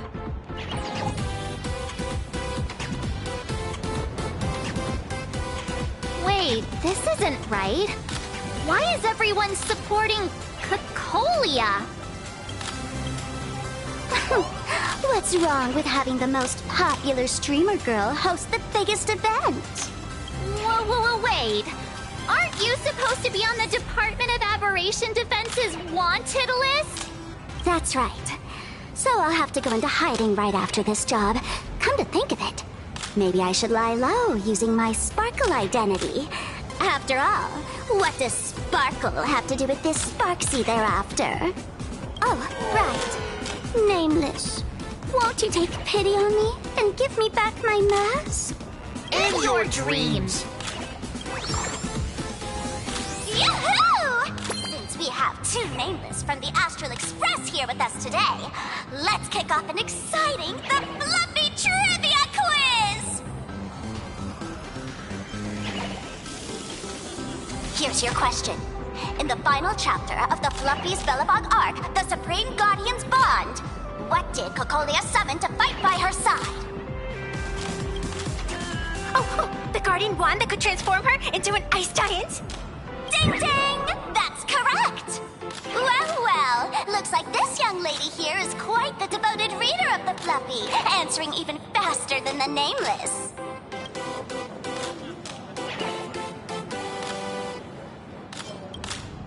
Oh, right. I almost forgot she was the one who first awakened the engine of creation. What? And what's the deal with this ice giant? Sure, Cocolia can transform, but she shouldn't be anywhere near the size of the engine of creation. What? Lady Cocolia fought the engine of creation in her human form? That just makes it even more awesome! Ugh, but they didn't show that part in the comic. Next question. Before Cocolia was frozen in ice, what did she give to Baseball Raccoon?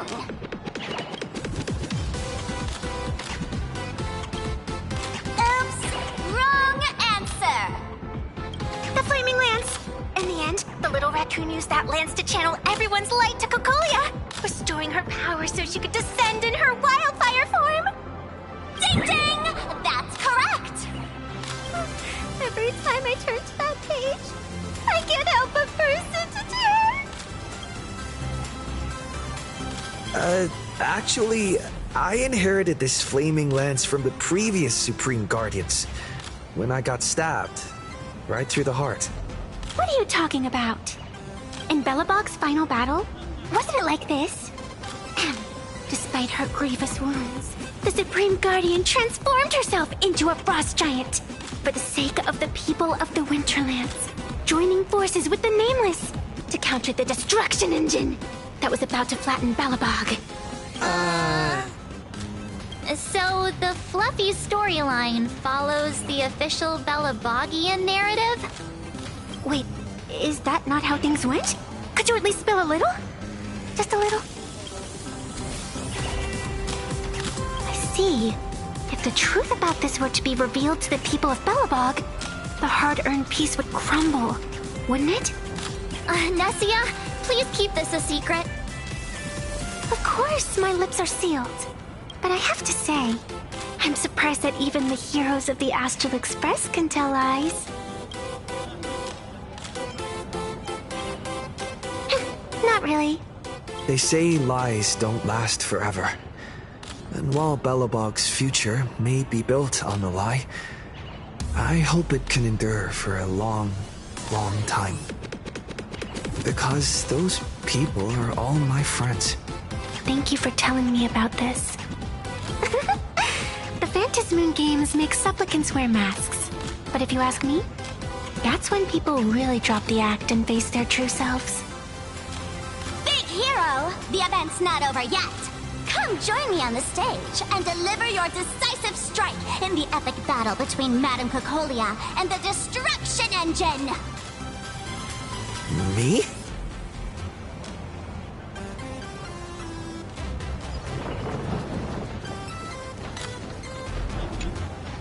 Madame Cocolia is in crisis! Hang in there, Madame Cocolia! Fear not, everyone! I can see our hero approaching!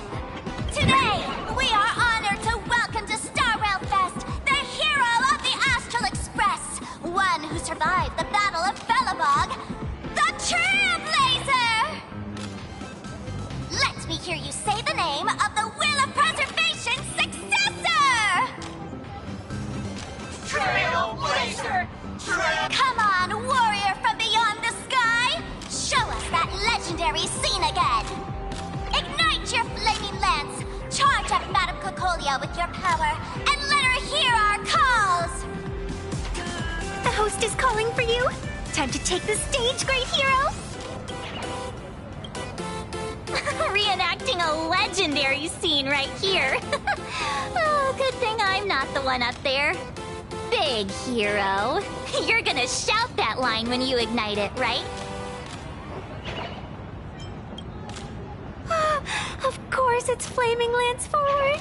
You've got to shout it really loud. Flaming Lance forward! Flaming Lance? Forward! Flaming Lance forward! The sphere tip has been ignited. Kids and grown-ups alike, raise your glow sticks high, and let's show our support for Cocolia, shall we? You got this,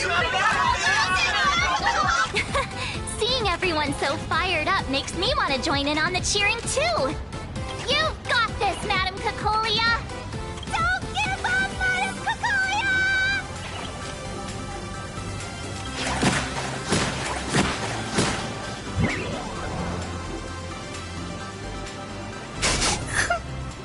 What's wrong, Nessia? I'm getting all emotional. This scene takes me back to the moment I first cracked open the Fluffy Across the Blue comics. The Speeding Express, Dazzling Cosmos, and a bunch of quirky yet adventurous companions. I know this story is fiction, but I really want to be part of it and travel with you guys. But leaving home, that's not exactly easy for me. Thanks for the love. And hey, traveling with the little animals aboard the Fluffy still counts as traveling with us in my book. Thank you for the love. Being able to connect with friends like you through stories is probably the most precious part of this journey. Well said. Shall we head to the next exhibition area then? All right, let's get moving. Flaming Lance forward!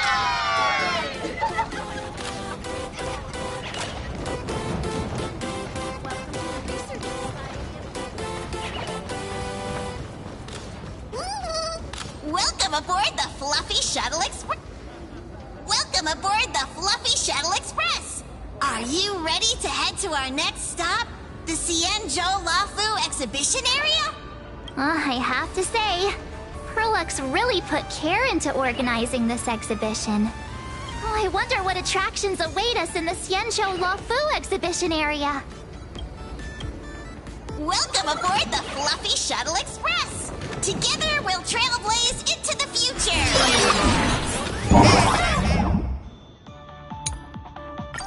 Next stop, the audience is... Welcome aboard, passengers. The Fluffy Shuttle Express is about to depart. Next stop, Xianzhou Luofu Exhibition Area.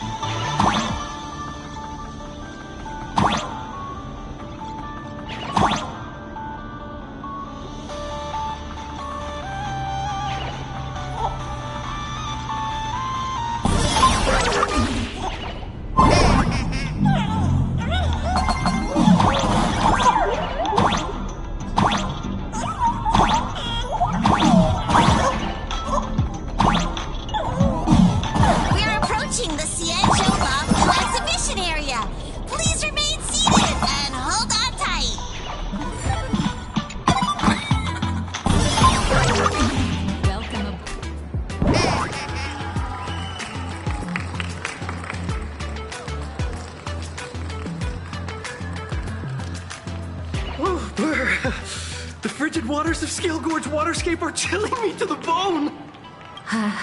Why is there so much water in the exhibition area? Did a pipe burst or something? I bet this is some cutting-edge immersive theater performance. I gotta say, these tickets are totally worth every penny. Based on what we saw in the Bellabog area, the Fluffy's adventure on the Xianzhou should be... Ah, I got it! It must be Woof Woof Dawn teaming up with Jing Yuan Yuan to battle against the Lord Ravager Fanti. I'm so jealous that you guys still get to experience the joy of seeing the Fluffy for the first time. Well, it's fine, because this means I get to show off all my knowledge about the Fluffy. When people talk about the Astral Express's most memorable moments in the Xianzhou War, it can only be the epic fight, the triumphant return of the High Cloud Squadron.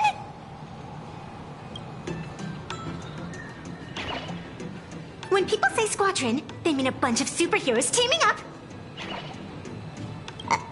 Did I get too excited? Sorry. I really got carried away. Not at all. I'm guessing this High Cloud Squadron must be referring to the Xianzhou's High Cloud Quintet, right? Did a memo snatcher steal my memories? When we fought Fantilia, did we really have that many people helping us? 5 at once?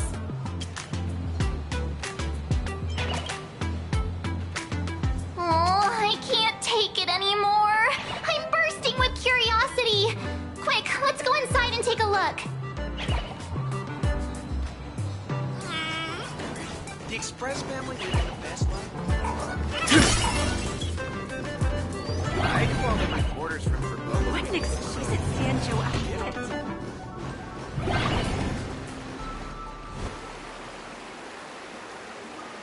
Holy moly, they nailed the Scale Gorge waterscape. The whole exhibition area is completely submerged. Little raccoon, I want to see that thing. Nessia means that thing. With a flick of the hand, the ancient sea splits apart. Wolf of Dawn, I've actually been a huge fan of yours all along. From the very first page of Volume 1, Chapter 1, I was already captivated by you. Who on earth did this kid learn to ask favors like that from? From March Bunny in the comic, if you must know. What? This is absolutely the biggest personal attack on me ever! Never mind. I'll go ask someone about what's going on.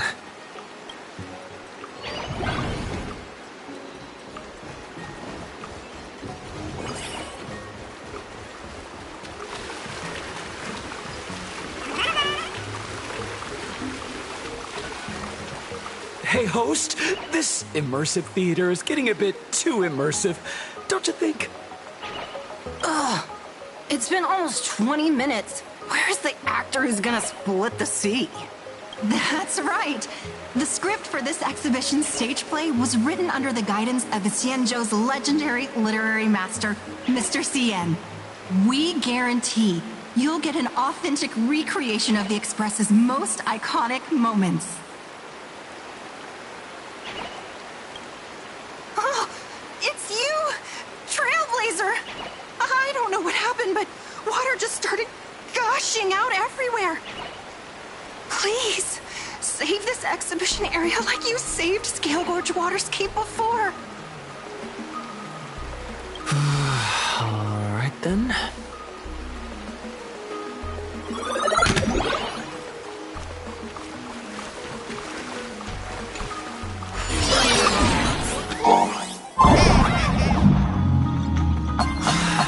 I come to sightsee. I do hard labor. I fix these pipes. All for the audience.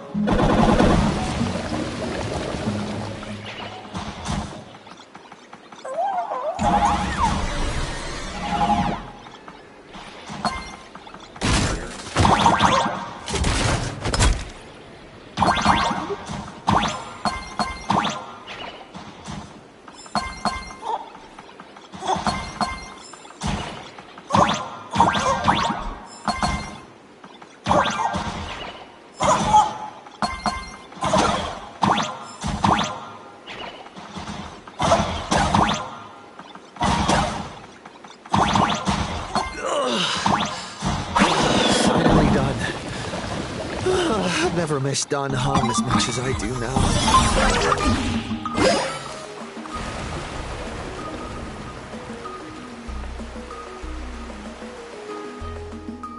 Welcome, dear visitors and spectators. At this moment, you've arrived along with the Astral Express at the ancient and mysterious Xianzhou! It's the Xianzhou Luofu! Oh, that's right. The Xianzhou Luofu Scale Gorge Waterscape! Let's give thanks to the Trailblazer, hero of the Astral Express, who not only saved the Xianzhou Luofu, but also happened to save our little venue today! Whew, and now, it's showtime! Adapted from the true adventures of the Astral Express, we present Battle at Scale Gorge Waterscape! High Cloud Squadron, assembles! Thanks to the support of Full Wish TV, we invited the 4 main stars of the action hero series, Daybreak Squadron, to perform in this show! And now, Trailblazer, please come up on stage and reenact that heart-stopping battle where you drove away the Lord Ravager! Ha! We meet again, the Nameless. I don't think that's necessary. Aren't we supposed to be the heroes of the Xianzhou? Why do the Xianzhou's heroes need to rely on others to save their land? Same as us. Shouldn't the heroes of this world be able to protect our own people? Can't we be the ones to bring happy smiles to their faces? Hey! What nonsense are you all babbling about? Is any of this actually in the script? No, quite the opposite. Star Rail Fest is the perfect opportunity! As supplicants stepping into the Phantom Moon Games, the Daybreak Squadron challenges you! You wouldn't back down now, would you, supplicant of the Astral Express? Die happy! This is amazing! Daybreak Squadron are even better in person! What? This is way too sudden! These people, something's not right about them. I feel like they're way too hyped up. Even characters in action comics don't talk like this. Yeah, in comics a challenge like this is always a cover for some massive conspiracy. I've gotta fight alongside him. March, you need to have faith in his abilities. Rather than rushing into battle, what you should be doing now is getting in touch with your companions. This is Star Rail Fest. Even if you defeat me, you'll never gain everyone's approval. Boss, do we really have to do this? Gray, we've been putting on a show for long enough. Wasn't becoming a real hero what you've always wanted? We'll tear the legend of this outsider to shreds right here under the spotlight. Then everyone will see who the real heroes are. The ones who can truly protect their smiles. I accept your challenge, but do we really have to fight here? This is exactly the stage we've been waiting for. Let's do this! The Phantom Moon Games are a ceremony to find those closest to elation. We'll show everyone the heroism of the Daybreak Warriors!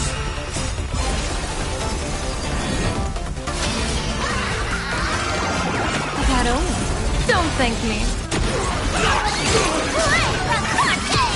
It just transformed, so we'll be just fine.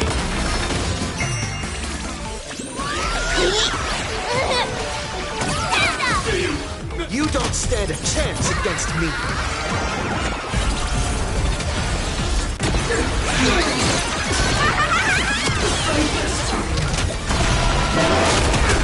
Die for justice!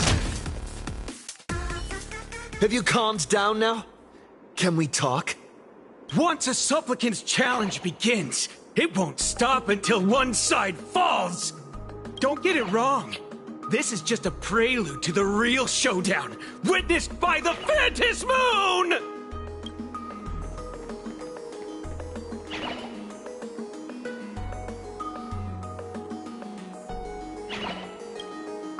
Just what exactly are they planning to do here at Star Rail Fest? Is this the supplicant lurking beneath the surface that Pearl theorized about?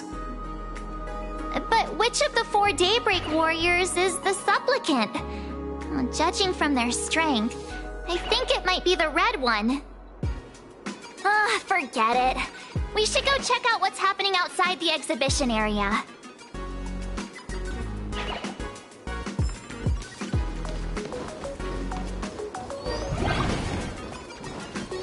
If you've lost your belongings, please let the service center know.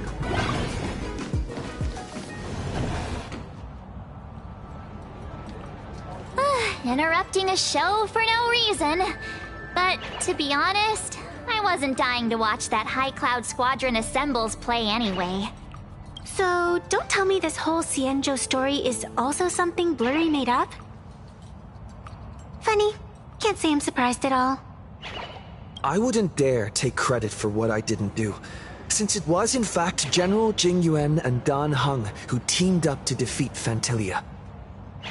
As for the High Cloud Quintet, it's been over 700 years since those 5 made their mark. I know it may sound wild, but Cienjo folks generally live really long lives. You've read the Fluffy comics, haven't you? Pretty sure they covered all that lore in there. Yeah, immortality. Some see it as a curse. But personally, I don't think the abundance is as terrifying as their reputation suggests. I almost forgot we're not in the Xianzhou anymore. Should be fine to talk openly about the abundance now, I guess. Yeah, that's not an issue. But the Xianzhou's attitude towards the abundance isn't totally baseless. We've clashed with the Borisin, fought against the Mara struck. Just imagine if we hadn't won that battle against Vantilia back then. The universe would have ended up with an immortal, indestructible Lord Ravager. Actually, I think the abundance and elation make quite a good match. After all, only with infinite life can one pursue infinite joy. In my opinion, those who are alive have the right to choose death. But they also have the right to choose to live on. After all, there's always something out there that makes tomorrow worth waking up to. Wow. Getting all philosophical on me now. When this kid gets serious like that, I swear you can practically see the wrinkles forming. Since we're talking about waking up, shouldn't we head over to the Penacony exhibition area next? Huh. You want to keep exploring? We need to be a bit more careful now, don't you think?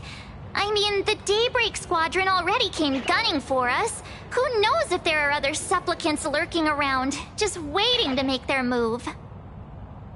Oh, come on, March. Don't be such a worrywart. Didn't our little raccoon take out those guys in no time at all? Such reassuring words. Little raccoon, I've actually been a huge fan of yours all along. All right. Don't push it. Here we come, Penacony! Exhibition area!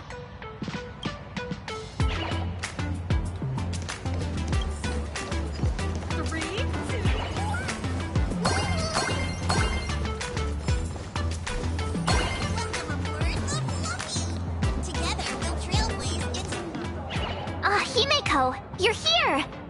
Are you two all right? Will told me to watch the live stream, and I saw the Daybreak Squadron challenging him. You did well. I bet their intention was to stir up their supporters' wish power through the challenge.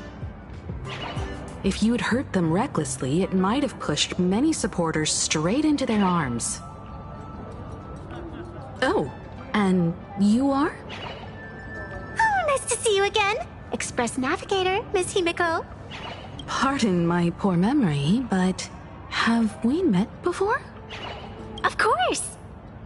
I've seen you in the news more than once. It's such an honor to meet you. This is Evanescia. I think she's a student from Graphia Academy. We ran into her at this expo, and she's a huge fan of both the Fluffy and the Express. Huh?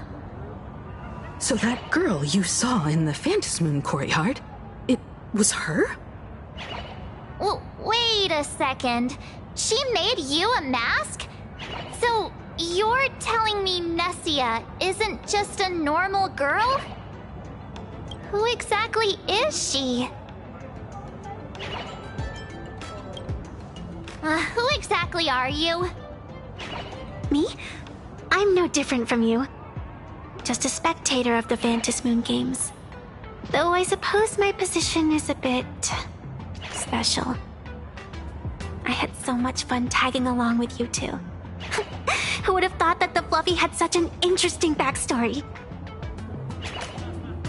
I think it's time to say goodbye for now. Are you leaving, Miss Evanescia? Now that my identity has been exposed, Cinderella's magic is about to wear off. And since this little adventure started on a whim, might as well end it on one too. Little raccoon, you can feel it, can't you? All that attention, all that joy from the exhibition. As you fulfill people's wishes, that power has been flowing straight into your mask. It might spark something beautiful, or plant the seeds of something sinister. Whatever you choose, I just hope you won't become a boring character. I'm rambling again, aren't I? Well then, before I go, let me break this awkward moment with a riddle. Do you know why flowers are so beautiful? What's wrong? Can a pretty girl have her own special effects? I know you're never serious about anything, so I guess I'll just have to answer my own question. Because flowers are always so fleeting. You left your own special effects behind. She's gone. Unexpected people and unexpected things always make an appearance in the Phantasmoon games. Although, Miss Sevenesia claims to be just a spectator. As someone who can create masks and allow others to become supplicants, there's no way she's just some ordinary girl. I just don't know what to make of everything happening to you. All right. Time for us to head out. Where to? Let's continue forward to the next stop, the Penacony exhibition area. I have a feeling that the Daybreak Squadron's challenge isn't over yet. As the stars of this exhibition, if you left just to avoid conflict, all the spectators might think you chickened out and fled.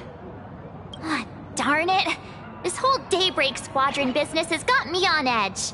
Somehow I can't shake the feeling we're being watched. Here's some good news. At least we aren't completely without help. Pearl's people are on their way to the Penacony exhibition area to join up with us.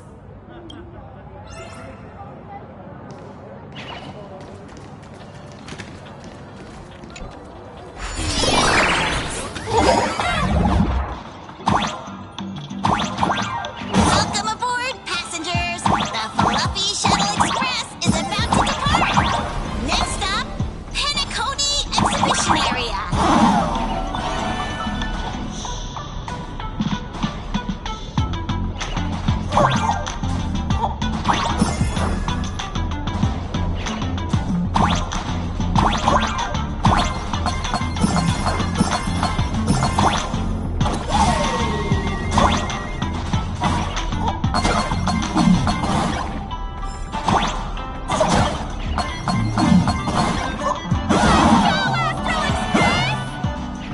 The Astral Express?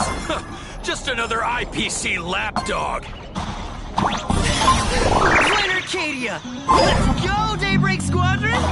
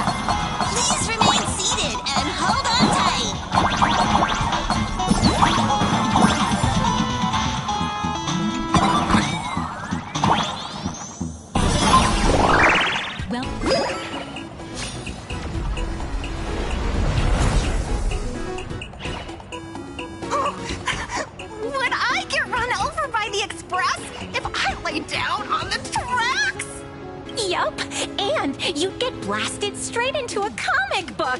Who knows? Maybe you'll be reborn as some superhero or something? That's what I call true happiness! It's hard to believe they recreated the scene where the Express crashes into the Great Septimus. All the previous exhibitions were so hilarious, but they really nailed the Great Septimus part.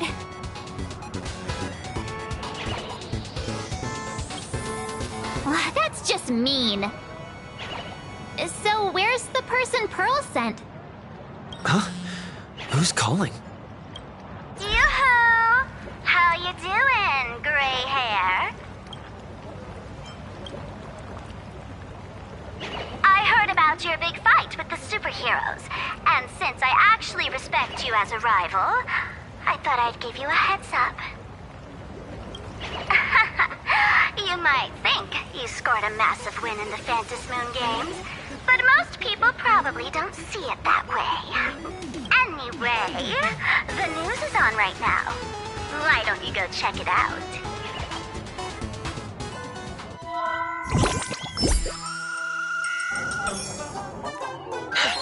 Just moments ago, an extremely violent incident broke out at the ongoing Star Rail Fest exhibition venue. The Astral Express supplicant Trailblazer brazenly launched a brutal attack on the beloved local heroes, the Daybreak Squadron. The scene descended into total chaos. Oh my! This is terrifying! Didn't this nameless just defeat Sparksy and save Grappia Academy? Was that victory still not enough? Could he, like the defeated Sparksy, now be a threat to everyone's safety? How chilling!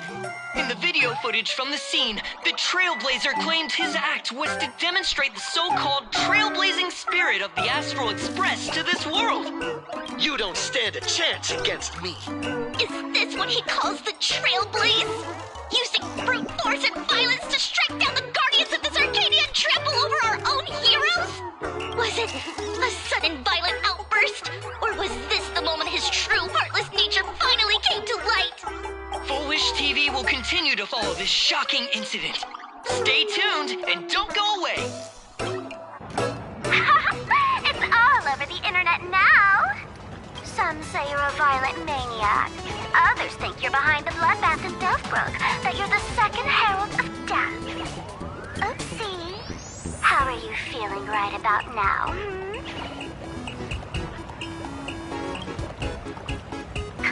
Of course, someone's definitely pulling strings behind the scenes and stirring up drama. As a top streamer in this field, Sparksicle can spot these tricks from a mile away. All right. Didn't you also do a TV news interview? Yoo-hoo! You bet! Here, let me send you the interview video. I won't go any further, but since you managed to defeat Miss Sparkles... No, I mean Miss Sparksy... I don't want to see you embarrass yourself in front of those clowns. Good luck. See you around. Hi! Trailblazer. Sorry to bother you. We're with Full Wish TV. It's our lucky day running into you here. Do you have a moment? Keep it brief. I've got plans later. First question. Seeing as Plain Arcadia was the starting point of the Express's new voyage, how would you describe your impressions of this place? Plain Arcadia? Everyone's chasing the latest trends, looking for fun. Interesting! Throughout the history of the Phantasmoon games, it's been extremely rare to have such a renowned cosmic figure as yourself participating. As the Astral Express's supplicant, what kind of changes do you hope to bring to this world in these games? Show everyone the strength of the Trailblaze to change this world. That's an impressive answer. Speaking of which, after joining the games, you immediately went to defeat Miss Sparksy, who represented the Masked Fools. What are your thoughts on potentially facing native supplicants in the future? The other native supplicants, way too dangerous. I'd rather defeat them through violence. Speaking of local supplicants, we've noticed that Star Rail Fest is Perlux Corp's way of rolling out the red carpet for the Express. There are rumors that the IPC is also sponsoring the Express. So, I have to ask, are you representing the Express or the IPC in these games? At the end of the day, this is a festival for the IPC's interests. Madame Pearl and Perlux extended such a warm invitation. I'm not one of the guests. I'm the master of this place. Wait, what? This is totally a malicious edit to frame him! How shameless.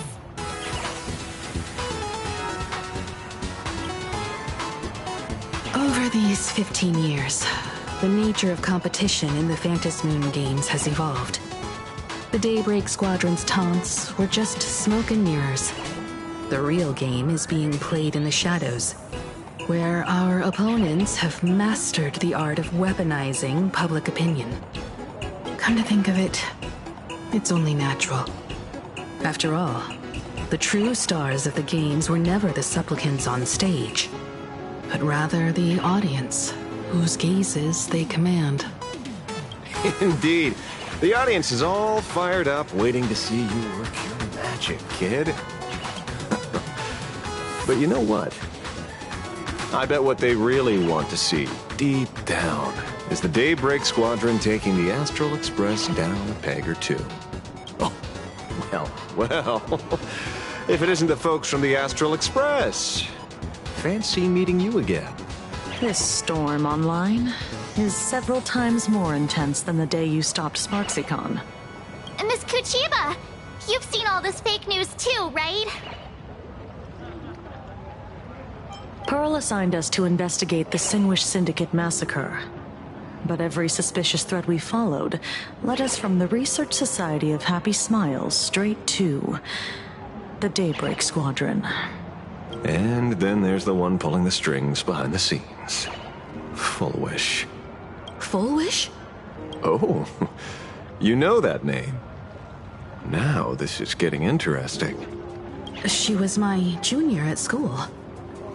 15 years ago. She was also the only student who survived at Graphia Academy. The good news is, your junior is living better than anyone else. She owns TV stations, charity organizations, has a huge business empire, and wields both wealth and power. Oh, as for the bad news, she's probably plotting something for the Phantasmoon games. And I mean the worst kind of something.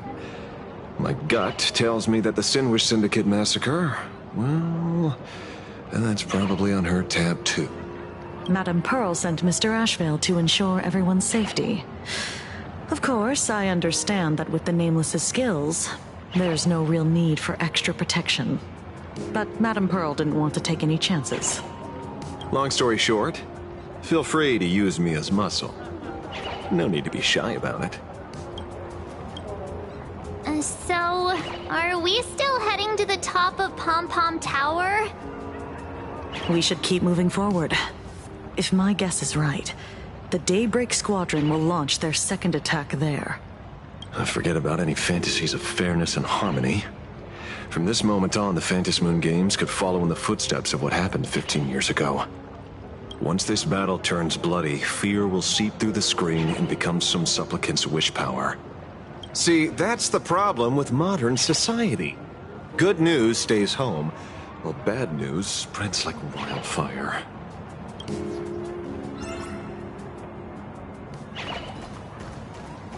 Ooh, I know about this exhibition area, thanks to the comic Miss March gave me. Wouldn't have pegged you for a comic book reader. I flipped through it on my way to pay respects to Costide. Even though that volume's story was pretty random and all over the place, it was quite interesting. A group of furry animals took over the Soul Glad soda factory to wake up the other animals in Penacony, using Soul Glad as fuel for the Express. Talk about forced product placement.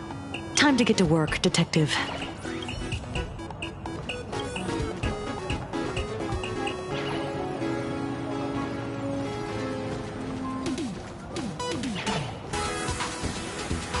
To move forward, we'll need to fuel up the Shuttle Express first.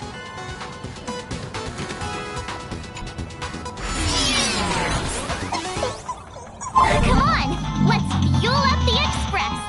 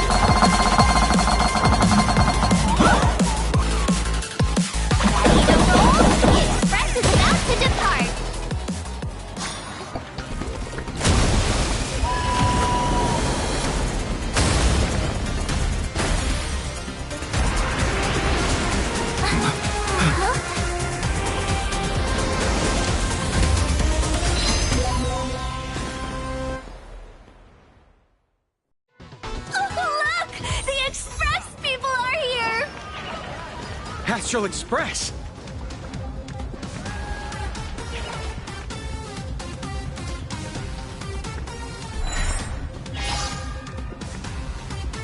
The Astral Express. Just as I thought you weren't going to show up. Oh, you brought help? And it's an old friend. Been a while, old man. Don't be so paranoid. People who have lived in Duffbrook share a special connection. Since you're treating me as an old friend, I don't want to act like some high and mighty adult telling you what you should and shouldn't do. I'll only tell you this. What you're doing right now has already crossed a dangerous line. Whatever orders Full Wish gave you, there's still time to turn back if you stop now. Wilhelm, Tiana, Lucius, and you, Magnus. After my heartfelt warning, do you still insist on taking Full Wish's side? They're my partners. Listen up, old man. Supplicant's challenges during the Phantasmoon Games have no restrictions. That means you have no right to stop us. Like the Herald of Death. Oh. We're not the Herald of Death. And we're definitely not here for bloodshed this time. We will prove to the people that we are true heroes who can protect their happiness! The Astral Express. These visitors from beyond the sky claim they saved the cosmos from a Lord Ravager. But who knows what the truth really is? This so-called saving the cosmos might just be another scheme of the IPC. Just like us back then. Putting on a show on TV, desperately trying to comfort the kids in front of the screen. Tell those children, tell my past self, that when the Herald of Death comes, there will be heroes who put themselves between everyone else and a threat. Captain. But where were the nameless of the Astral Express?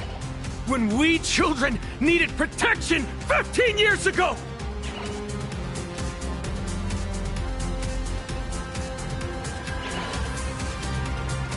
Gray, don't be fooled by these flashy, cosmic heroes.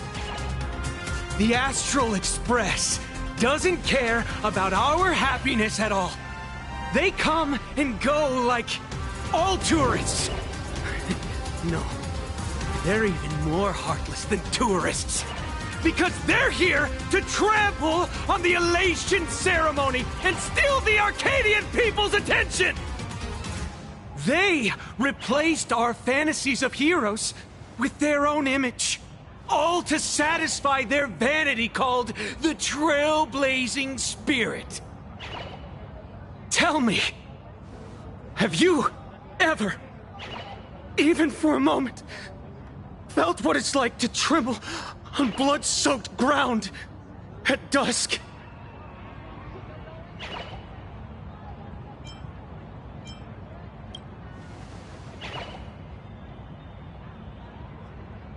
It's not the Astral Express you hate. You're just hating yourself. That powerless child who couldn't protect everyone. But I want to tell you, being powerless was never your fault. The Astral Express is the GOAT!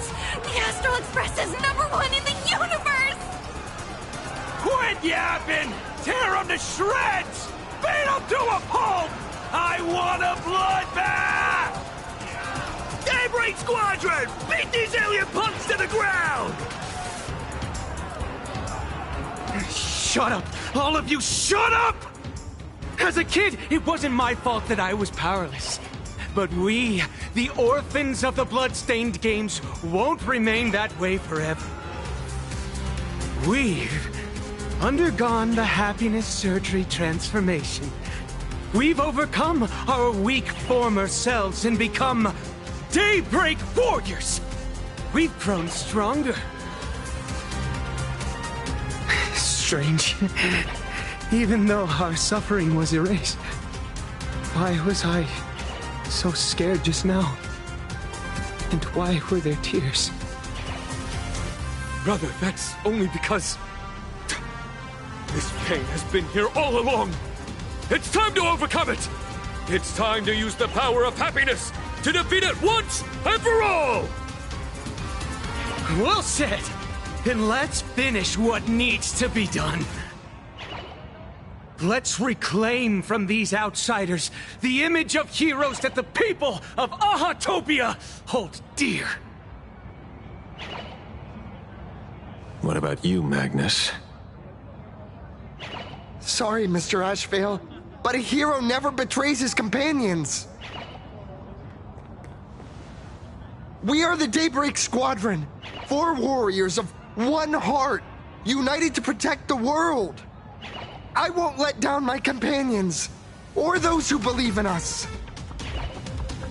We are the true heroes. Look at the statue of the conductor. It's just an empty shell. Even Perlux Corp, with countless resources at their disposal, can't breathe life into it. But we can. Let me prove it to you. Stop them! Don't let them drag the Astral Express's name through the mud! I shall provide the wish power to awaken it. I shall become its skeleton and allow it to stand! I shall turn into the fuel that drives it forward! I shall become the core that makes the engine sing the song of eternal joy! Happy! So happy! The Express is about to warp happily. Cleanup initiated. Unclean eliminates. Everyone will be happy.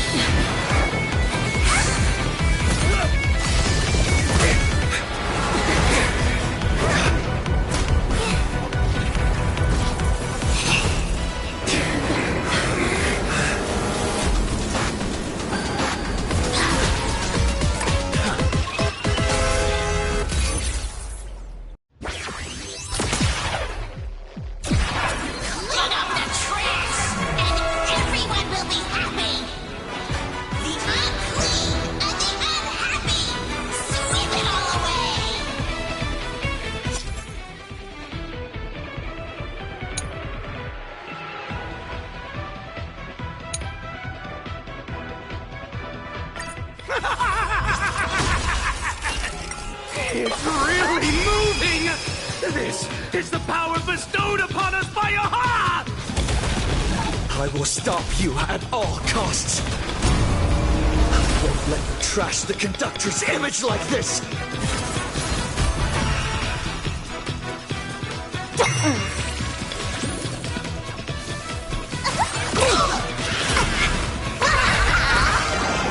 That only. Don't thank me.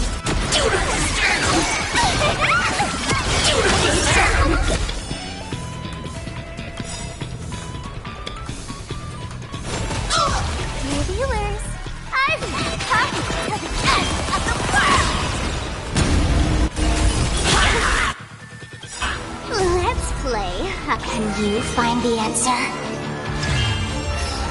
Deep cleaning mode! Activate it! Sweep away pain together! My strength isn't what it was. People always say, observe the heavens with my divinations. Best of luck. An explosive start. The Astral Express is nothing but the IBC's lapdog. No worries.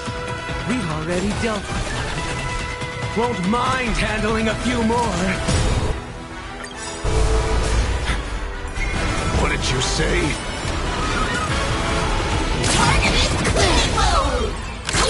begins! Divination says this will hurt.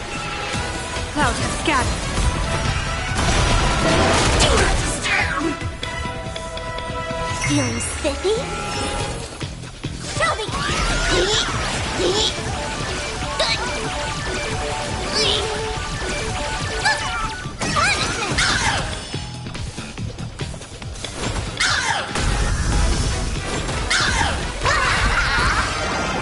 That only. Don't thank me.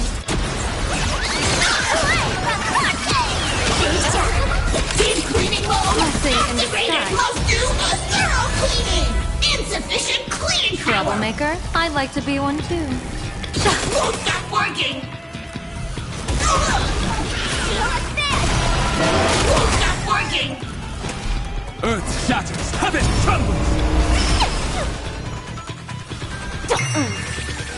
That's all the spark you got. Let's play. Can you find the answer? Want a battle? Blessing in disguise.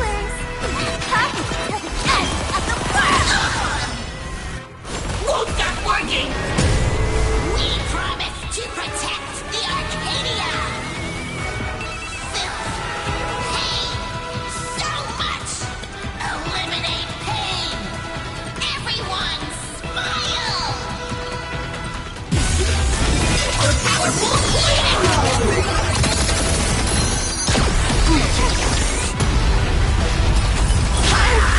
Sweep away pain together! Stars favor us. People always observe the heavens with my divinations. Next of luck, an explosive star.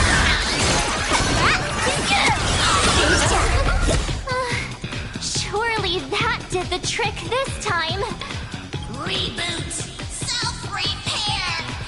Must bring happiness!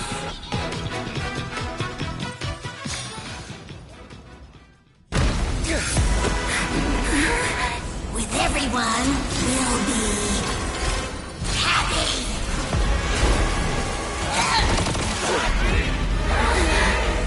I offer my blood to consume this vendetta. I offer my heart to shoot down this injustice. I, lead Hunter La Mancha, call upon you in the name of the Star Hunt Oath. Skybow, gaze upon this broken-legged wolf and steer my hunt toward victory!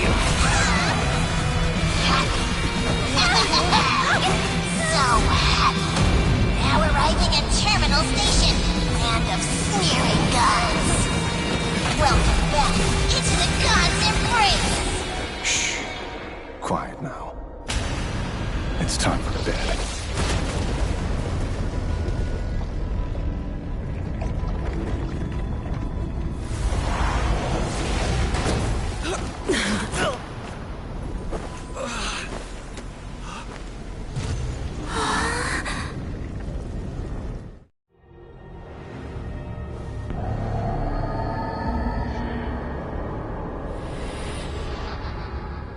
Are we still alive?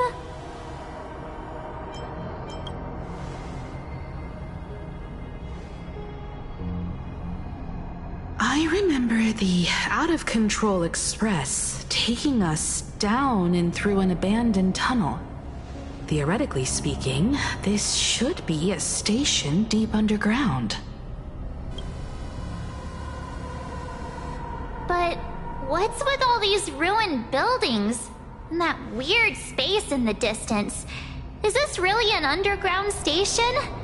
A place this big exists beneath plain Arcadia? Perhaps we're no longer in reality. We may have landed somewhere within the world in canvas for unknown reasons. Then, can we still make it back? We need to find everyone and get out of here as soon as possible. Where's Mr. Ashvale and the others?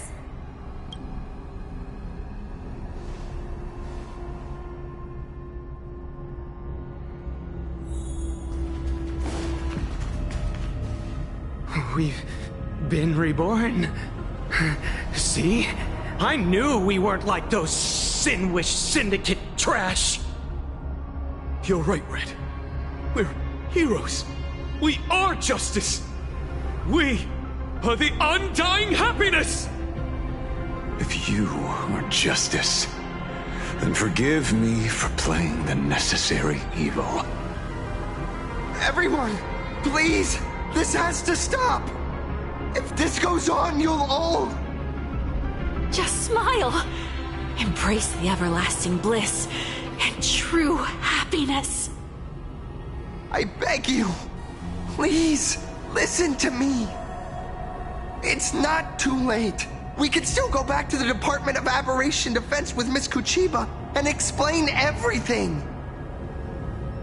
It's no use. They are just creatures that can only react to joy now. All shall be blessed with happiness. All shall live forever. So smile and laugh. And let our laughter infect all of plain Arcadia. My senior, Mr. Ashvale, I'm begging you. Please tell them that it's not too late.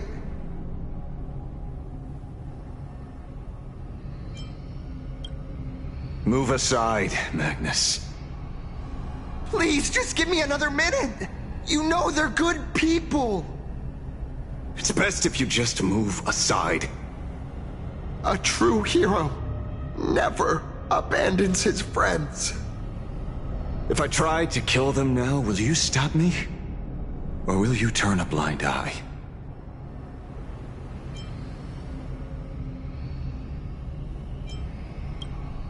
I get where you're coming from, but they've made their choices, and so have I.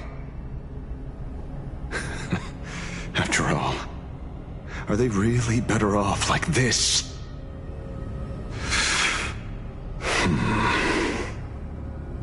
A tribute of life unto death, and the debt paid in blood.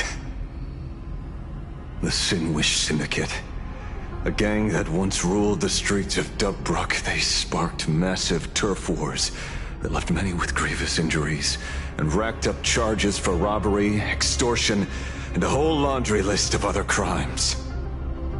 Pullwave and Koss died. They were far from saints. Any good deeds they did in their lifetimes were just like a few pretty soap bubbles floating up from a stagnant pool of filth. That's why we brought them down. They and this whole world have now become happier. Yes, they may have had sins to atone for, but that doesn't justify your murdering them as if they were just toys. Thank you for your aid. I am the Blaze Weaver Warrior, captain of the Daybreak Squadron! May I... Hey, where are you going? Play? We're not playing. Everyone's just laughing along happily. Mr. Detective, do you know about the Galaxy Rangers? I heard they are a group of righteous heroes roaming the universe. In that sense, are we the city's rangers? Ah! Mr. Ashville! Could you do us a favor?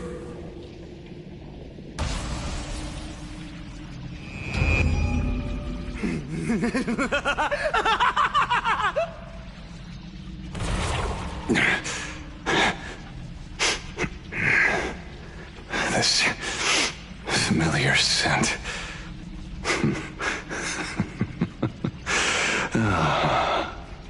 I see. What have you done? Remember what happened today, Magnus. You may seek revenge anytime. I won't stop you.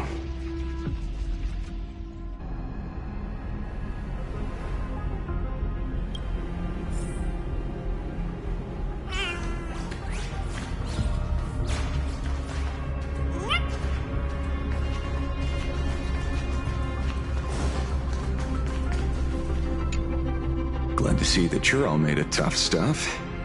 I was just fretting over failing my chaperone duties.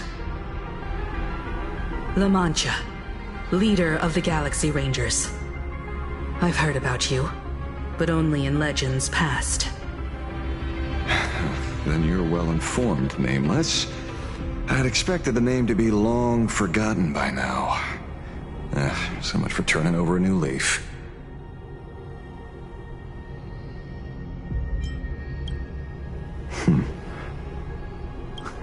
But you mean the esteemed Silver Gun Shura and dazzling ninja hero? Of course not. I retired a long time ago. Out of the Rangers I know who are still alive, one sees me as a traitor. The other is prey. And just so we're clear, I want you all to forget the name you just heard. Right here and now, in this world called Plain Arcadia, I am just Detective Ashvale. Instead of obsessing over my identity, or pitying the 3 dead criminals, I advise you to work on a way out of this place first. I've long heard rumors about unsavory things hidden deep beneath the Arcadia. It's strange how the people here can sleep so soundly. The train broadcast called this place the Land of Sneering Gods. I don't think I've ever seen this station on a map. Are we going to be trapped here forever? Mr. Ashvale, despite being at such a bizarre location, you've been oddly confident and unconcerned over your safety since the very beginning. Do you truly know nothing about this place? I'm afraid that's classified information. Besides, well, I'm simply doing what any professional private investigator would do. Trust my employer. It's time to show us the trinket Pearl gave you, kid.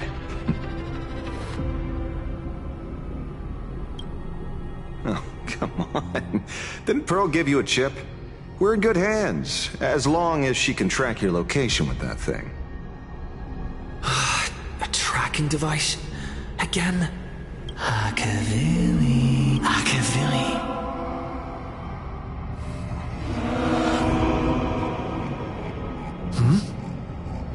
Come.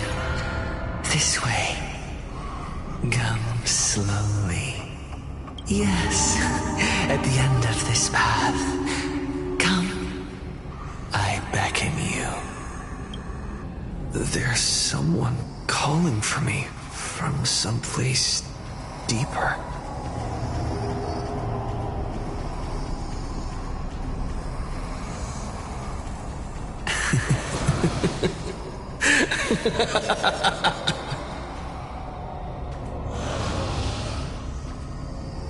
Over here.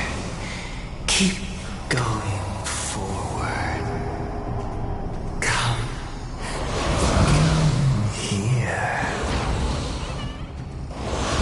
This way. Akavili. Come. Embrace this wondrous world. Come to my side. You want to go further, deeper. Become one with me. The joy. The positive feedback. Sweet synaptic flickers on your cortex. Gentle. Wonderful. Listen. It's breathing. Slumbering. Whimpering. And grinning. Warm and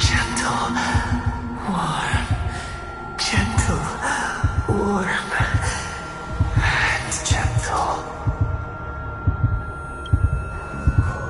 I am you, and you are me. Come, embrace this primordial joy.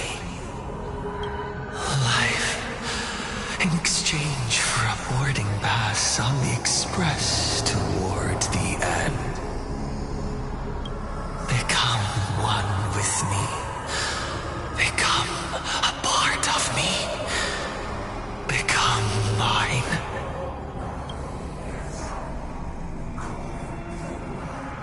Let's go deeper. I want to go over there.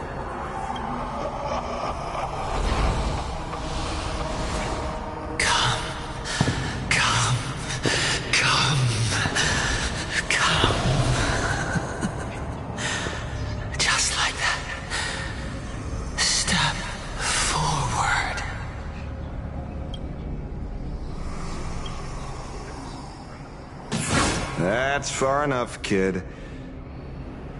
My golden principle while working on cases in this world is to keep my curiosity in check, and not get involved with matters beyond the case itself. Especially things that already look considerably dangerous.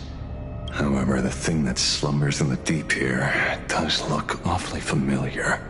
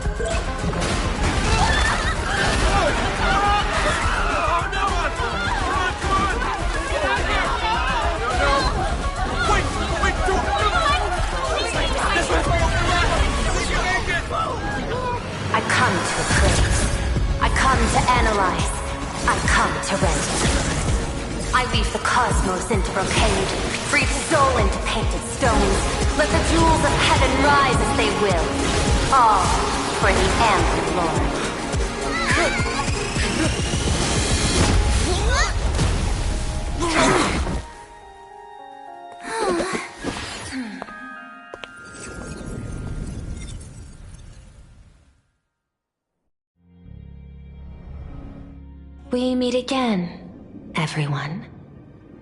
Fortunately, his lucky chip helped me locate you. Please accept my sincerest apologies for not intervening in time and putting all of you in danger.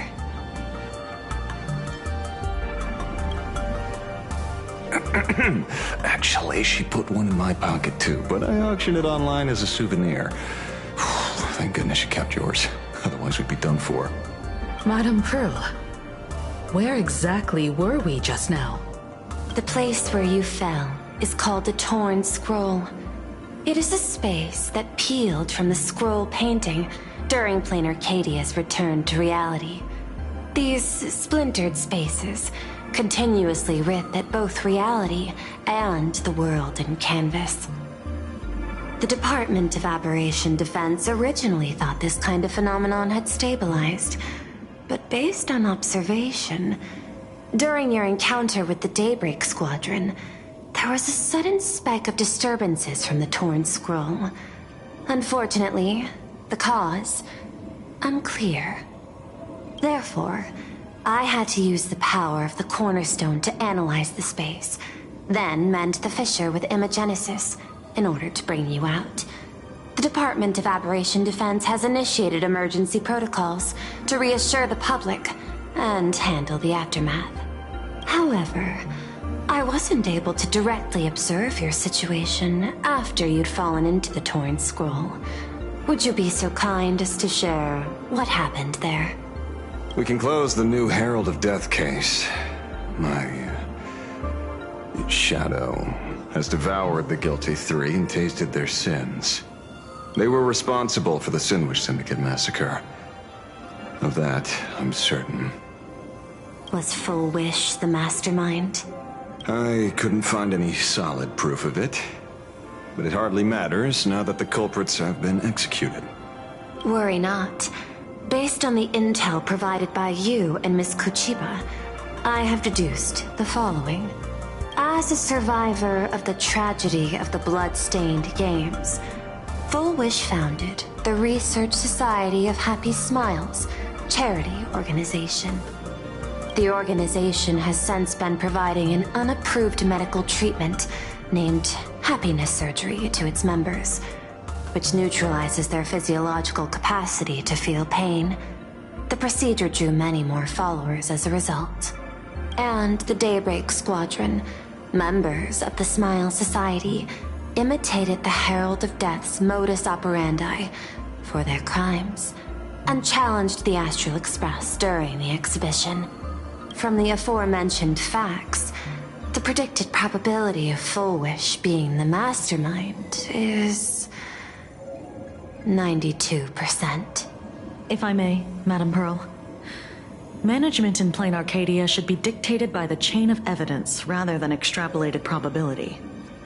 I understand. I will observe the human laws and customs. In any case, we have achieved our goal through Star Railfest, luring the supplicant with ill intent out of hiding. Since Full Wish is exposed now, and we've defeated her supplicant, shouldn't we hurry and arrest her as soon as possible? I'm afraid it's not that simple. We've defeated Full Wish's supplicant, yes. However, all 3 Daybreak warriors were supplicants. That can't be. The supplicant should be the only one who wore the mask and participated in the games with the Phantus Moon's blessing. Those devoured by my shadow can no longer lie nor deceive. All 3 of them had worn the mask before. If they were all supplicants, that means it's still possible for Full Wish to intervene in the games. What's even more terrifying is, when the shadow devoured them, I caught a taste of something familiar. It was the taste of abundance that I'd once devoured as a Galaxy Ranger. What?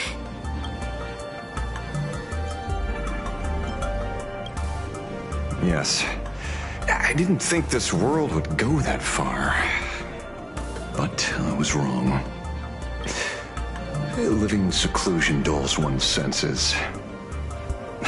I should have realized it earlier. Darn it. There is no point in beating yourself up over it. Therefore, the conclusion must be corrected.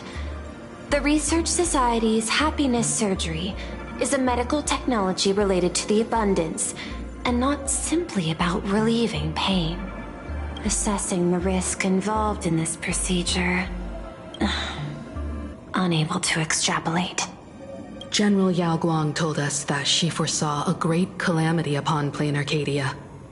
According to her divinations, Blade, the Stellaron hunter, could be its catalyst. So that's why she asked me for the authority to extradite Blade. Regardless, none of us had anticipated this. Plain Arcadia's calamity had already taken root, long before the arrival of the Stellaron hunter. Does she want revenge against the long-dead Herald of Death? Or is she trying to erase the memories of that tragedy? It's frivolous to speculate her motives. Unlike Intellitrons, humans may weave an intricate plan for a mad reason at any cost, yet execute it with impeccable rationality at every step. What's important is that she is stopped. Thank you for your surprise intel, Mr. Ashvale. You have just saved many more lives. Henceforth, the Department of Aberration Defense will place Full Wish and the members of the Research Society of Happy Smiles on a special watch list. Given Full Wish's control over media outlets, I recommend closer monitoring of her dissemination channels. Understood. We will also implement pre-disaster measures at the calamity level standard per the safety response protocol against aberrant threats. Full Wish is not working alone.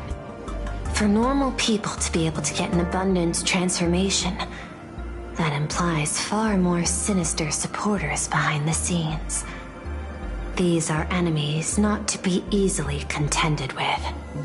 Therefore, as the administrator, I beseech you all, please, lend your aid and help Plain Arcadia through this crisis. This has escalated beyond mere rivalry for the Eonic game. Full Wish's conspiracy has crossed the line. This situation's 100 times more dire than the Herald of Death incident 15 years ago. Please, Madam Pearl. This is my homeworld, and I won't allow the tragedy to repeat itself. Besides, there may be an even greater conspiracy behind all this. As a Nameless, it is my duty to see it through to the end. Indeed, there are old scars and fresh wounds to settle. For the way she toys with life, and the taste of that flesh, Full Wish must be held accountable once and for all.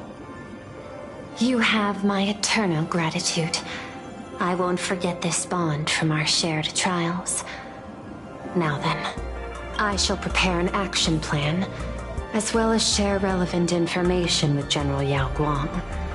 The seed of abundance planted by Full Wish must be uprooted and eradicated as soon as possible.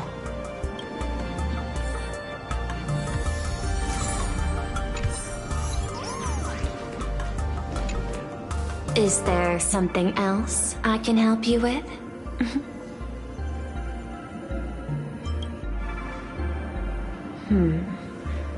I had put them on a temporary watch list before, due to significant decreases in crime rates in certain regions. But now, we finally know how they achieved such a miracle. Personally speaking, I cannot fault the citizens who joined the society, nor do I wish to fixate on the accountability of those who governed at the time. After all, for the corporation, the Smile Society is a tool for maintaining stability, and the members are simply following the human instinct to avoid suffering. You've been to Penacony. You should know. There, the family's members lull guests to sleep with power of the harmony and soothe their pain. From a human ethics point of view, it is well within people's rights to avert pain in moderation. Humans cannot turn off their innate negative feedback like Intellitrons do. I understand and deeply sympathize with that. My assigned theme is analytical art, but at the same time, I am fortunate to be appointed governor of a world. The portrayal and sublimation of pain in human works of art shine among humanity's greatest treasures. Tragedy, elegy, and lost epics.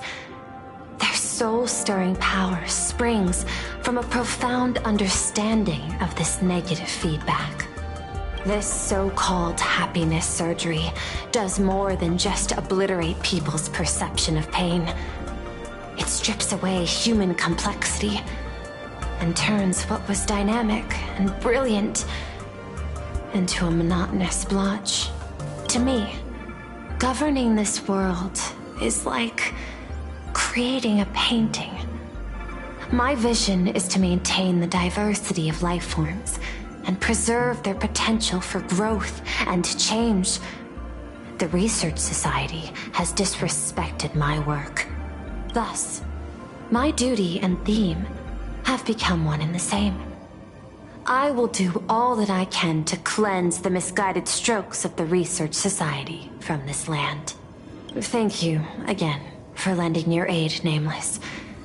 I will begin extrapolation of our next steps now. I hope you all get some proper rest before moving out again.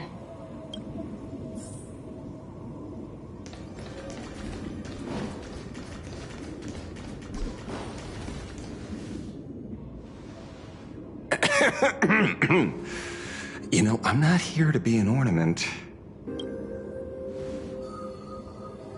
Assessment. You have something to ask me, Mr. Ashvale. Well, lately, I've been on an extremely lucky streak. Be it Full Wish or Magnus, where the leads practically gained sentience and came to me one by one. Luck is also an important part of one's toolkit. Wouldn't you agree? I'm beginning to think you're the one behind it all. You tasked me to investigate the Society and protect the Astral Express, which all led to me unleashing my shadow on those people. Just so you can confirm your hypothesis. You had everything planned out since the beginning, hadn't you? If I answer yes, would it wound your ego? Perhaps. Yes. I paved the way for your investigation, leading you straight to the suspects. Through you, I confirmed my suspicions about the Research Society. However, the question of abundance transformation remains a thorny issue for me.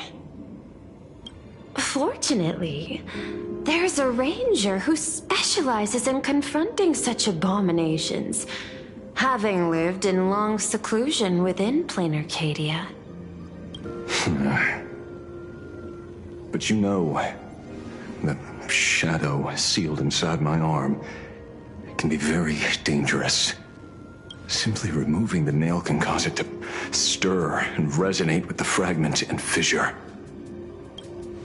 Had I not kept it under control at that time, the fight would have ended with all of us buried in that bottomless abyss. Is that part of your plans too, Pearl? Humans fear the worst, but to the Intellitrons, such fears are merely irrational deterrents. Wasn't the mask of elation I gave you enough to pin down the shadow?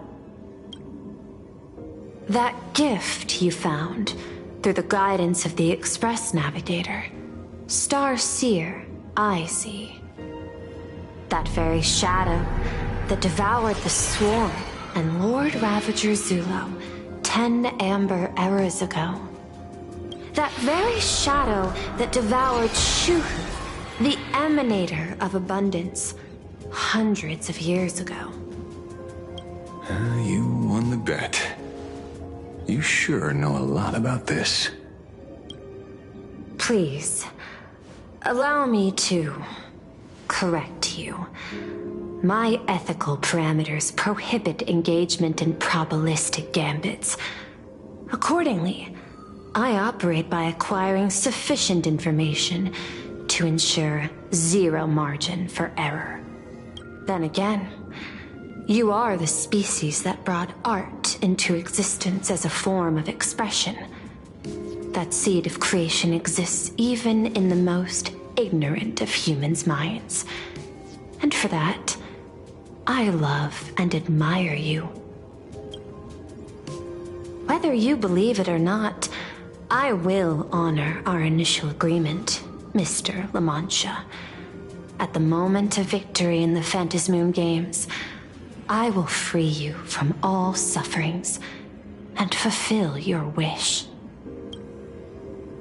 To let a Galaxy Ranger die peacefully in his bed.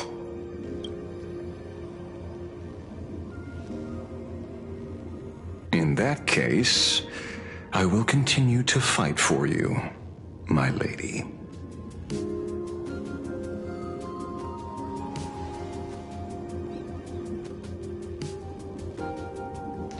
Oh, right. You mentioned several times wanting to replicate the works of Graphia. I don't know much about art. But I was considering that, despite the lack of artistic quality in your strokes when sealing those fissures today, to the people of this world, your creation is just as important as the works of Graphia. Not a single innocent soul was lost on this day because of your protection. Looking back to the ancestral painter of the Cinderth Age, do you truly think she cared about the artistic value of each stroke when she created world and canvas?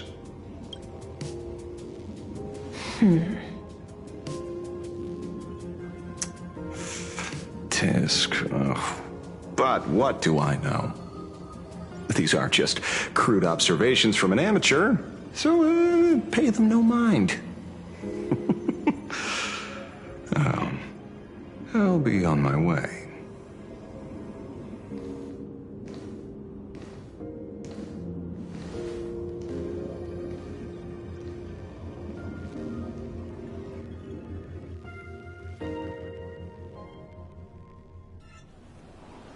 We meet again, Ashen Detective. It's hard to believe that I came back for you, especially after learning that you wanted to sell me out to Pearl. I gotta thank nature's gift. The 6.1 billion credits reward has appeared again. Fortunately, I bypassed you and struck a deal with that Intellitron instead. Regrettably, my current bounty stands at 0. Do you always turn your customers over to the police? How impressively short-sighted. No wonder your clientele is so small. Speaking of short-sightedness, no one rivals the Stellaron Hunters, aka Destiny's slaves, isn't it? You are all fated to march toward the finality, and nothing can stop you. On the contrary, there are many paths for us, as long as that person can see. In other words, he can't see the trajectory of your destiny in this world during this mission? Take a guess. I've heard about what befell Euphorius. The war among the eons is now inevitable. Whether it's the IPC or the Express, they are fighting for an uncertain future. And in the world where the elation is the center of attention, there will eventually be more than one eon interfering. even a Destiny slave would not be able to see the path ahead. Keep guessing. We're getting pretty close. Enough of your games. I'd say it's not too late to rename the planet Adlevin. It's still too early to despair, old man. I came prepared, but I could use a helping hand. 30 million credits. Pay or die. Come on, give your friend a discount, will ya? Say 0 credits? I ain't your friend. I meant him. It's been a while, Yingxing. It's been too long, Mr. La Mancha.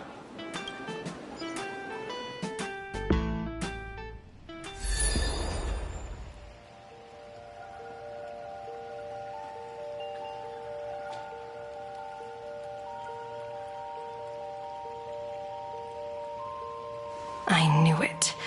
There must be an explanation for the unusual fate of this world. Though I lost sight of the sparrow, I discovered a mysterious tree. I finally found the heart of the Phantasmoon games, thanks to this little birdie. Mr. Sunday, do you sense me? There's no reaction from the bird. What's wrong with it? Hello? Is anyone there?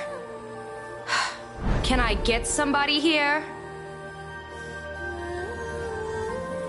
No one's here. No one. That's a lie. I saw a pretty girl hiding right here through the bird's eyes. Who are you? That's none of your business. None of your business. If that's how it's going to be, then I'm done playing nice here. If my eyes weren't playing tricks on me, the ancient tree here must be the ambrosial arbor of abundance, yes? Little girl, are you going to keep playing hide and seek, or will you come out and have a proper conversation with me?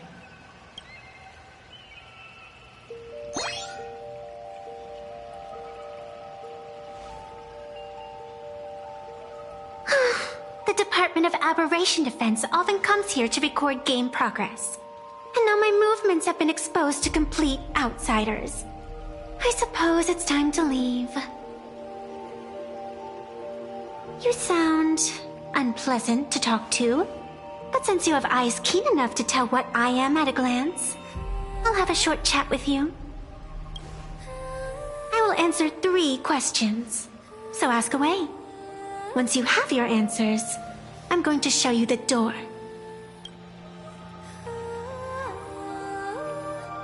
I wanted to question why the Joyseeker would permit the Ambrosial Arbor of Abundance to take root in a world they had blessed.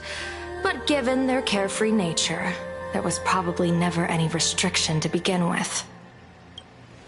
On my second question, are you a Feykind native to Ahatopia, or are you one of the long-life species shaped by the Ambrosial Arbor?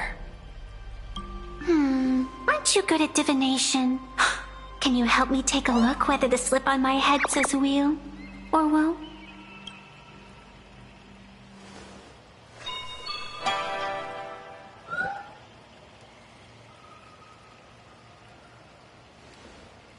There's nothing on your head except your ears. And that itself is the answer. I am the arbitrator who determines the outcome of the Phantasmoon Games. I am the raging waves of joy, and the living pulse of this world. Diviner of the Xianzhou, the weal and woe you behold are but a single petal fallen from my hand. It blooms with the morning, and withers by evening, reducing to dust in a fleeting moment. My true form is the Panarch Elwood, the embodiment of instant and eternity.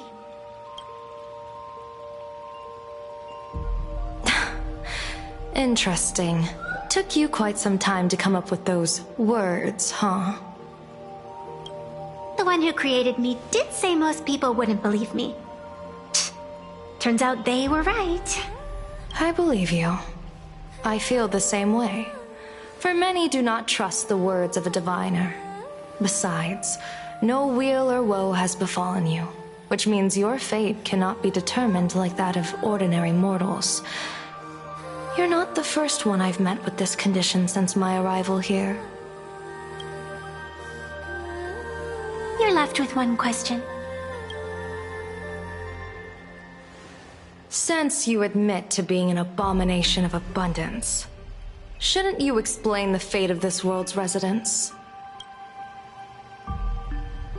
Unless they are your doing? If your answer fails to convince me, it may be too late by the time I summon the Lux Arrow from the sky with the rainbow. Chill out! You shouldn't make jokes like this. I'm not as skilled at divination as you are. When you suddenly speak of the great wheel or woe and interrogate me, I get confused too. After all, isn't every rule and every variable of the Phantasmoon Games dictated by the impulse of some god? As for the brewing storm, let's settle down and discuss whether the turmoil, once again, is the result of the laughter's mischief.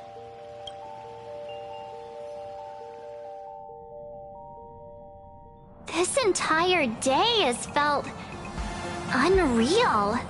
We had situations lined up one after another, and a growing crisis on our hands. The Research Society is insane to meddle with the power of abundance. There's no telling how many have already undergone the happiness surgery. Full Wish witnessed the tragedy caused by the Herald of Death 15 years ago. And now, she herself has assumed that dreadful mantle. We have to relay this information to Dan Heng, Sunday, and General Yao Guang as soon as possible.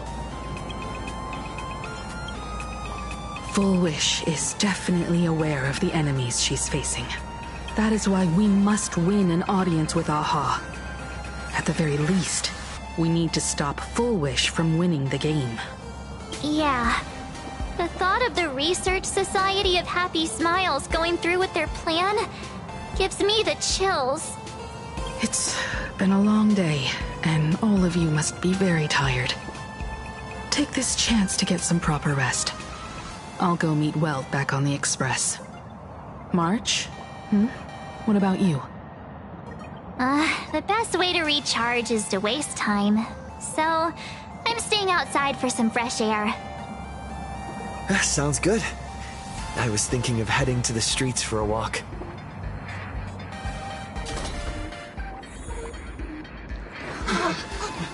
What was that?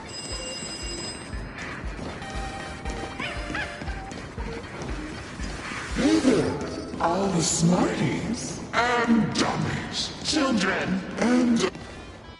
Now that everyone has made their appearance, no need to keep further secrets what you can as a spark must grow into a wildfire as an extra one of these fantasy games shall receive all of my authority more than a thin minute to become the true permanent demon of elation. As such, it's time to revel in unabated joy.